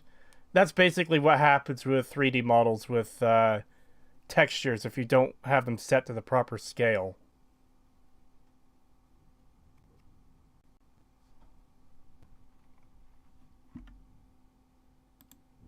quest I want rewards to get being some... What? Yeah, sorry. I was going to get the... Super chat. $2 from Kitten Pyro Now. Thank you. Like Mr. Krabs having an IOU for many ghosts. Yeah. We good to go? No.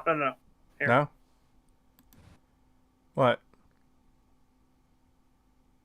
There. That's my go-to of like why you don't just upscale just to upscale.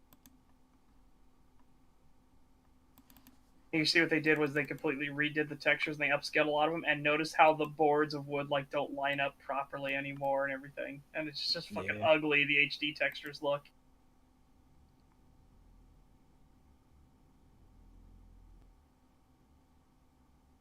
Yeah. Yeah, these are why you got to be very careful with that kind of stuff.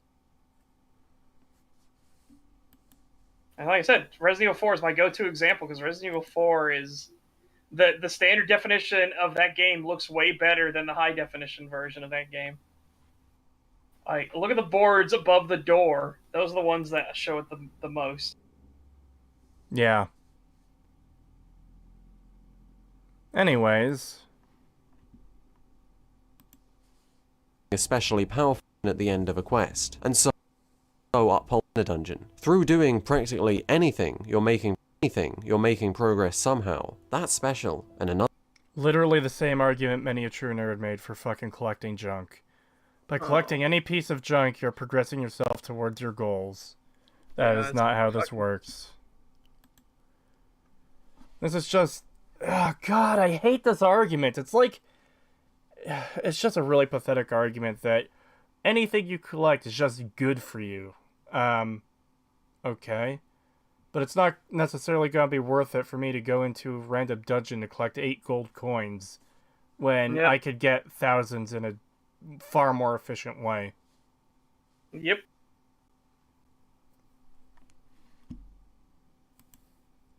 Another major reason for him. Thinking about it, rewards... Again, you're already assuming the fact that the person you're talking to loves Skyrim, so you've already lost everybody that hates Skyrim. And hated Skyrim at the time. Again, it's just a bad argumentation. It would be like, why Skyrim was so beloved would have been a better choice of words there, a better usage of words. So you should really fucking script your videos. Well, that's... And if you do script it, you should check over what you've written. Well, that's just going from the title, too, because he still hasn't explained why everyone loves Skyrim. Oh, graphics. Oh, mods. Oh, bugs. Oh, collecting garbage from dungeons. Yeah. Many a true nerd's argument being echoed on the bingo card. See, that's the thing, though. We don't know if he's... It's unlikely that this guy is stealing Many a true nerd's argument, like Red Raptor Writes did. Very clearly did, by the way.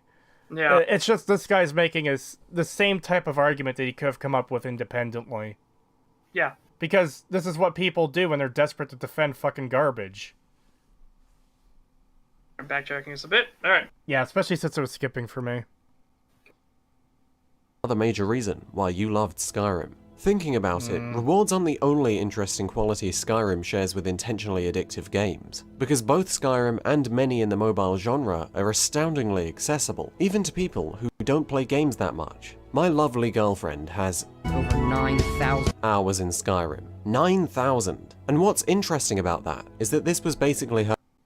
Dude, if your girlfriend's been playing 9,000 hours in Skyrim, I would be very fucking worried. 9,000 hours is a lot of commitment, dude. I have 4,000 hours in Warhammer Online. Let me break an out MMO. Let me break out the old calculator. 9001 divided by 24. That is 375 fucking days. That is over a year of your life in Skyrim. Skyrim. Yeah. He used the meme over 9,000. He used that meme, but then he emphasized it again. 9,000 hours, and it's like, dude, no.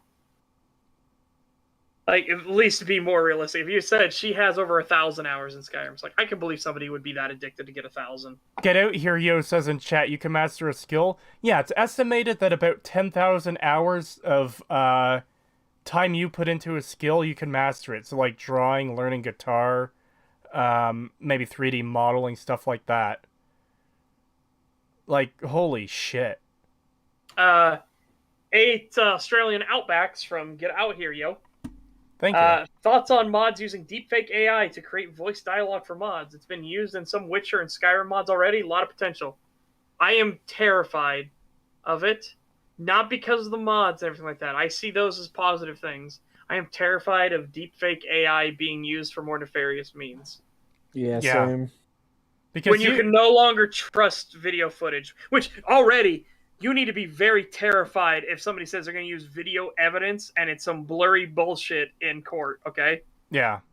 You need to be terrified because already they're going to do that. If we start getting into deep fakes for both voice and visuals, oof. Yeah, because you know how easy it would be if this stuff gets believable, where it's like, oh, hey, this political rival we don't like, let's just deepfake him saying, oh yeah, I love to slam a sledgehammer into the heads of babies. Or, yeah. you know, remember that time I raped that girl? You know? Yeah, shit like that. Or Because you could even destroy people's people lives like, with shit like that. or people are like, well, we literally arrest you in the middle of the crowd. Well, it couldn't have been me. I was over at the mall at that time, and then they literally have their defense attorney or something deep fake the fact that they're at a mall or something at that time. That's the shit. I'm just like, I don't like where that's going at all. When we can no longer trust. You could barely trust video evidence as is these days. Yeah. But when we get to that point where deepfakes fully become a thing, oh yeah, I am very much not a fan of that. Well, Kree, you just said that now. Time to get arrested. Oh no. Yep. The thing is, I can say that and never get arrested because I haven't actually done anything like that, so I'm safe. But for mods or indie games, such like I said, for mods and indie games, it's a great potential. I'm just terrified of the wider ramifications of it. Yeah. Like you could see beautiful things in a lot of things, and then you just think about but then somebody abuses it, and it's like yeah, because just imagine someone could rewrite the entire stories for Fallout 3 and 4 and actually make them not garbage, and use the deepfake AI to replace all the voices and to do the lines they need to fix the game. That something like that would be fucking cool. But as exactly as such says that the real life ramifications from such a thing are fucking terrifying.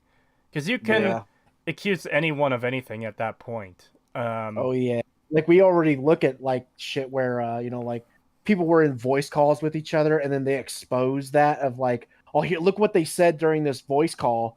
Like, isn't that fucked up? Like we should cancel them and shit. Like, and now imagine that where it's literally just them talking normally, just like by themselves in a call, and then they edit it so it looks like there's somebody else there, and then they use that fucking deep fake shit for like the audio to have them say some shit and just make it like the worst thing ever. And then like, but I have evidence. I have the the evidence right here. And they make a YouTube video about it or something, and then everyone goes and attacks that guy.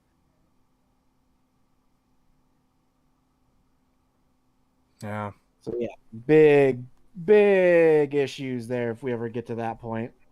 Yep. 2-0 super chat from Scoopmeister. Thank you very much. How disappointing you didn't use Vegeta. Yeah. Yeah, that would have been what you should have done rather than using Todd. Well, Todd at least fits within it's a Bethesda thing, so you can see where it came from. Yeah, I know. It just doesn't work as well as the actual, what? It's over 9,000?! Yeah. Well, no, that's why I don't ever trust a lot of, when people copy-paste text, I don't trust that shit either.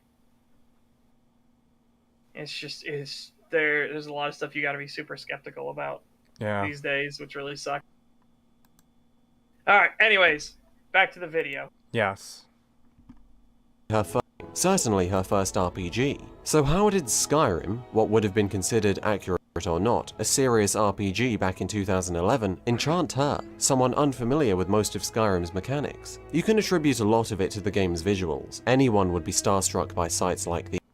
No. I wasn't. You said anyone. Again, you have now made a bold claim, a very blanket statement that anyone and everyone would be starstruck by these. No, I thought it was lame as shit. At Creetosis, don't you get annoyed when people over-exaggerate things that could very easily go down a bad path or go the wrong way? Yes. Yep.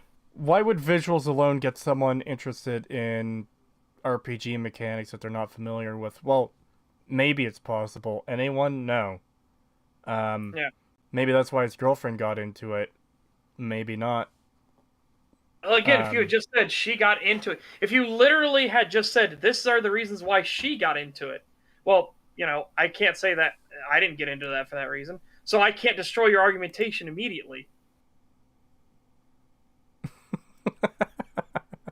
God damn it, Peg.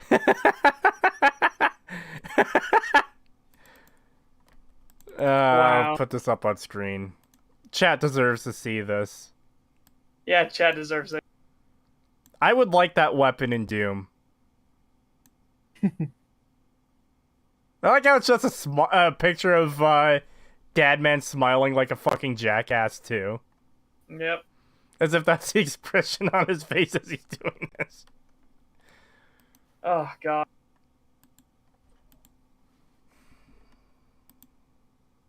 The root of it is Skyrim's simplicity. There's not a single complex attribute to Oh, Skyrim simplicity. Yeah, that's a big fucking problem. There's not a single complex attribute. Hold on. I just heard that next part. Alright. Here we go. of it is Skyrim's simplicity. There's not a single complex attribute to the entire game, and yet it still manages. Everyone loved it because it had no depth. Woo! Wow. Can we mark... I Uh, don't have a bingo card up, but can we mark that down as it was supposed to be bad? yes, absolutely. It was supposed to be bad. You can absolutely mark that as it's supposed to be bad. Holy What a crap, fucking man. condemnation of the game. You're trying to defend it? Oh, the game is so simplistic. There's not a single complex aspect to it. Oh, thank you for making our argument for us. Yeah. We agree with you fully. There isn't a single complex aspect of it. It is literally shallow. Lacking depth. This is a bit of a new one for me. Like, we've seen that's supposed to be bad argument before, but I've never seen someone defend something by, oh yeah, it's way too simplistic. It doesn't have any complexity to it at all. Like, not just it has no complexity at all. Yeah. Like, that is amazing. Not a single aspect of the game, as you said, has any complexity. See, that's the thing. I'm not even sure I would say that as a criticism of the game, because I'm sure if you look hard enough, you're going to find something that's a little complex in there somewhere. Yeah. But just for someone to say that as a defense, what are you doing, man? As a reason why people loved Skyrim. Like, dude, that's one of my biggest reasons why I hated Skyrim. Holy shit. I'm pretty sure there's people who love the fuck out of this game who would contest that argument that, wait, you're saying Skyrim is good because it's not complex at all? Fuck you, it's absolutely complex. Yeah. I would love to see these guys. We both agree Skyrim is the bestest. Yeah, it's great because it's so deep and complex. And the other guy's like, no, it has no complexity whatsoever, so everybody could get into it. It's as shallow as a mobile game. What? I just love to see those two go at it. That would be amazing. Yeah, that'd be great. Oh, God, what dude, the fuck okay. is this video? Yeah, this video is woo. This video went super special. I did preview different parts of this video. I did see some of the arguments about the reds, the greens, the blues, the blah blah blah blah, the palette. It's so visually stunning, and the oh well, we're Bethesda fans. We all like the bugs, but I didn't know it got this bad. Holy shit!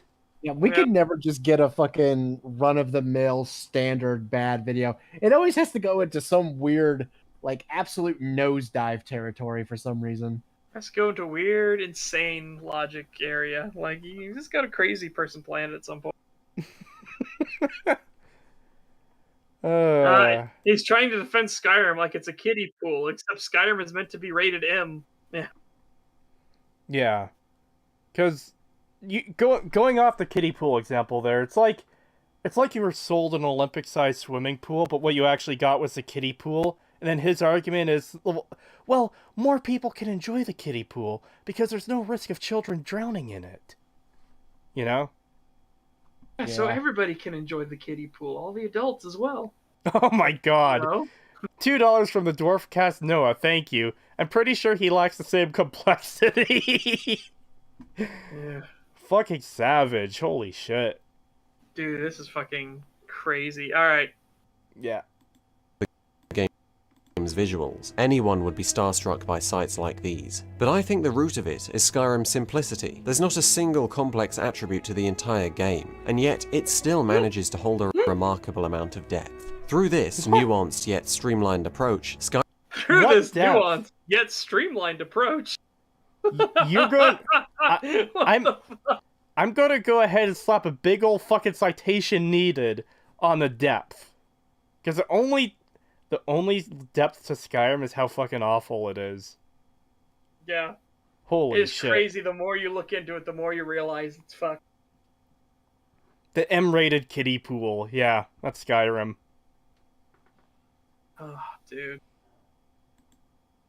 Skyrim can hold the attention one, which I would say is the most successful Oh into my wider god, did he do it again? It skipped for me. Did he say Skyrim could hold the attention of anyone?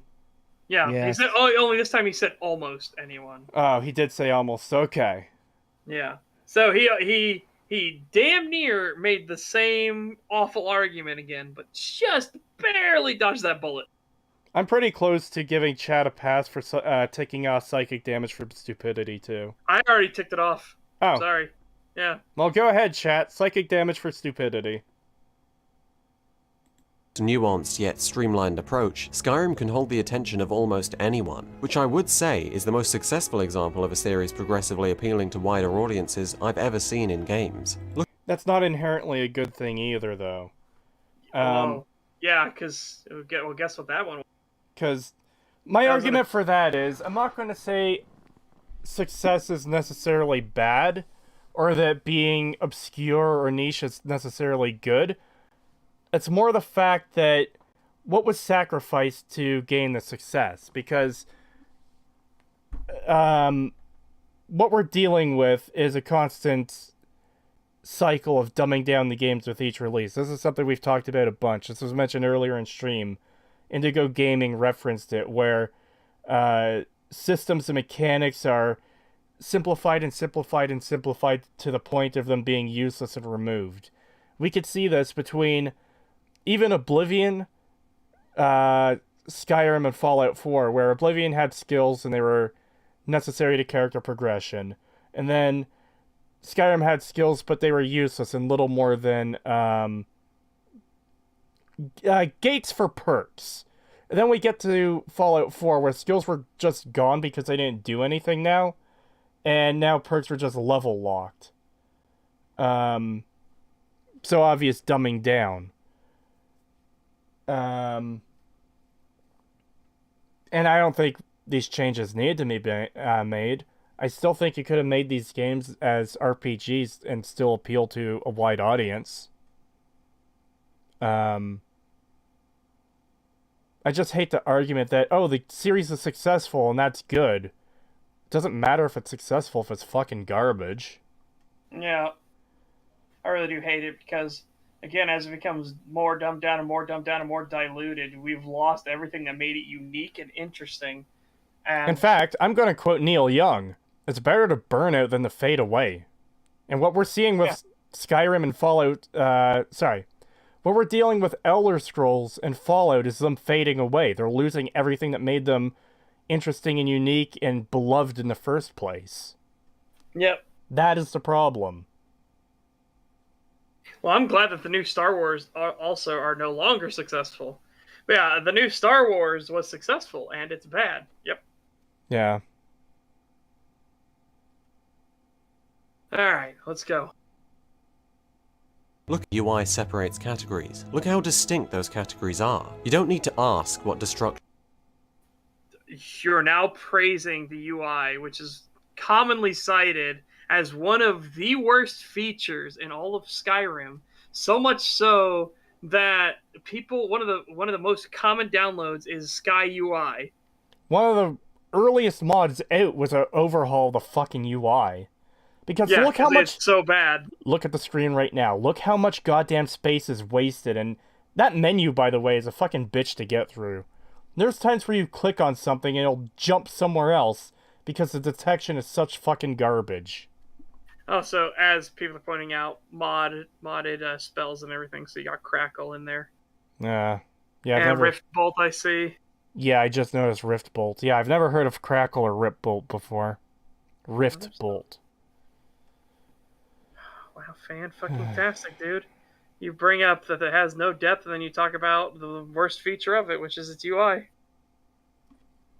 which I would say is the most successful example of a series progressively appealing to wider audiences I've ever seen in games. Look at how cleanly the UI separates categories. Look how distinct those categories are. And I want to say this. Oh my god. 10 damage to health and magicka. A static cloud follows the target, dealing up to 50 damage. Yeah, so yay, modded spells and everything. And look how cleanly. It's like, yeah, look how much of a waste of space all this UI is. There are so many other games that do things way better. You know what game had pretty decent UI for the PC, where What's that? everything was categorized nicely and you could find anything you wanted fairly easily? What's that, Creetosis? Morrowind! Oh shit. You had your map window, you had your spell window with all your little spells and enchanted items in it.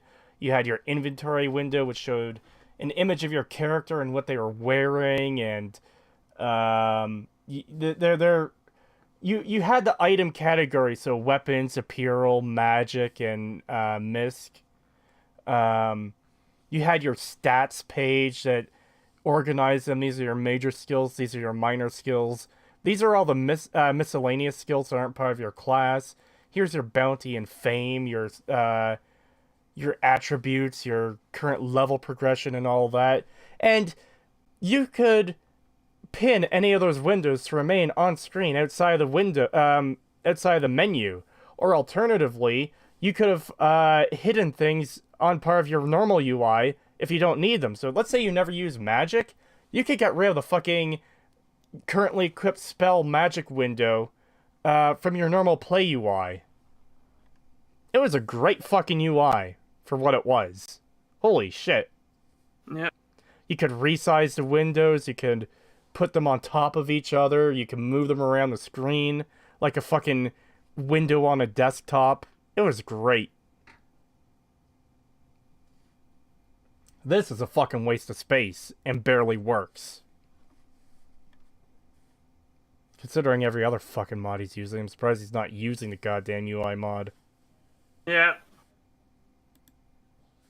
You don't need to ask restoration does, no matter how experienced with games you are. The clue's in the name. Look at how simple the map is. Or Wait. What if you have to? What if somebody does have to ask? What if somebody's like, what does illusion do? Like, what does alteration do? If illusion Okay. doesn't like create illusions, wouldn't that be an alteration thing? Again, unfortunately, dude, Okay. you have to ask. You're sitting down to play Skyrim for the first time ever. You're not into fantasy stuff typically, and your friend is like, you know what, this Skyrim game, it's fucking amazing. 10 out of 10 badass seal of approval. You open the menu, you see a word, conjuration? The fuck does that mean? Yeah. Yeah. It's just again, this is fucking insanity, dude. You're talking about you don't need to know what destruction and restoration are. What if you do? What if you don't realize that destruction is a type of magic? What if you think that it means something like, "Oh, can you build in this? Can I break things down?" Ah, that's a good point. I didn't even consider that. Yeah. Again, like, man, this is what the problem when you do these like large leaps of things, when you start doing assumptions this hard.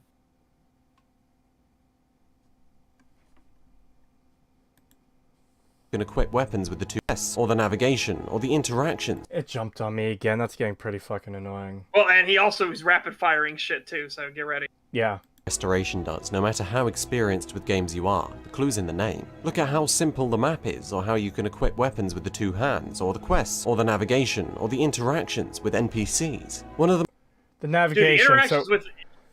Go ahead. we were both Like- going on to different points there. The navigation. You mean following a fucking magic arrow? Great. Yeah, or fast traveling. And yeah, interaction with NPCs is fairly limited. Like, Well, not even that, but the interactions are always fucking garbage. They don't feel like real people. Their conversations don't feel like real conversations between two people. They feel like the awkward, stilted dialogue that they are, written in a vacuum and acted in a vacuum. Oblivion's shitty AI-generated conversations between NPCs might actually be better than Skyrim's conversations. I genuinely think it is.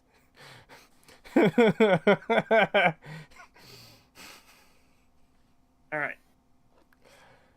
the most interesting ways can be found in the skill progression. In Skyrim, the more you do a thing, the more powerful you become at doing that thing. Just like Wow. Okay, good job explaining how you level up. Why is this? Yeah. Why does this make the game good? See, this is funny because we actually talked about this earlier. When you went to the washroom, Setch, the question I read off of chat was, what do you think of Skyrim's leveling system, where you level up skills, or you use skills to get better at them? And I talked for a while about how, I like that system, I like Fallout system. Both have pros and cons, It can be a bit tedious doing the Elder Scrolls way of doing it, where you have to use the skills to level up. It may lead you into unintentionally leveling up skills that you don't want to. Whereas Fallout, you can put in more precisely what you want your character... what you want your character's skills to be. Yeah. I said in that conversation, I'm pretty sure that, both systems are decent or good. It's just, I don't think one particularly makes a game better than the other. And here he is. Verve says, okay, no, Oblivion NPCs are the worst I've seen in a game, bar none. I disagree. And as Tyler McDonald puts right underneath you, I hear they're reforming the Dawn Guard. I hear they're reforming the Dawn Guard. I hear they're reforming the Dawn Guard. You know what's wrong with Skyrim these days? No, everyone is obsessed with death. Have you made it to the Cloud District? What am I saying? Of course you haven't. I used to be an adventurer like you. I'm not ever gonna finish that fucking did somebody meme. steal your sweet roll? Like, dude, you fancy yourself a healer, huh? Oh, you got a bit of fur coming out of your ear there. Psst. Hail Sithis. Yeah, dude. I know who you are. Hail Sithis. Yeah. Random town guard says to you as you walk by. You know what would be interesting? If an actual named random fucking NPC did something like that, it could lead into something. Yeah, that would exactly. be interesting.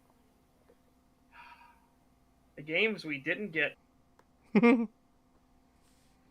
You heard about the High Elves? Oblivion NPC is funny.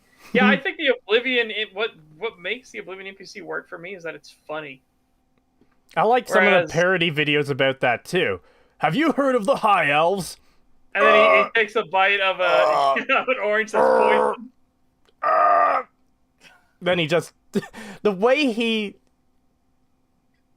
fucking ragdolls in real life to do the death thing is fucking perfect. I don't know how that guy did it. You but picked the holy wrong shit. game. You could make that point with any game with looping dialogue. I wish I could be so grossly incandescent. He doesn't say that unless you constantly talk to him. He will only say it once. If you then activate the conversation again, he'll say it one more time. And then you know, hey, he's going to loop. And then you leave. He doesn't walk by you and keep saying it. He doesn't say it constantly while he's fighting beside you. Yeah, it's literally just meant to be like, hey, you've exhausted all of the dialogue. Yeah, you've exhausted the dialogue. You can now move on. Yeah, because what we were referring to are characters that you pass by fairly often, especially in Whiterun, which is like the central location most people hang out in. The guy outside Belethor's store who says Skyrim is obsessed with death, you hear that most times. Every fucking time you walk past. Pretty much every time. Same with Nazim saying about the Cloud District. When the first goddamn thing you typically do going into Whiterun is going to talk to the Jarl and hit Dragon's Reach is the Cloud District. I don't know how one building is a district, but it fucking is apparently. And despite the fact that you're the legendary Dragonborn, you're the Thane of Whiterun, you own a house in town, you go to the Jarl you've captured a dragon in the Jarl's palace and you flew on the back of a dragon out of the Jarl's palace after capturing him. Have you gone to the Cloud District? What am I talking about? Of course you haven't. It's an NPC bark you're complaining about a standard feature in games? Of fucking course we are, because they're annoying as shit. Also, they aren't good. An NPC bark is, hello, traveler. You can also give NPCs more than one single bark, and shockingly, you can even update NPCs to change their barks as things in the game progress. But that requires effort, and they didn't want to do effort. As we found out with Emil's speech, effort is a bad word at Bethesda. Yeah, a lot of the barks don't even make sense, like we already mentioned with Nazim. Like, none of that shit makes any fucking sense. Patrolling the Mojave almost makes you wish for a nuclear winter. The thing is, those NPCs have several barks, and you don't pass them nearly as often as the dude outside Bellathor's or the Skyrim guards. Yeah, they actually say a lot of different things besides that. That is one, and it does get a bit annoying, but there are a lot of different options that they go through. It's nowhere near just that one. Yep. Yeah, that's just fucking insanity. That again, that's you guys. You do not want to die on this hill because holy shit. And yeah, ESO does the NPC barks way better, which is again, it's fucking insanity. ESO, the one that the Elder Scrolls fans say they hate so much, is the one that does everything just better. Fucking rip. Well, everyone saw the launch and then just dropped it after that and didn't bother to update their view on it in any way. Like, oh, has it changed at all since then? Don't care. Launch was bad. That's all that matters. Which the launch was really fucking bad. Yeah, the launch was really bad. Yeah, oh boy. Alright, here we go. As this can be found in the skill progression. In Skyrim, the more you do a thing, the more powerful you become at doing that thing. Just like in real life. You don't need outside knowledge to pick that up. Which, okay, not always true. If you're doing something in the incorrect way, you don't magically learn the correct way by continuing to do it the incorrect way. Yeah. You harden your muscle memory into the incorrect way. It's why people try to teach you shooting stances and specific styles of shooting. It's because they want to break you of any bad habits you might do with firearms. Well, this also applies to artists. I don't really look at art and stuff online, but like, I'm sure you could find people out there who have been doing this for 10 years or more who have barely improved at all since when they started. That's just the way it is with some people. Verve, we are not being unfair to Skyrim. No. There is a reason that my most hated line is I heard they're reforming the Dawn Guard. And I had it on stream where literally 17 different guards I passed all said the same line. Yeah, because the Dawn Guard one in particular overrides most of the others. Yes. Yep. Because if you don't do the Dawn Guard stuff, if you refuse to do the Dawn Guard stuff, they constantly bring it up. So, hey, maybe you just didn't notice. I heard they're reforming the Dawn Guard. I heard they're reforming the Dawn Guard. I heard they're reforming the Dawn Guard. I heard they're reforming the Dawn Guard. That shit annoys me. And they also added an NPC too, and this really fucking annoys me, that will stalk you from town to town and will try to interact with you. It like, fucking constantly. It is so annoying. Yeah, which makes it even weirder that they would need everyone to fucking say that when you've already got somebody who's literally designed to track you down. Yeah. Yeah. Look at Chris Chan and his art. Yeah, he's been around for years, and obviously he's like a super autistic fucking crazy retard, but he still hasn't improved after, how long has he been doing art? Like 15 years or more? Yeah. So, again, this concept of you just get better at it if you keep doing it doesn't actually count. If I jerk off for long enough, I become the master of sex. Yeah. But Skyrim actually has a really bad habit of that, too, because as another thing that happened on one of Setch's streams was the fucking, the Meridia's beacon just constantly spawning in. Because he wouldn't pick it up. Yeah, that shit was so fucking annoying. So I refused to pick up the beacon the first time I saw it. And I remember I actually got fucking Daniel K did fan art of this. I went to another dungeon, saw the beacon again, I didn't do it. Then I went to a dungeon which is I think it was a necromancer dungeon. Inside of an urn, the beacon was there. I said no. I walk into the next room, the beacon is literally sitting on the table. I'm like, no. And then I opened the chest, the reward chest, and the beacon is in the chest. There are 3 beacons I could see within eyesight of each other. It's like, no! Stop it! Yeah, that's insane. What the fuck? Yeah, and so Daniel K actually did a fan art of it, of me going to get coffee in the morning, even though I don't drink coffee, but he went to go get coffee in the morning, and I open up the drawer, and Meridian's beacon falls out and knocks me on the head.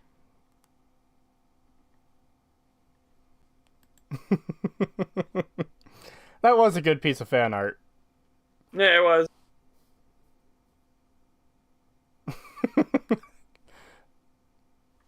Alright, let's get back to this shit. I still want to get this video fucking done.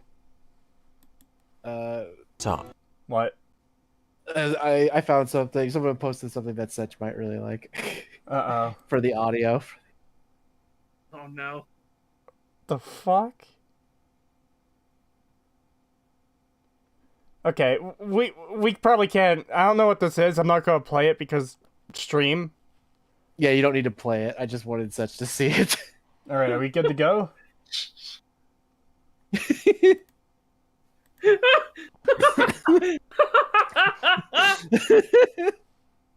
Oh my god. Is it in the server, Pagan? No. No. Is it something that can be posted in the server? Yes, I will Yes. post it in the server. Post it in the meme channel in the server because I don't want to interrupt the stream with this. Okay. Yeah, Because I know people are going to be asking. Yeah, it's in the meme channel. It's in ship posting.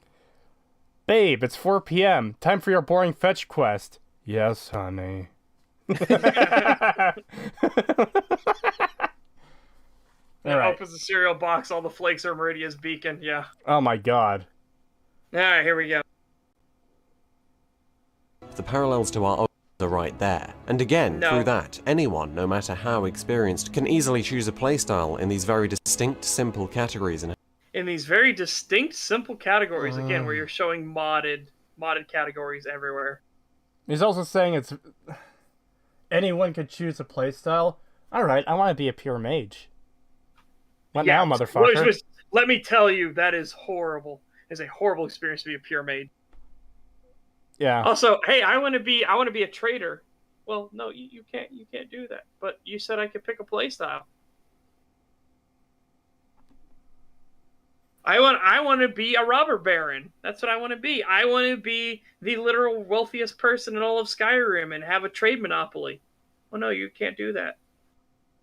Now, granted, you can't really do that in Morrowind or Oblivion either, but I would argue that you should be able to do it in all three games. Yes. In fact, that's something I do think would make Morrowind better too. Obviously Skyrim and Oblivion as well, but just different prices on items in different regions showing like their access to materials. So like which town is I think it's Dawnstar that has the two mines.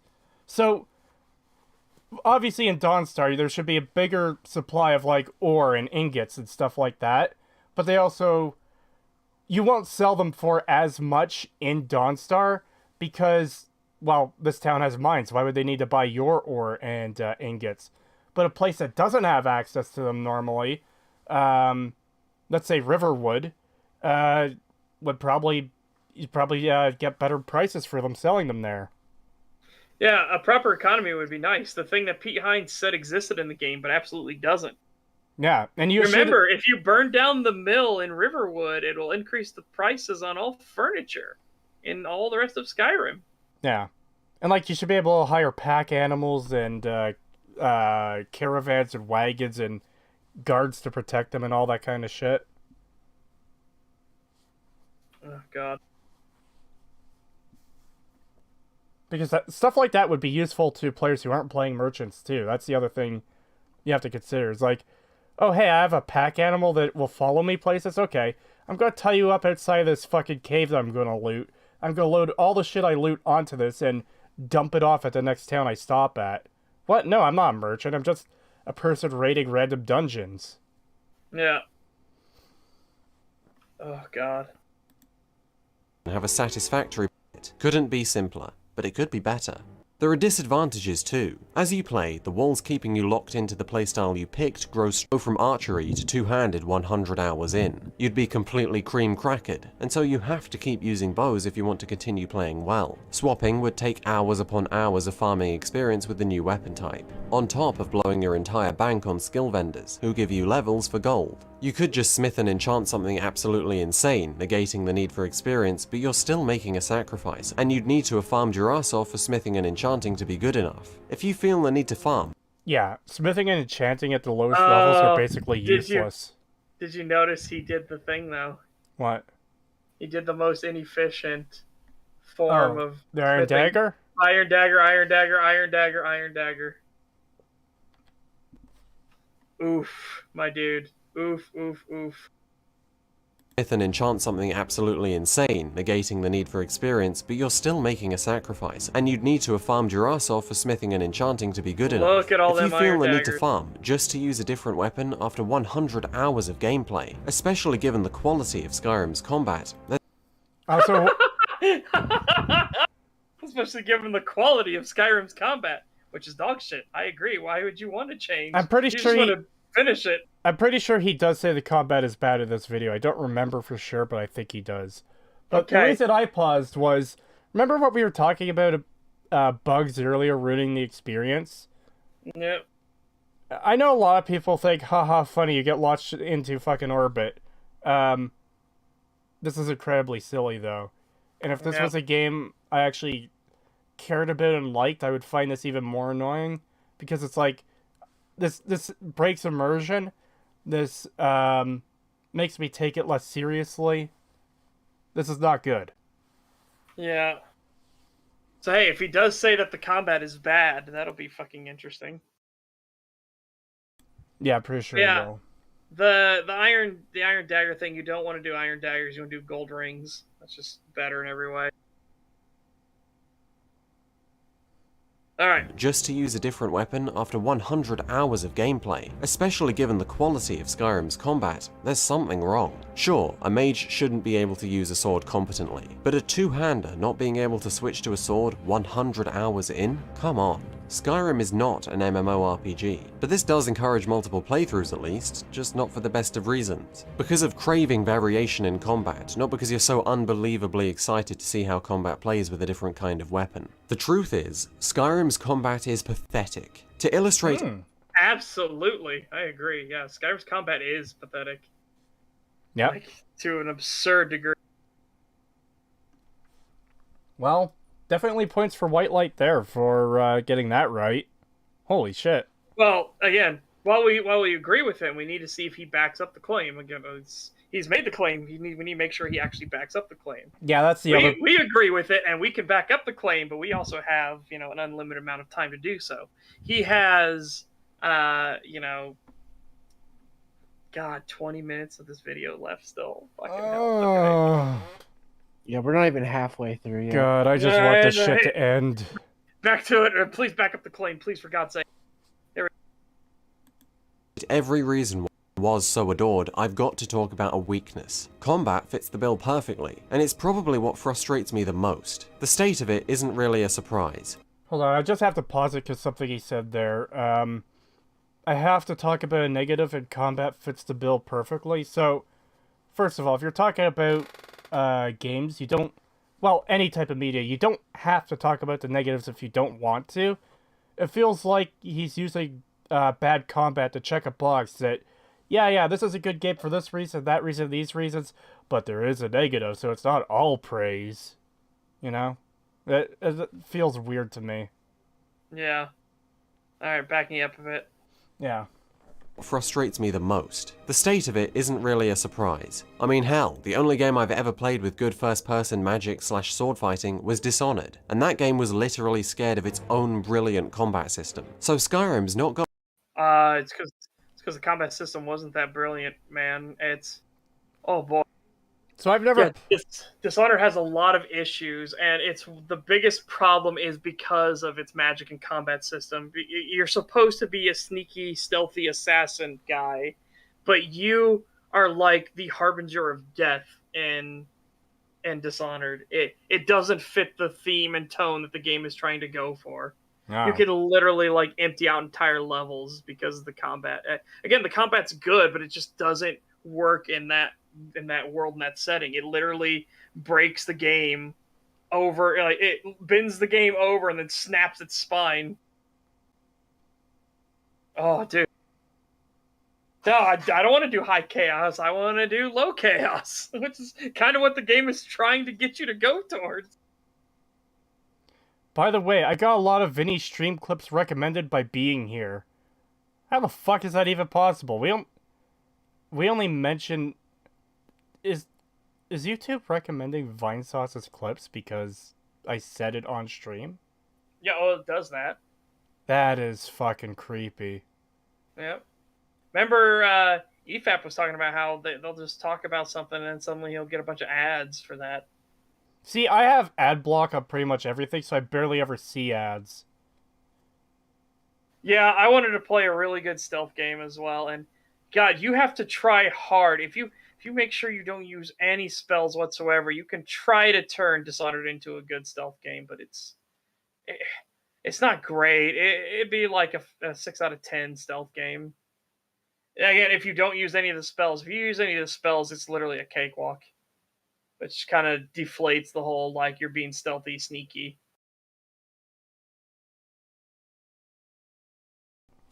Anyways, yeah, I don't know much about Dishonored since I've never played it. Yeah. Again, it's not bad. It has an interesting setting and everything like that. It's just the combat and everything works directly against the identity of it being a stealth game. Ah. Got much to go on. I think there's a reason why so many people I know gravitate towards stealth archer. Skyrim's detection mechanics, while maybe nonsensical at higher levels, are somewhat deep. There's speed. They are somewhat deep. I thought you said there was literally no complexity in any aspect of this game before. You wanna know why people gravitate towards stealth archery? Because that fucking damage bonus for sneak attacking. And it is so over-fucking powered. Holy shit. It is incredibly overpowered. And especially if you do this, bound bow. Yeah. Can't wait for the Robot v Lizard War. Yeah, well, it won't be much of a war. Lighting line levels are somewhat deep. There's speed, armor weight, lighting, line of sight, whether or not your weapon's drawn, and enchantments. Most dungeons... Did you just really say a line of sight as a part of depth for archery? No, for stealth. For stealth. Okay. Which, yeah, as has been proven, no, that is not true at all. You can literally be standing in front of the person and murder the person next to them. They'll run right up to you and still not see you because the stealth system is so fucked. Yeah. It is so broken. Not to mention, this is part of why it's so broken, is you could do that, what Seth just said, but you could also be hiding perfectly in the darkness and they'll just suddenly detect you because of reasons. Yeah, you can literally fire a bow shot from like a mile away and nail somebody and kill them in one hit, and then every single guard inside that place will run straight out to where you are. They'll beeline to you. While you're not detected, by the way. Yeah, it's like they've got a fucking psychic lock on your location.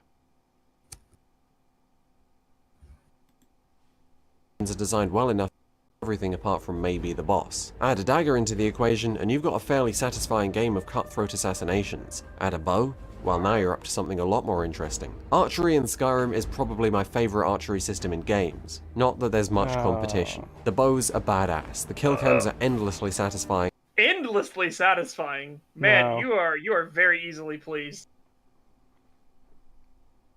The kill cams get so fucking annoying because, especially on higher difficulties, how often the kill cam literally is preventing you from killing the enemy because they'll stand up and immediately heal themselves while the flight of the arrow is going on the kill cam. Yeah, they'll get their second win. Oh, it fucking annoys the shit out of me.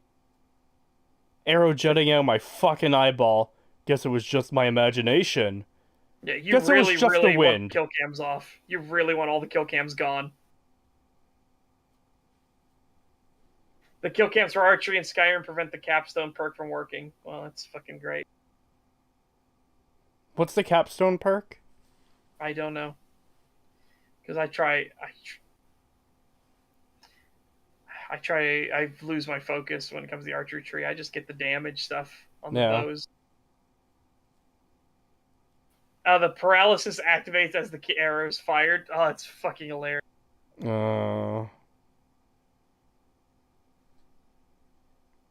I died one time because of a kill cam. Fucking rip. Yeah, I've had that happen multiple times. Because when you're in a kill cam, your character sits there just perfectly still. And on legendary difficulty, that's a single arrow shot will kill you. So. Yeah. Paralyzed target on hit is the archery capstone. Ah.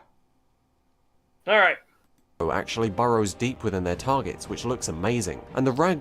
Which burrows deep within their targets and looks amazing. Dude, that's such basic bitch shit. Holy god. Yeah, Oblivion had arrows sticking out of targets. I also want to point out... Not that there's Hold on. much competition. The bows are badass, the kill cams are endlessly satisfying, the arrow actually Okay, this Draugr is just getting out of the thingies in, the casket. burrows deep within their target. Dead. One shot. Yeah, we already know he's playing on super low difficulty or he has super powerful shit.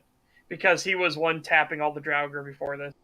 While No. standing up, not being in stealth, by the way. Well, I know that, but this just highlights how bad it gets. This is the boss of the dungeon, of which he said earlier, you know, you fight a boss and you get epic celestial loot. Obviously, he did say celestial, but you know what I'm getting at. And, oh, I just one-tapped the boss. I don't know, that seems a little bit underwhelming to me, doesn't it? Yeah, oh god. Don't remind me of the fucking... So, yeah, the captives, the people that are under arrest, the fact that they can run up to you and talk to you while they're being escorted, even during the middle of a fight, that shit annoys me. Because then they'll just get you fucking killed. Targets, which looks amazing when you take someone out, is incredible. It looks like they've been hit with a shotgun. Throw in the depth by nature. Which, Oh my again, God. is not realistic at all. I mean, this is literally the... Have we heard... Oh, I clap. Have we heard that argument before? Them getting blasted away. Getting shot... Or enemies being hit with arrows looks like they're getting hit with a shotgun. No, Because haven't that heard sounds before, familiar. Because shotguns don't do that, by the way, either. But yeah, an arrow shouldn't take someone out like they're getting blasted with a shotgun. That's fucking... Sorry, with a movie shotgun, because holy shit, that's fucking insanity. Yeah. It does not work that way. Bro, he exploded when I shot him. Epic, dude. Yeah, again, this really seems like you are easily amused. Yeah. Nature of projectile time and gravity, and you've got yourself a nice skill ceiling, which allows for a good degree of mastery. My only real A nice skill ceiling. It barely gets away from the skill floor. It is not a very high skill ceiling. So if we want to talk about high skill ceiling for archery, okay, let's add in having to consider wind. That would be interesting, yeah. And the weight of your arrow, like the arrow choice you pick. Yeah, each arrow has a different weight, which results in it flying differently. Yeah, almost. There are games that do that too, which is fucking fascinating. Shock spells send people to the moon for some reason. Yeah. issue with archery, ready an arrow, even with the light bows or Zephyr, and the fact that the arrow somehow defies the laws of physics by gravitating upwards before it gravitates downwards. Making short-range headshots requires you to aim well below the head, and headshots don't even deal more damage. What? Why the game What? So he's pointing out things that probably are bad. The way he Yes. said what there, so he's... I do agree with him there. It's insane that headshots don't do more damage. And Yeah. they also shouldn't defy gravity and go upwards before going down. Yep. Now, one thing I will say is at least headshots stagger people. Thank fucking God. Creetosis, wait, don't tell me white light's actually shit. I love this guy's videos. Okay. This video is fucking shit. I Yeah, don't this know- video is incredibly shit. But he had good production quality at the start, and we were even talking about how great it was. But yeah, man, this video is really, really bad. Yeah. What I'd say is this. Well, no, One- he is saying that. Well, no, actually, no. He's saying arrows flying up and defying gravity is a good thing because he said it's part of the skill ceiling. Which is like, Oh, stupid. yeah, I disagree there then. It's bad that they go up. But I'm not going to say white light is bad because of one bad video. I've never seen any of his other content, so I don't know if it's actually good or not. This video is fucking garbage, though. Bullets actually fly upwards when leaving the barrel. No. No, no. Okay, so what bullets do is, depending on the twist that you have on it, how aggressive the twist is, the bullet can actually start veering to a side. It isn't the fact that it's actually going up. The bullet is still following gravity, but your sights, depending on how you have them set up and what range you are, your sights are actually adjusting it so that the barrel of your gun is aiming slightly up and slightly up and slightly up and slightly up. That's how you get longer range shots. It's the same thing with sniper rifles. When you're actually adjusting your sights to go longer range, it is adjusting the scope to go down, which is therefore, if you actually have to re-aim your target, you're lifting the barrel up.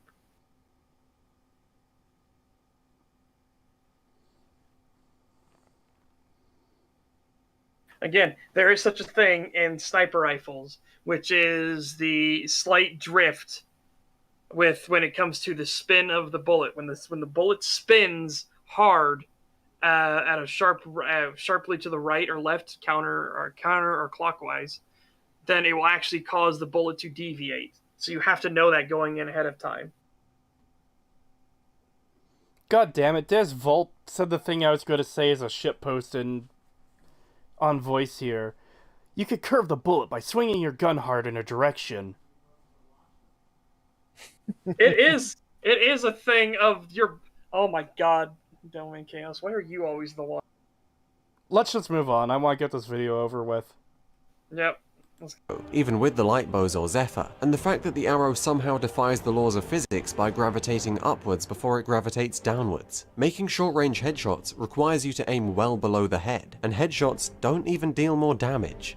What? Why the game shipped with that, I am confused. Still, the overall package is solid. Fair stealth mechanics and satisfying archery. There's a hell of a lot of fun to be had. Every other form of combat in Skyrim, those being melee and magic, don't come close. Okay, so... I can agree with that. Yeah, I agree with that, but I'm going to go back to what he said previously. I don't believe it's a solid package in the slightest, and fun is entirely subjective. You can have fun with fucking watching paint dry. I don't find that fun personally. You could find the stealth mechanics and stealth archery in Skyrim to be the funnest fucking thing in the world. That doesn't necessarily mean they're good, though. And that's what's important.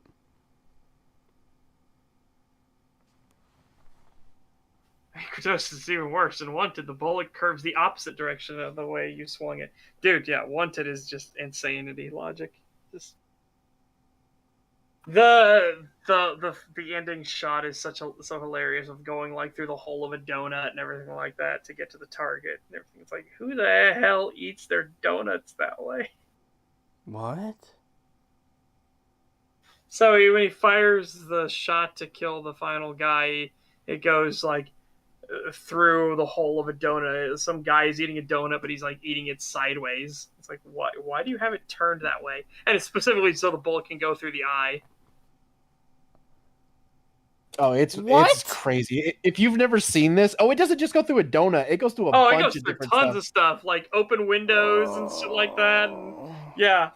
It's like, it is so cool, a gunshot. It's like, it's just stupid. I'll get it for you real quick. No, so you can see what don't get it for me. I don't want to see it. I don't want to be cursed with this garbage. No, it's too late. No, Pagan, no. We need to continue. We need to get through this. $20 from Hazmat Sad Boy. Thank you. I've been looking for you. Got something I'm supposed to deliver. Your hands only. Let me see here.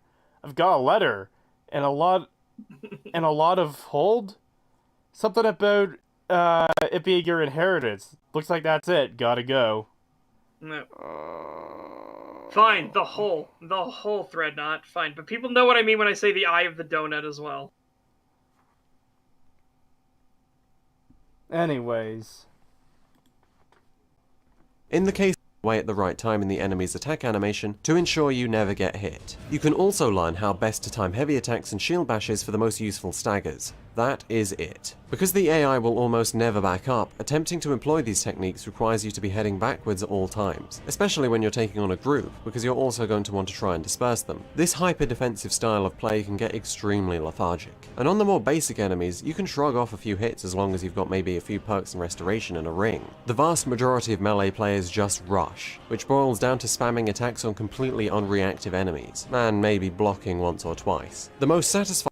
Yeah, I agree with that entirely. We actually made pretty much the same criticism in our video. Yep. I don't think I have anything to add on to that, actually. It's the eye of the donut. It's the thrill of the. You should have said frosting. Melee combinations. Even if there was more than positioning and like parries with the shield bash you already have, swinging a sword feels like you're cutting paper with a butter knife. Certainly compared to the vast majority of other games with sword fighting, melee fights are animated like we're playing an MMO. I mean, look at brawls. Right hook, right hook, right hook, right hook, right hook, right hook, right hook. Ooh, surprise him with a left hook. Wii Sports hits the mark. Yeah, I'm just kind of breaking this up because I don't disagree with anything he's saying here. Again, this is pretty similar to the criticisms we made in our video, that there just isn't much to melee combat. You spam attacks because that's the way it works in Skyrim, unfortunately. Mark better than us. The only satisfying thing about using magic is conjuring a bound weapon because you don't technically have to use magic. You're just shoving your hand in someone's face. I mean, what is this? Someone needs to provide a written explanation for this monstrosity, because I'm trying to roast someone's bollocks off, not get a palm reading. As you move up into the apprentice and adept spells, you need to aim it and stuff, which is good for the projectile spells, but apart from on enemies that are particularly weak to fire, I'm really struggling to find a reason to use those when you could have hit scan lightning. Keep going and you get quirks like an explosion or a chain effect, which both have their situational uses, and that encourages occasionally switching out spells. I'm scraping the bottom of the barrel here. The master spell's cool to look at. I mean, you're scraping the bottom of the barrel for the entire video, but at least you admitted it. Yeah. Yeah, I largely agree with the magic too. It's just really not good. Yeah, the magic system in Skyrim is really, really shit. Which sucks because you had left hand and right hand and you could have mixed and matched. That would have been really fucking interesting. Yeah. Also the fact that some of the highest tier spells will just drain you of fucking magicka real quick. I got into a fight with a character on, I think it was legendary difficulty, and most of the fight was me running away just constantly so he doesn't hit me and kill me in one fucking shot, while I wait for my magicka to recharge so I could cast another spell at him.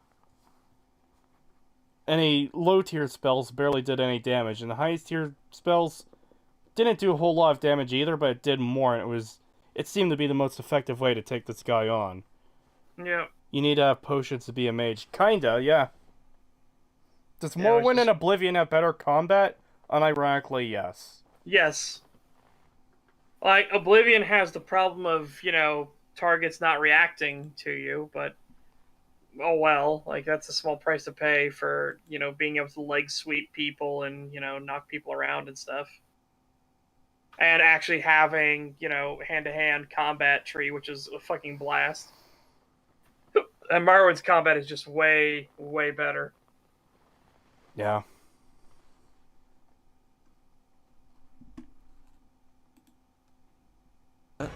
The biggest problem with magic is the fact that low-level magic builds are very hard to enjoy. Firstly, magicka recharges extremely slowly. Even with robes and rings and circlets, your offensive potential depends on your total magicka, which includes potions. Okay. I agree with you here fully, but you are also showing this as bad as possible. You are doing a Draugr Scourge, and you are using the, Flame spell. Like, the weakest, most piddly, useless spell against something you're already super high level. You already got super gear, you got tons of potions and everything like that. You're doing it against a Draugr Scourge, man. Yeah. Again, I agree with you fully, but you need to do this in perspective when you're talking about low-level magic builds, to show low-level magic going against low-level enemies. It's the same problem, but it isn't this ludicrously overstated. Yeah, and the problem with showing footage like this is that someone who disagrees with you could call you out as being disingenuous here. Oh, look, You're using the weakest spell in the game. You literally started off with it, and you're fighting a super high-level enemy to prove that it's not doing anything. You may be right about magic being garbage, and you are right about magic being garbage. I fucking absolutely agree. But the problem is, if someone wanted to counter you and respond to you, they could very easily show you to be... they could very easily claim, with evidence, that you're being disingenuous. Because that's what it would appear like to someone who genuinely believes there's no issue with Skyrim. Yeah, it definitely, yeah, Skyrim's magic is by far the worst in the series. Like I said, if you want to do this if you actually want to do this, to show this in true thing, you should be right as you get out of Helgen, or even in Helgen, just show you trying to burn some of the Stormcloak guys, and it's terrible.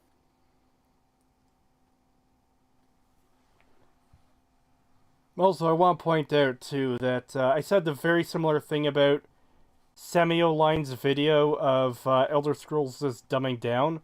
Because similarly, I mentioned this during the Sorcerer Dave stream, in Sammy's video, he was saying characters could get so low disposition with you that they'll refuse to talk to you.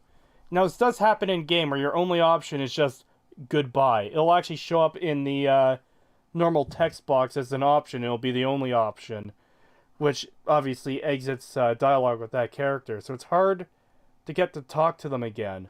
But the example he showed didn't actually have that happen. It just appeared as though he was opening and closing the dialogue box with a low disposition character over and over again.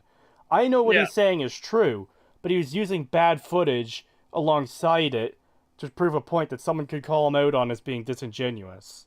Yes.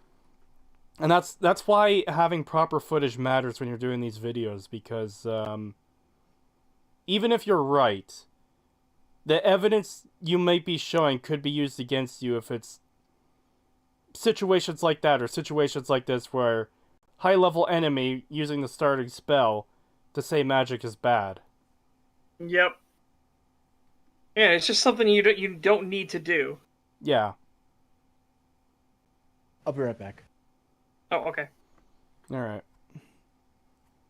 So, how are you doing, Such? I'm doing pretty good. Kind of just want to continue, though, because I just want to get this done.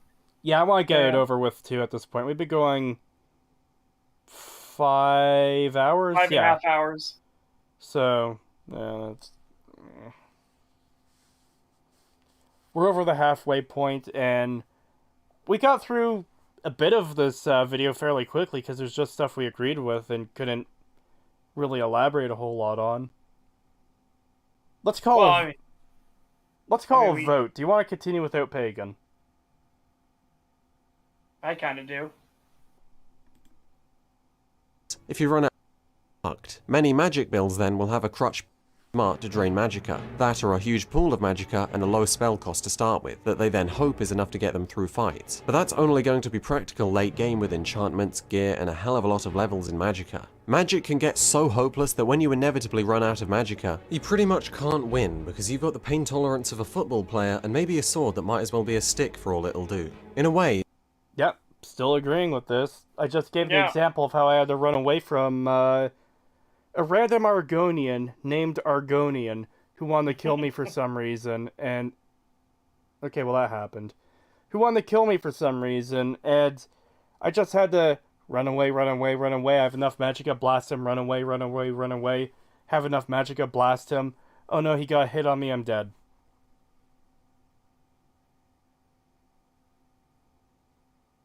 Yeah, there's no, like, there's just nothing. There's really nothing to say.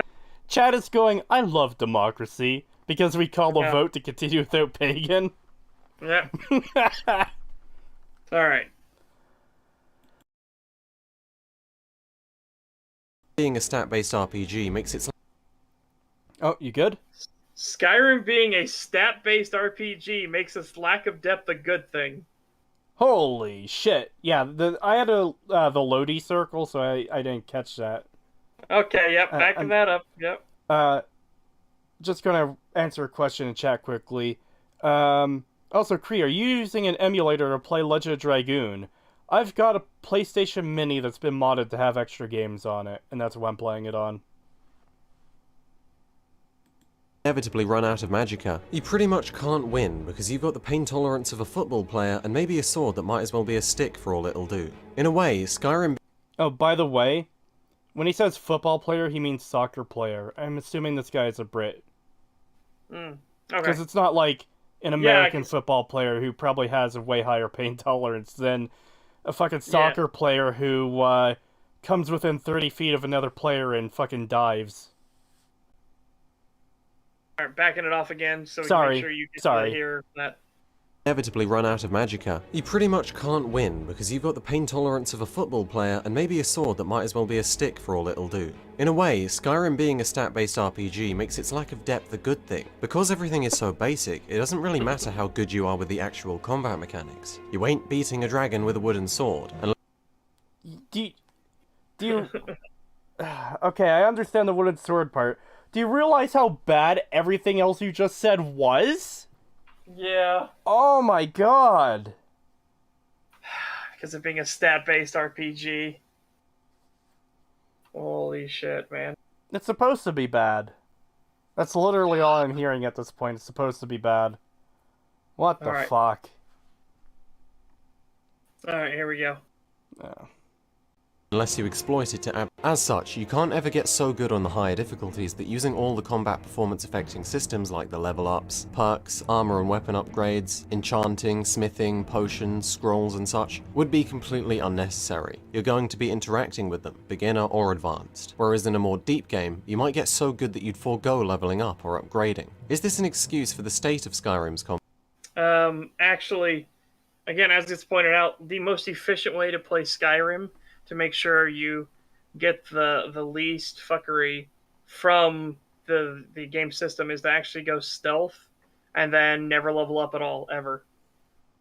Because it'll never get the higher tier enemies. Yeah. Which is incredibly, like, awful. You better not accidentally click on that level up screen because you get locked into selecting... You don't have to select all your perks, but all the health, magic, stamina upgrades that you've collected, you have to take them all at once. Yep. Sorry about that, I'm back. It happens. You Oh, welcome back. barely missed anything. Okay, there was a bit of a dispute going on. I had to go break it up. Alright. Pagan had to get the shotgun out! I wish. Well, don't worry, we're gonna solve which one of this here in a heartbeat. Eeny, meeny, miny, mo. Alright. Combat. No. The real-time engagements, depth is technically gained from all those combat performance affecting systems, and you can make decisions to what? create a successful outcome. Wait, I need to hear what the fuck he just said. Because I think he just said something insane again. Yeah. Beginner or advanced. Whereas in a more deep game, you might get so good that you'd forego leveling up or upgrading. Is this an excuse for the state of Skyrim's combat? No. Despite the depth of the real-time engagements, depth is technically gained from all those combat performance affecting systems, and you can make decisions to create a successful outcome. As it is with so many RPGs, those... The fuck did he just say? I don't know. I'm trying to understand what the hell he's talking about. So, prior to this part, he said all the combat enhancing other systems, so enchanting, alchemy, smithing. Yeah, I'm not sure what the fuck he's saying here. He's saying the depth comes from all the stuff ancillary to it, making decisions on it. It's like, what? So yeah, hold on. Not to mention, affecting... again, this game has no complexity. This game has depth, though. What? Yeah, which again is the same thing. The game doesn't have any depth, though, unfortunately. Oh, here we go. systems, and you can make decisions to create a successful outcome. As it is with so many RPGs, those decisions are hidden behind menus, so are largely uninteresting. That doesn't make for particularly satisfying gameplay, but given Skyrim's place as an otherwise highly immersive, visually appealing video game, you'd think they'd put more effort. Highly immersive, visually appealing video game, but it wasn't immersive to me, and I didn't find it appealing at all. Yeah. Visually. So, again, you're trying to say, why did you love Skyrim? I already am in the camp that didn't love Skyrim ever. So, this should be like, you should be trying to convince me over, but you've already... Again, we're still in this insanity, so here we go. Effort into making the combat at least fun. Feel good. It feels like I'm smacking toy soldiers together. If they don't want to increase the depth, then at least give us an illusion. I say they, but do we really need them? Do we really have to wait until Elder Scrolls 6? Until Fallout 76, Bethesda themselves haven't been a drawback in their games for a very long time. Skyrim. They've always been a drawback in their games because they always require the community to fix all their shit. Oh, This is dude. insanity. Even Morrowind has a big patch mod to fix fucking so many things in that game. Yeah. And it's only gotten worse from there. You're telling me Bethesda isn't a drawback? Yeah, again, they could turn this around. They're not beyond redemption, but yeah, for right now, holy shit. Alright. Skyrim isn't infinite. It's everything the game has to offer in a good 200 to 300 hours. That's quests and locations. Sure, Skyrim's a very fun game to replay, but most people who played it and liked it have done so many, many times. Maybe they want to do it again, because it's true. Few, if any, other games have done what Skyrim does best better. But with the What does Skyrim do best? Yeah. Does it what have every frame is a painting that you want as your desktop background? Does it have... Are the bugs the reason that... Is that what it does best? It has a lot of bugs that are haha funny? Yeah, I'm fucking... Ugh. And you just said yourself that the combat system is fucking garbage, so what does Skyrim do best? Dude, if he talks about the story, I'm gonna start laughing because Jesus Christ, the story is the thing that it does the worst. Please talk about the story. Please do it. Please tell me why the story for Skyrim is so fucking amazing. Yep. Alright, here we go. state of the industry, you're not playing something old. You need something new, fresh experiences to give you a reason to come back. You know what I'm talking about. Mods. A feature we all know and understand. The ability to simply download, Player-made content, third-party content, does not make a game good. Yeah, if you need mods to make your game good, your game was not good to begin with. Yes. Yeah. This is just an easy fucking catch-all trapdoor excuse to fucking get out of criticism.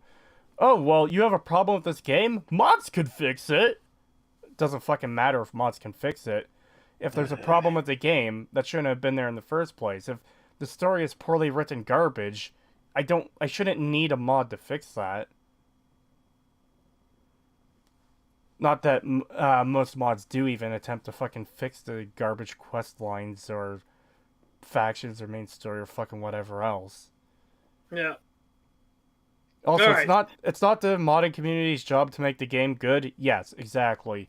And this is why I've always described mods as like sprinkles on a cake. You know, you get a nice cake, you got the icing on it, that's the game. Anything else is additional like toppings or flavorings, you know? It's like if you have a pile of shit, right? And you put sprinkles on top, that does not make the pile of shit not a pile of shit. It makes it a pile of shit with sprinkles on it. That's what mods are. You're adding something potentially good to something that's fucking garbage. And maybe that fucking topping will make that garbage good for someone. It doesn't make the garbage itself good, though. Just might mean someone will enjoy it.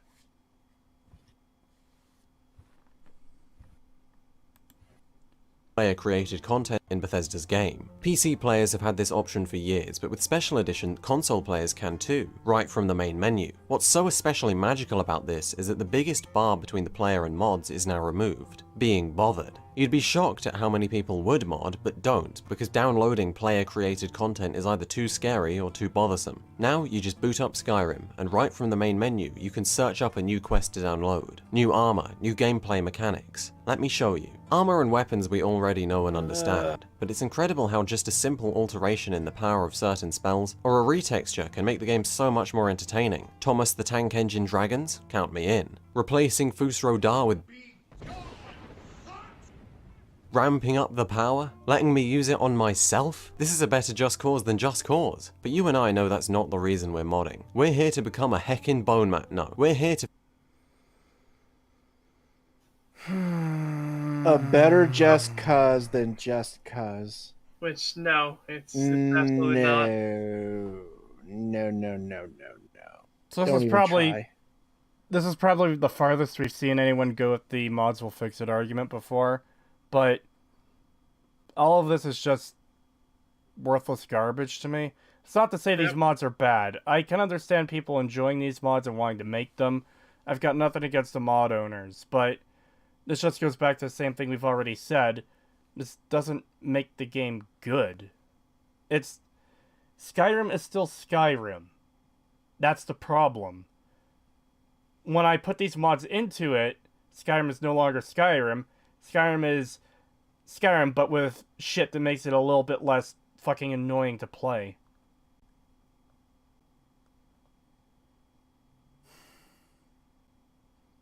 I really don't get these people, man. I don't get how they could say, yeah,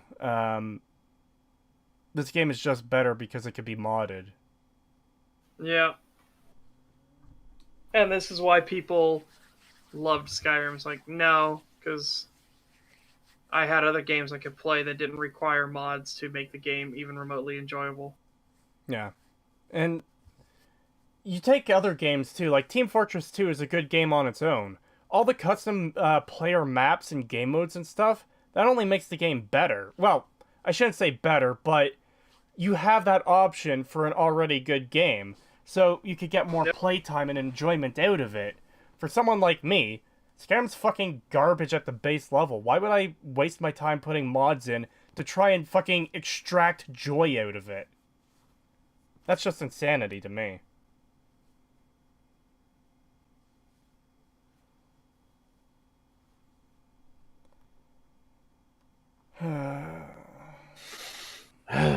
This is insane. Also, I might have to leave the call for a bit. All right. In just a bit. We'll see. I might not have to, but we'll see.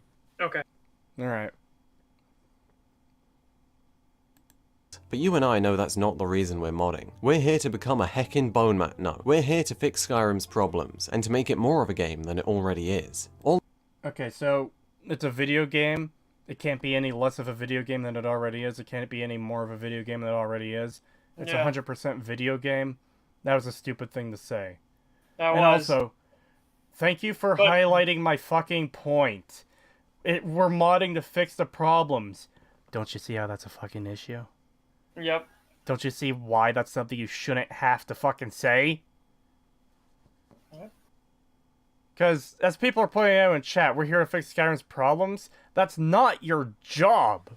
Yeah, it shouldn't be the modder's job. It shouldn't be the community's job to fix Bethesda's fucking garbage. Yep. Alright. This one... Satisfying combat I had? Well, now you know why I needed to illustrate them. In any other game, you're stuffed. In this game, download. Ultimate Combat, Wildcat, TK Dodge, and Archery Overhaul. Done. Fixed. It's not great, but it's a hell of a lot better. Depth allowing for combat mastery could make some systems redundant, but I think it's worth it, and you can simply experiment and essentially make your own combat system. Still, we have yet to scratch the surface. What about the passion projects developers have spent years... Alright. Just trying to get us some more distance through this. Fucking hell. That comment, where'd that go? The one mod Skyrim needs is this list of 100 plus mods to change how everything works. Yeah. Yeah, basically. I know he's going to talk about passion projects. If you're going to talk about Arendelle and stuff like that, it's like, yeah, that has nothing to do with Skyrim's quality at all. That's Arendelle. That's Arendelle's quality. These mods are not Skyrim's quality. These mods are these mods' quality. Yeah. It's the same reason why, God, when I worked for MMO Grinder, somebody kept trying to donate to get us to review Second Life. Oh boy. Like we can't review Second Life. And John didn't know, as he's never used it before. And I said, you can't review it because you would literally just be reviewing the person who you happen to go to their server. You would be reviewing the person, not the system itself, because the system itself is designed to be completely modular and open and moddable by everybody. So there's nothing to review. I don't want to go in and review XX Hotshot 53 XX's, realm. Yeah. That would be completely fucking insane. It's the same thing why if I'm doing a review of Skyrim, I'm doing a review of Skyrim. I'm not doing a review of fucking Arendelle. Yeah, exactly. I'm not doing a review of Enderal, I mean Enderal, not Arendelle. Enderal. Yeah, that's exactly part of it too. I'm not doing a review of Ordinator, fucking fixing all the perks of Skyrim. I'm talking about Skyrim. Or Sky UI, or the unofficial Elder Scrolls patch. I'm not doing reviews of those. I'm doing reviews of Skyrim. Yeah. And I'm sorry, but no amount of mods can change, will fix all of the issues Skyrim has, because even if you fix the depth issues with the combat, or the other skills in the game, alchemy and enchanting, and all the perks and everything, that's still only the gameplay side. It doesn't account for how fucking garbage the story is. You can download quest mods, sure, but the substance of the content that is Skyrim is the questing material. And this is the biggest problem I find with this whole modding thing. So you download all these mods to fix combat, to fix the perks, to fix alchemy, enchanting, smithing, and you download all these mods to play all these player-made quests. So what part of Skyrim are you actually playing then? You ignore the Thieves Guild, you ignore the Dark Brotherhood, you ignore the Companions, you ignore the College of Winterhold, you ignore the Civil War, you ignore the main story, you ignore the Daedric quests, you ignore most of the side quests probably. Sounds like you're playing a very small portion of what is actually Skyrim. Yeah.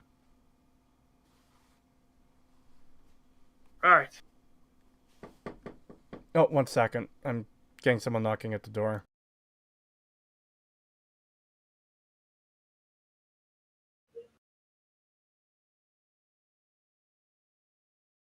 Oh, man.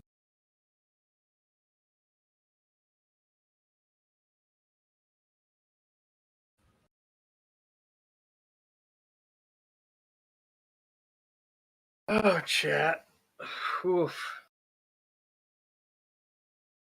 Like, again, this thing being a reason to love Skyrim as well. Enderall exists. Well, other Forgotten City exists. Well, all these other stuff exists.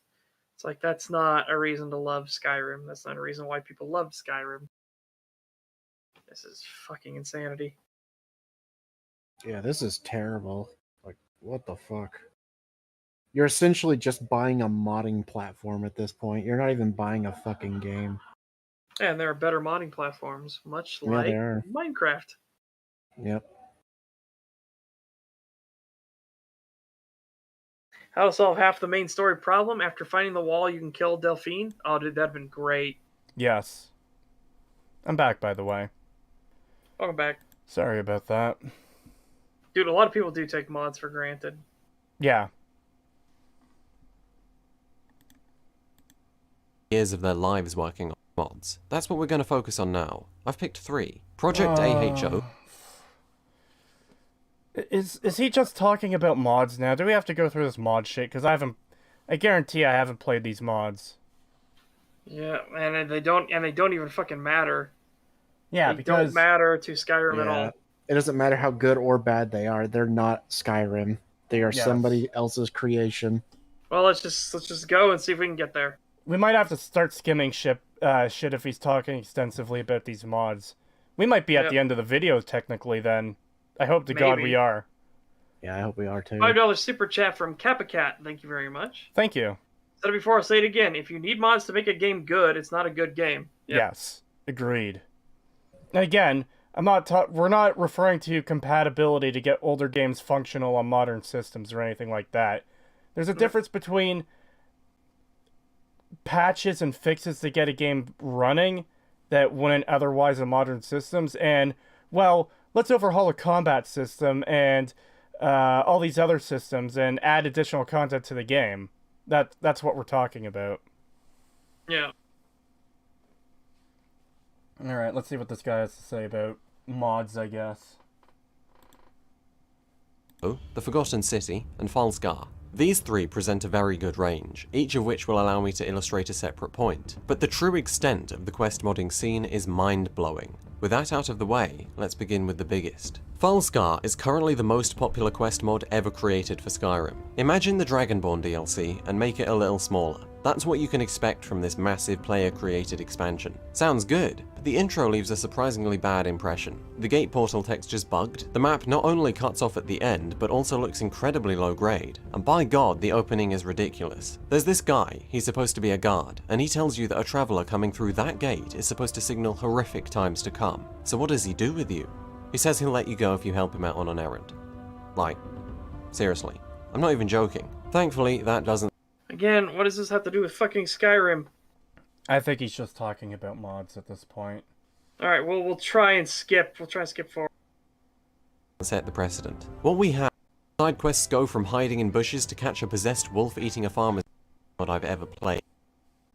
Lit Edge of Tomorrow, basically. Finding out who triggered the It looks like most of the rest of the video actually is just fucking mods. wait to play. It has some, someone's gotta get this joke.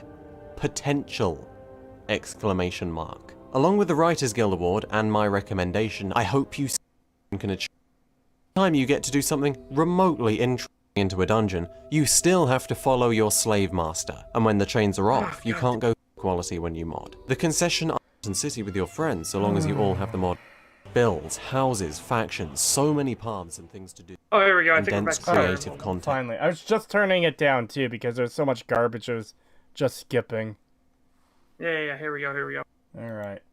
Morrowind is the same concept applied to Morrowind by a completely different team. I cannot wait to get my hands on either. So there we have it. Skyrim has an addicting core gameplay loop thanks to its brilliant reward systems and dense creative Terrible content. reward It is systems and Terrible reward system and saying so like when did addiction become a good thing? yeah, addiction is not a good thing. It's fucking terrible thing. Also, the game, as you've said yourself, White Light, has no depth or complexity to it whatsoever. So nice.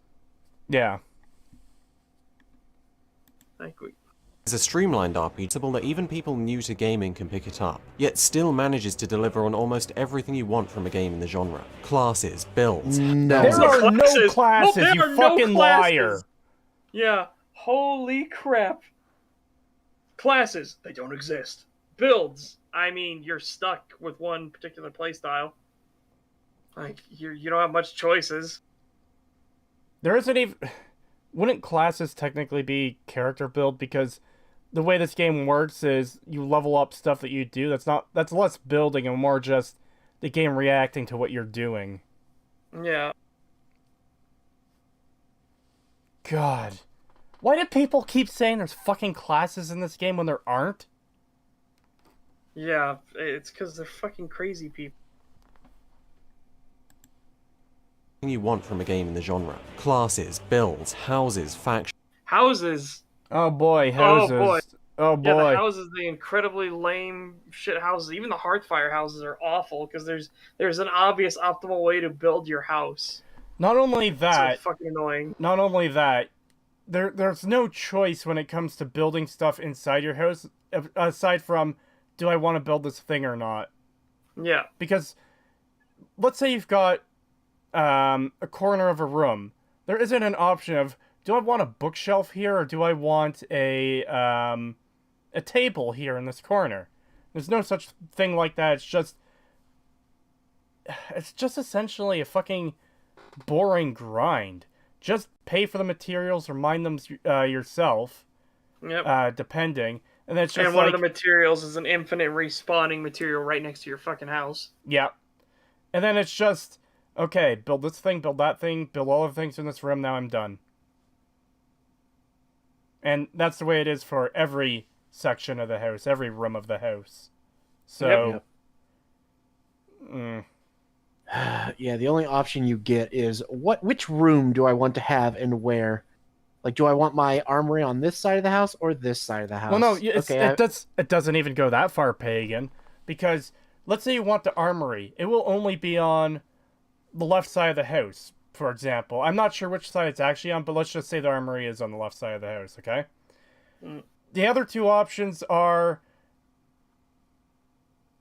Okay, so you've got three options for each side.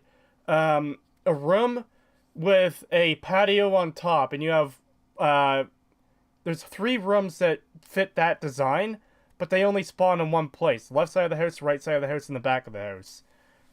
Same with the towers. You can have the tower at either side or the back, but those 3 towers are still different from one another. So let's say you want the armory at the side of your house, or that's at the left side of your house. But let's say you also wanted the enchanting tower, which is also on the left side of your house. Well, those are the only 2 like, you can't decide to put the armory on the right side of the house. They're both on the left. Yeah. Yeah, that's true. Yeah, that makes it even worse. It does. Yeah, And you there's- get basically there's no a lot options. There's a lot of things like, well, do you even need a fucking armory because you can just do all the stuff outside your house? Do you need an alchemy table? No, because you can have that in your main hall. So why would you do the alchemy tower? It's like, Yeah. and trust me, navigating up that tower is a pain in the fucking ass, because of course it is. Well, you don't even navigate up the tower because the bottom floor is its own room and there isn't even stairs or anything. You have to go up your regular stairs and access the second floor from the actual second floor. Yep, that's what I mean. It's just Yeah. a pain in the ass. So many paths and things to do. Its world is striking from the moment you step out of the cave, and rich enough to immerse and intrigue you for hundreds of hours. And when it's done intriguing you, you can just download more. Download the best it can be. Bethesda know how to make games. Todd Howard I have lost faith that is even true. So have I. Yeah. Especially Yeah. after the Emil speech of talking about paper airplanes and that effort is a dirty word and shit like that. No. I don't know if I trust that Bethesda knows how to make games. Also, We'll download have it to to see with Starfield, but yeah. download mods so it can be the best it can be. What a damning statement that is. Yep. Yeah. Not to say anything is going to be perfect, but again, it's the whole, oh, you need mods to make it good. That's an issue. I hate that people don't see that this is an issue, but it's a huge fucking issue. Fucking hell. is no devil. In light of this conclusion, it makes Fallout's trajectory ever the more confusing. They made Skyrim with 90 people in a few years' time. Their efficiency is something to marvel at. So what happened? Seriously, what's gone on? Is it ZeniMax rushing them? How did they forget? Oh, ZeniMax is not going to rush them because this is their cash cow. But, yeah, ZeniMax did better. ZeniMax Online Studios made fucking Elder Scrolls Online. And it is... God. It's Imagine- the fact that, if White Light, if you had actually looked into it, Emil is one of the biggest problems that Bethesda has. Yeah. Imagine being the person tasked with unfucking the lore of Elder Scrolls to make an MMO. Yeah. Also, yes, Flan, ZeniMax did sell them to Microsoft, but not by the time of this video, because this is not anniversary. I assume this is before the sale and everything, because he was saying, did ZeniMax rush them to make Fallout 76? It's like, no. Well, let me check when this video was made. Open new tab. Pause fucking immediately so I don't... Like I have said, to- it doesn't matter when this video was made, because he said, what happened with Fallout 76? Fallout 76 is before the sale, so it doesn't matter when the video was made. Yeah, that's true. We No. know ZeniMax didn't rush them. March 2019, by the way. Let's get this back up on screen. We are almost there, guys. We are almost done. Thank God. Uh-oh. Not responding. Beautiful. What's not responding? The, thing. The video? The, webpage. It'll take a Oh. second. There we go. The video isn't playing for me. Is it playing for you? Yep, it is. There was a Oh. reason since now. Is it not for you? It wasn't for a second there. Time. Alright. There we go. Their efficiency is something to marvel at. So what happened? Seriously, what's gone on? Is it ZeniMax rushing them? How did they forget their own successful formula? Bethesda deserve all the crap being flung at them right now. They deserve to be laughed at. But there was a but there was a reason. There's more reasons now, and there's more on the horizon. Yeah, it's No. because people are shills and they were just bought into the hype and they were in the honeymoon period. That's why. Yep. Yeah, the reason. Angry Joe proved that. Holy shit. Yeah, the reason I that was- originally oof. thought. I'm not going to say thought Skyrim was good. The reason I liked Skyrim upon release was the honeymoon period and not wanting to believe that a series I loved has fallen so far and that I hadn't wasted my time by playing this fucking game. Hope, or whatever he said, is there a reason? And then citing mods? Fucking no. Mods are a topping to a complete product, not a fix for the product. Yep. Fallout 76 has a story. It's not a very good one, though. Yeah. You're supposed to follow in the path of the Overseer. That's originally what it was. I don't know anymore now. Modding a game to make it good is like putting a spoiler on a fucking trash heap of a fucking car to say it's better. Yeah. Thank you all for saying that this is a new style of video at the end of every video now, so let's just assume that it's all new. I very much hope you enjoyed it. There's a hell of a lot more to come, and for anyone new, there's just as much to go back and check out. I'm considering taking a step into Okay, it sounds like he's Wait. done. Into voice what? voice work, voiceover and acting for various. Voiceover and acting for various projects. Okay, yep. Yeah, I don't care about that either way. Yeah, no one gives a shit, dude. Alright, Well, I mean, so some people will give a shit, but we definitely don't. Yeah, we don't. that's the video. Fucking holy shit. That was bad. Yes, Skids, Fallout 76 did not have any NPCs at launch, except one, which was a good traveling merchant, who was a super mutant for some reason, Yeah. which is weird. But yeah, I didn't have any NPCs, so how do you do the story? Well, you're constantly following audio tapes. Or getting them from robots. Or them just fucking spontaneously being added to your Pip-Boy. Because Yep. fucking reasons. Or automated systems that are asking for help for some reason. I don't know why.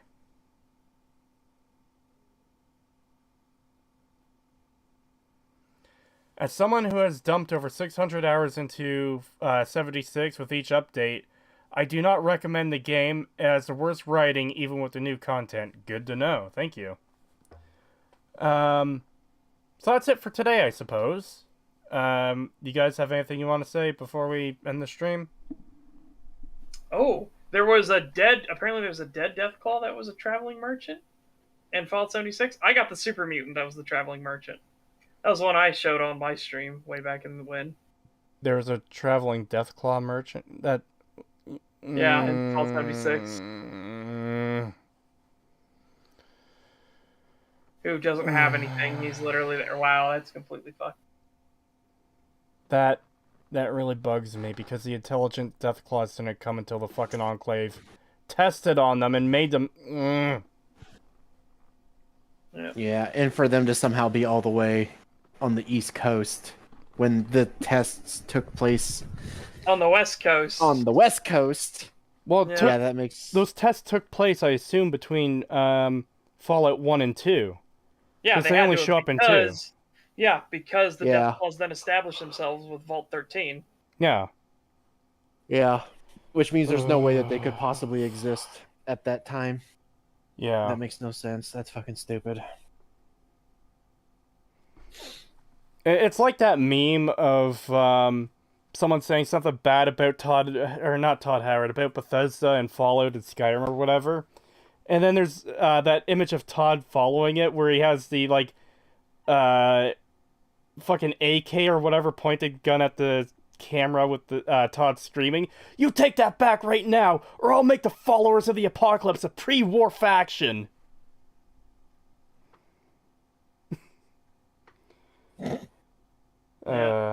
Anyways, I want to end this. I want to get some food. I'm hungry. So chill your stuff, guys.